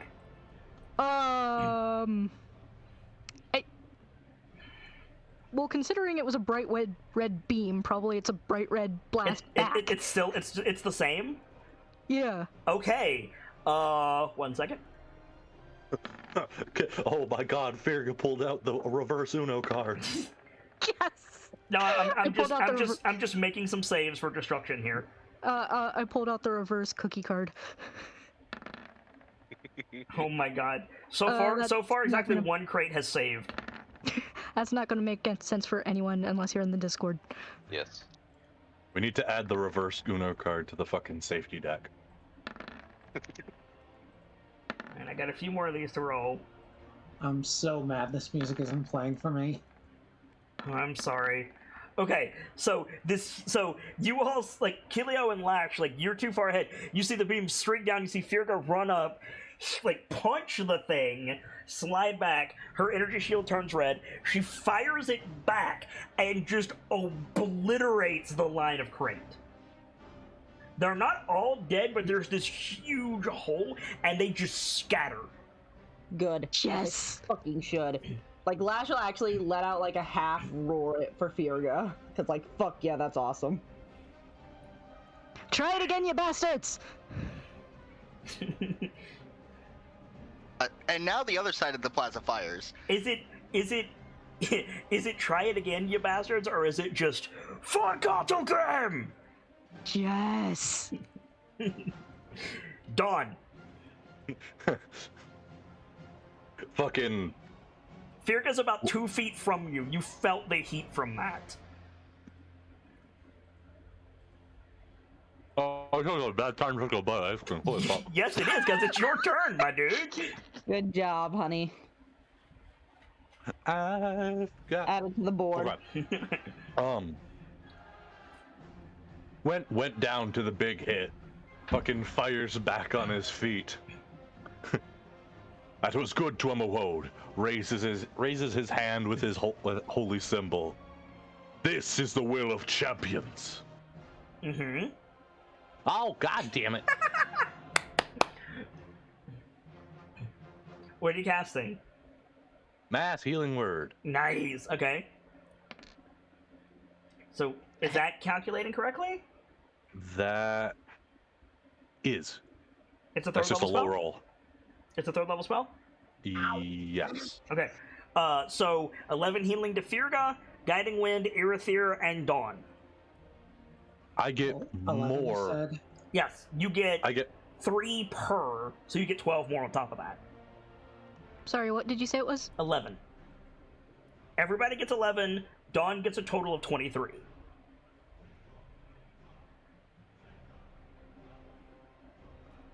character development. We're underground. He said the will of champions instead of the will of the mother.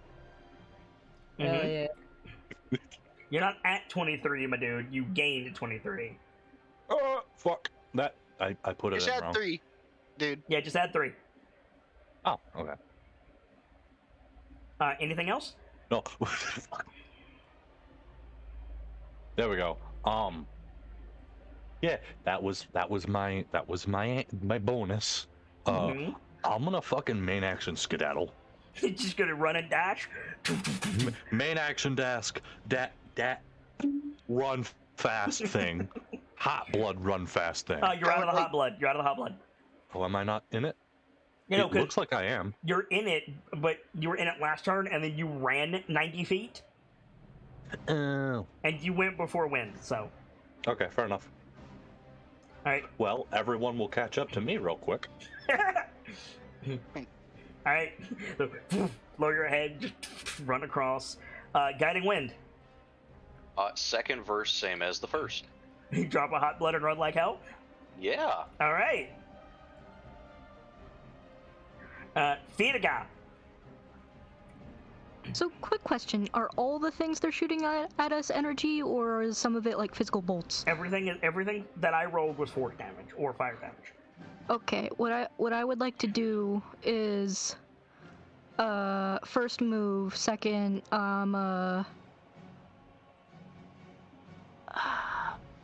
Hot blood. yeah, okay, so the main thing I want to do is be ready to parry if they shoot at us again. That's your reaction, so that's fine. Okay, in which case, But you can only parry once. Keep that in mind. right, okay.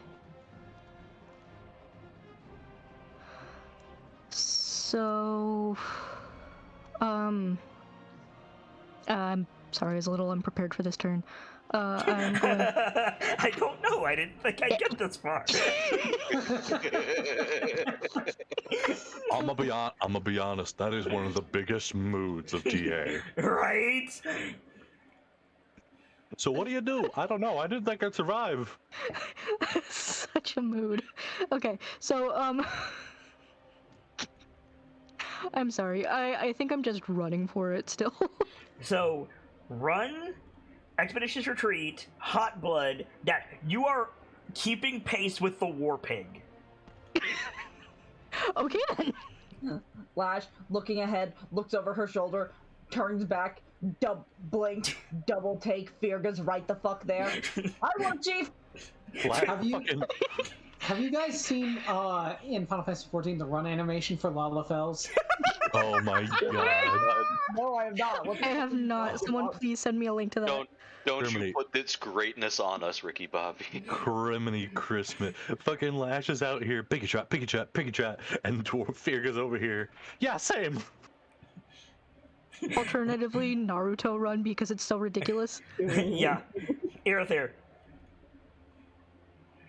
I think the play is just to run, but Hot blood and run. let me make sure I don't have anything else. I don't know how lightning bolt will help. Gesundheit. Kilio's like 500 feet away still. So... Yeah, Kilio is on the other side of the plaza. I think the play is run. Okay. You guys are all outstripping Custodian at this point. Somebody might want to grab him. I'll grab him as I pass him. Okay, so grab Custodian. Okay. Warpig. Hello. So Virgo's like keeping pace with me, right? She's falling behind this turn. There's enough room for me to like pull her up onto the Warpig with me, right? No. Damn it. I don't think so. Can the Spectral Steed carry a rider other than the Paladin? Let me see. It summons Steed. We've done it with the Hell Riders before. That's a horse, though, is the thing. This is a boar. It's a big boar. This is not boring. Don't disparage yourself like that. Eh. Eh. Your steed starts to mount with the covenant out, and you have instinctive bond with it, allows you to fight in a seamless unit. When the steed drops your hit points, it disappears. When your steed is within 1 mile of you, can communicate with it telepathically.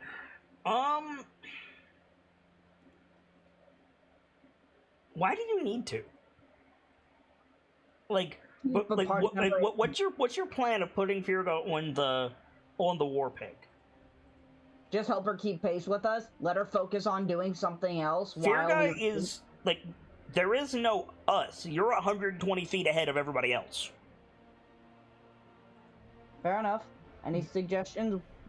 I think the confusion was you said Lash was going to outpace them this turn. Outpace Firga, because Firga ran out of the hot blood.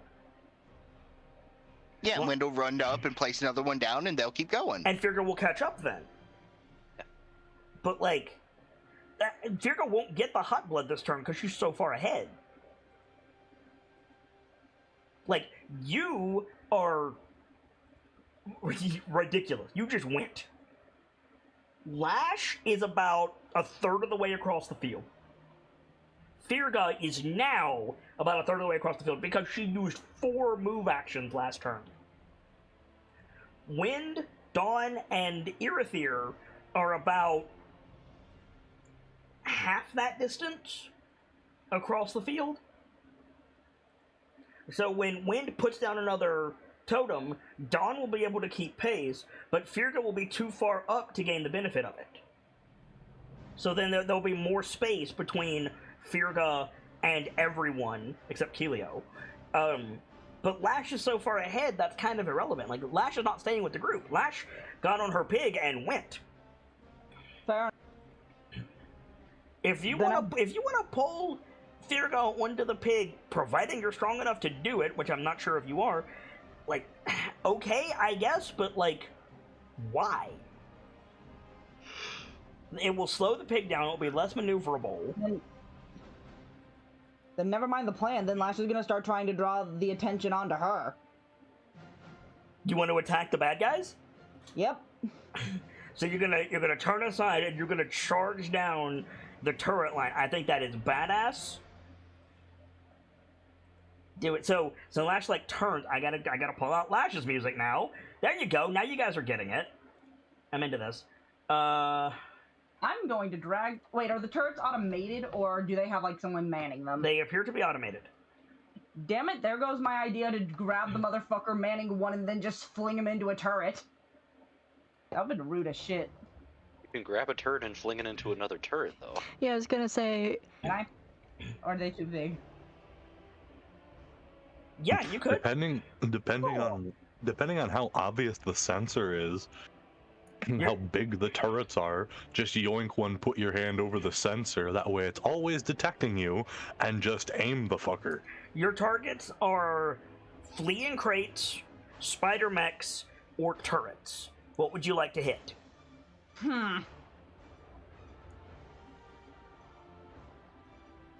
I'm trying to think. On the one hand, the fleeing crates, if we let them get away, they can probably come back at us with another special beam cannon. Fuck that. On the other hand, the turrets are automated. There isn't a dude we can take out at those. The spider mechs are just fucking annoying.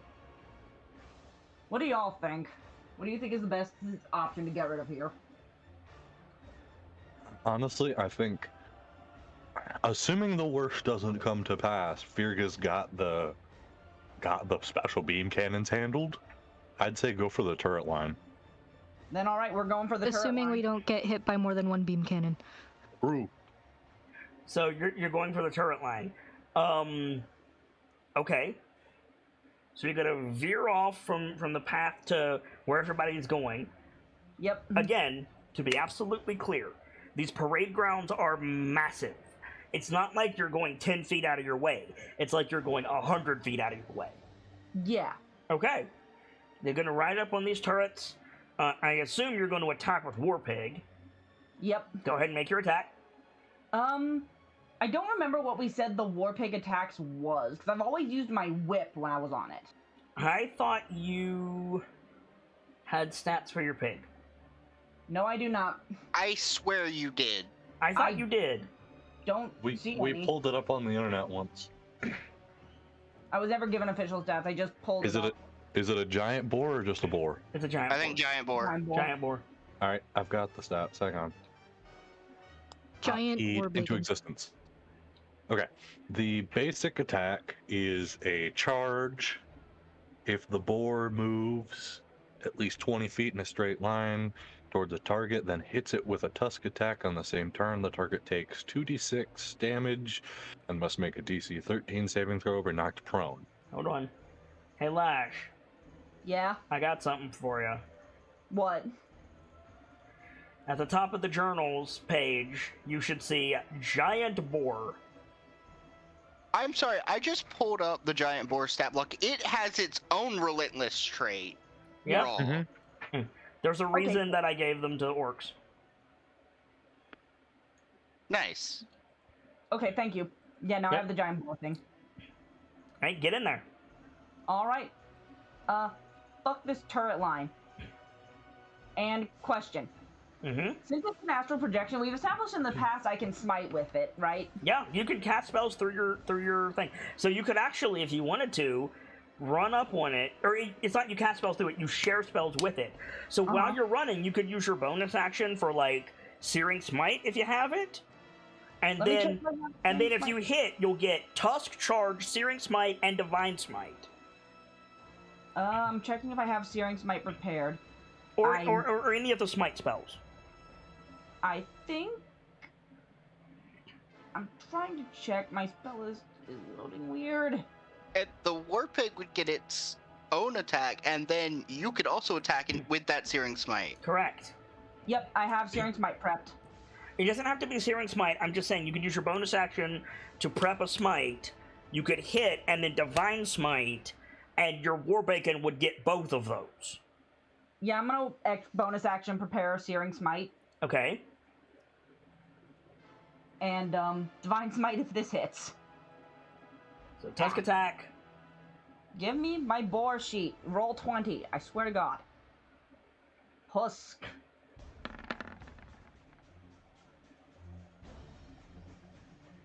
Anybody want to give Lash Inspiration? I I would have say my own. what? I have my own. Okay, do you want to let that stand, or you want I'm re-rolling. to? Okay. You were Let's saying go. something else. You said you will say, and then I was gonna say Firga Um, should have Inspiration, and Kelia should have Inspiration. Already Okay. had it. Okay. Pass it out to someone else. Is that standing? Yep. Does not hit. Damn it. Hey Lash, you want to replace that inspiration? Yes. Here you go.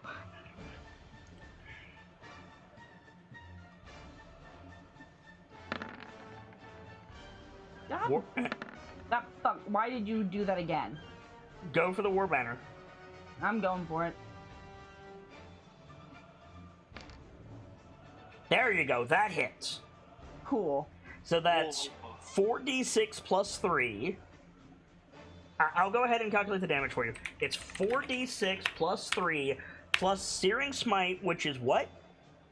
Double checking. I believe it's just a D6. Is it a D6? Like, what level are you casting it at? First.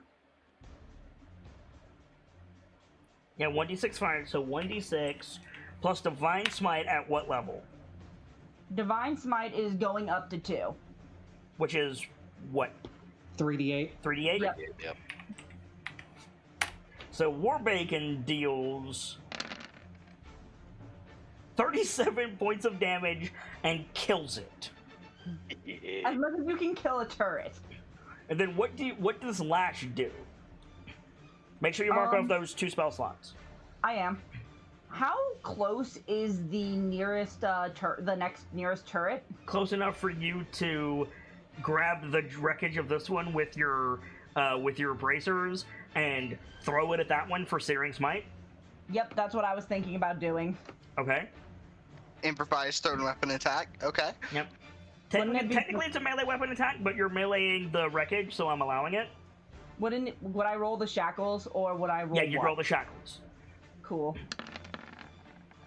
Oh, that's a Whoa. natural 20. Okay, so Oh, here we go. yeah, this is. And here's my Oh steering. boy.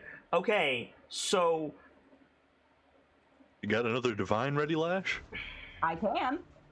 hold on. It's I don't think you'll need it. no, you absolutely should. So I'm gonna do this much for the wreckage. Oh no, it's a crit.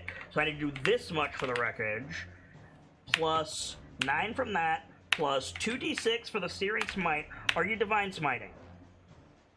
Yes, I am. First level. Okay, so that's 4d8, because you crit. So mark off 1 more spell slot, because the Searing Smite carries over. Cool. So you deal 62 points of damage to the other turret, and there's just an explosion. Get fucked. Hello, War Chief. Hello. Is it weird that I had the mental image of Kit typing away at one of those old-timey calculators with the paper strip at the front? That's completely my aesthetic. Keelio. You say old timey, but we have a couple of those at my workplace. So how close am I to this door? Let's say 200 feet. 200 feet. I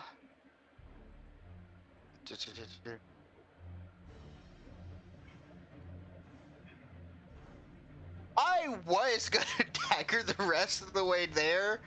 I'm about to fucking die, and the life cleric didn't heal me this past turn. You're too far away. This place is like, this courtyard's like 1,000 feet. Jeez. Yeah, you're too far. You were too far away, my guy. As this is literally Caradenaball 2 Electric Boogaloo. This is 3 football fields.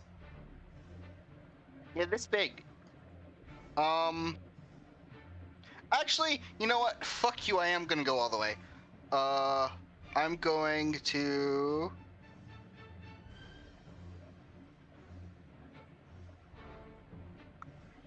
Boomerang inside and see if we get blasted. Yeah, you're gonna ricochet into up to the doors, bonus action, shift it, and boomerang through. Yeah, fuck it. All right, coward. So you ricochet across the plaza, up the stairs, shift your dagger as you climb the steps up to this thing, throw the boomerang dagger through the door, warp to the other side, and you come face to face with a dragon. And that's gonna be the last shot of our episode. Shit. I have 8. Fuck. Oh shit. I have 8 HP. Yep. Guys, we finally found the dragon in the dungeon. Oh my god! God damn it. It's the thing from the name. Who knows? It might be friendly. All right. Color of dragon? Yeah, what color? What kind of dragon? I will tell you next week. That's not fair. We can see it. Val. I have 8 HP. Val, you know what you have to do. I have 8 HP. You know what you have to do. I used all of my action economy. I have 8 HP. You know what you gotta do. What do I have to do? When the moment arises, you just warp inside and cut the alchemical pipes in its throat. I'm so No, that's not how this works. So, yeah, that's gonna be the end of our episode. Nightfall, that gets it. Oh, I don't have a new thing for your VOM shout out. I never got one. Weird. not? I don't think so. I think I sent it to you. Hang on. Well, it says Nightfall, that gets in. So, Valerian, give us a shout out. Hello, I'm Valerian the Kitsune. I'm tired as fuck. I'm sorry for being stressed out the session. I really don't know what the hell was wrong with me. Have a good night, I guess. That's all you got? I don't know why. I don't know. I must have got like dominate person and force use all my spell slots or something. Cause I'm tapped, man. I'm also tapped. It happens. Okay, fair enough. Gamzellas, you came in late. Give us a shout out. My name is Guy Gamzelos, the Bard of Lateness. Mood. I'm gonna be honest. I thought it was appearing right as the show was ending. Pleasantly surprised otherwise. If you need to find me, you can find me on the Discord or in DM. Speaking of finding us, you're watching the YouTube. We thank you. Indeed. Have a nice night. Vader. Greetings, everyone. I am the Journeyman Vader. I am a moderator on Kit's Discord and Twitch, and a streamer on Twitch myself. You can find me over on Kit's Discord, on Twitch at twitch.tv/JourneymanVader, or on Twitter at VaderSidious. Be sure to check out my own channel every Sunday for my own Descent into Avernus game. It goes better than this some days. Thank you for your patience all the same. Sibs. Hi, my name is Sibs. I am in no particular order a artist, a moderator, and a stagehand for Kit's Discord, and really that's about it. I kind of help out with the Patreon here and there. I'm working on it. But yeah, to everyone else, I am a friend, the Drifter, and the one and only Technicolor Disaster. You can find me lurking in the Discord, though I will be a little harder to get in contact with as my semester for school is ending much quicker than I would like. All right, that's all I really have to say. Have a good night, everyone. Birchmila. Hey, I'm Richamila. You caught me right when I got the hiccups. I do earn things, and I like tabletops. Poke me if you like those. Cookie. Hey, what up? I'm Cookie, also known as the Extinct Bacon on just about every other platform. I'm a stagehand for Kids Discord, and I love all things D&D and tabletop. And if you do too, my DMs are always open. Otherwise, you'll find me lurking in the Shrine or in the Patreon. And for my part, as ever, I am the Sharp-Eyed Kitsune, the teller of tales and the weaver of mysteries, the Masked Bard. This is a community that is ever devoted to lore and storytelling, world-building, role-playing, and discussions of those things. So if that's to your fancy, you're in excellent company here, and I do hope that you enjoy your time with us. You just watched Decisive Action Voices of the Mountain. We're back! Finally, making our way through a completely custom dungeon that's not in any of the modules, and I'm doing my best to make it work. To mixed success, but I'm working on it, and thank you guys for bearing with me and your patience as we get through it. This has been Decisive Action Voices of the Mountain, our weekly D&D 5-Point Fox module mutation of a combination of Icewind Dale, Rime of the Frost Maiden, and Storm King's Thunder, with my own spin on both. I do hope that you enjoyed it as much as I enjoyed bringing it to you, but for now, as ever, it's time to close the book on today and leave you with these parting words. From myself, my keepers, and those joining me on the stage this evening, to each and every one of you, the regulars, the followers, the newcomers, and the lurkers, whether you're just having a seat by the fire or you've got a running tab at the bar, remember, there's always more stories to tell. And hopefully, I'll see you all next time as we heed the voices of the mountain with a new chapter. Good night, you guys. Thank you so much for stopping by, and hope to see you again very soon.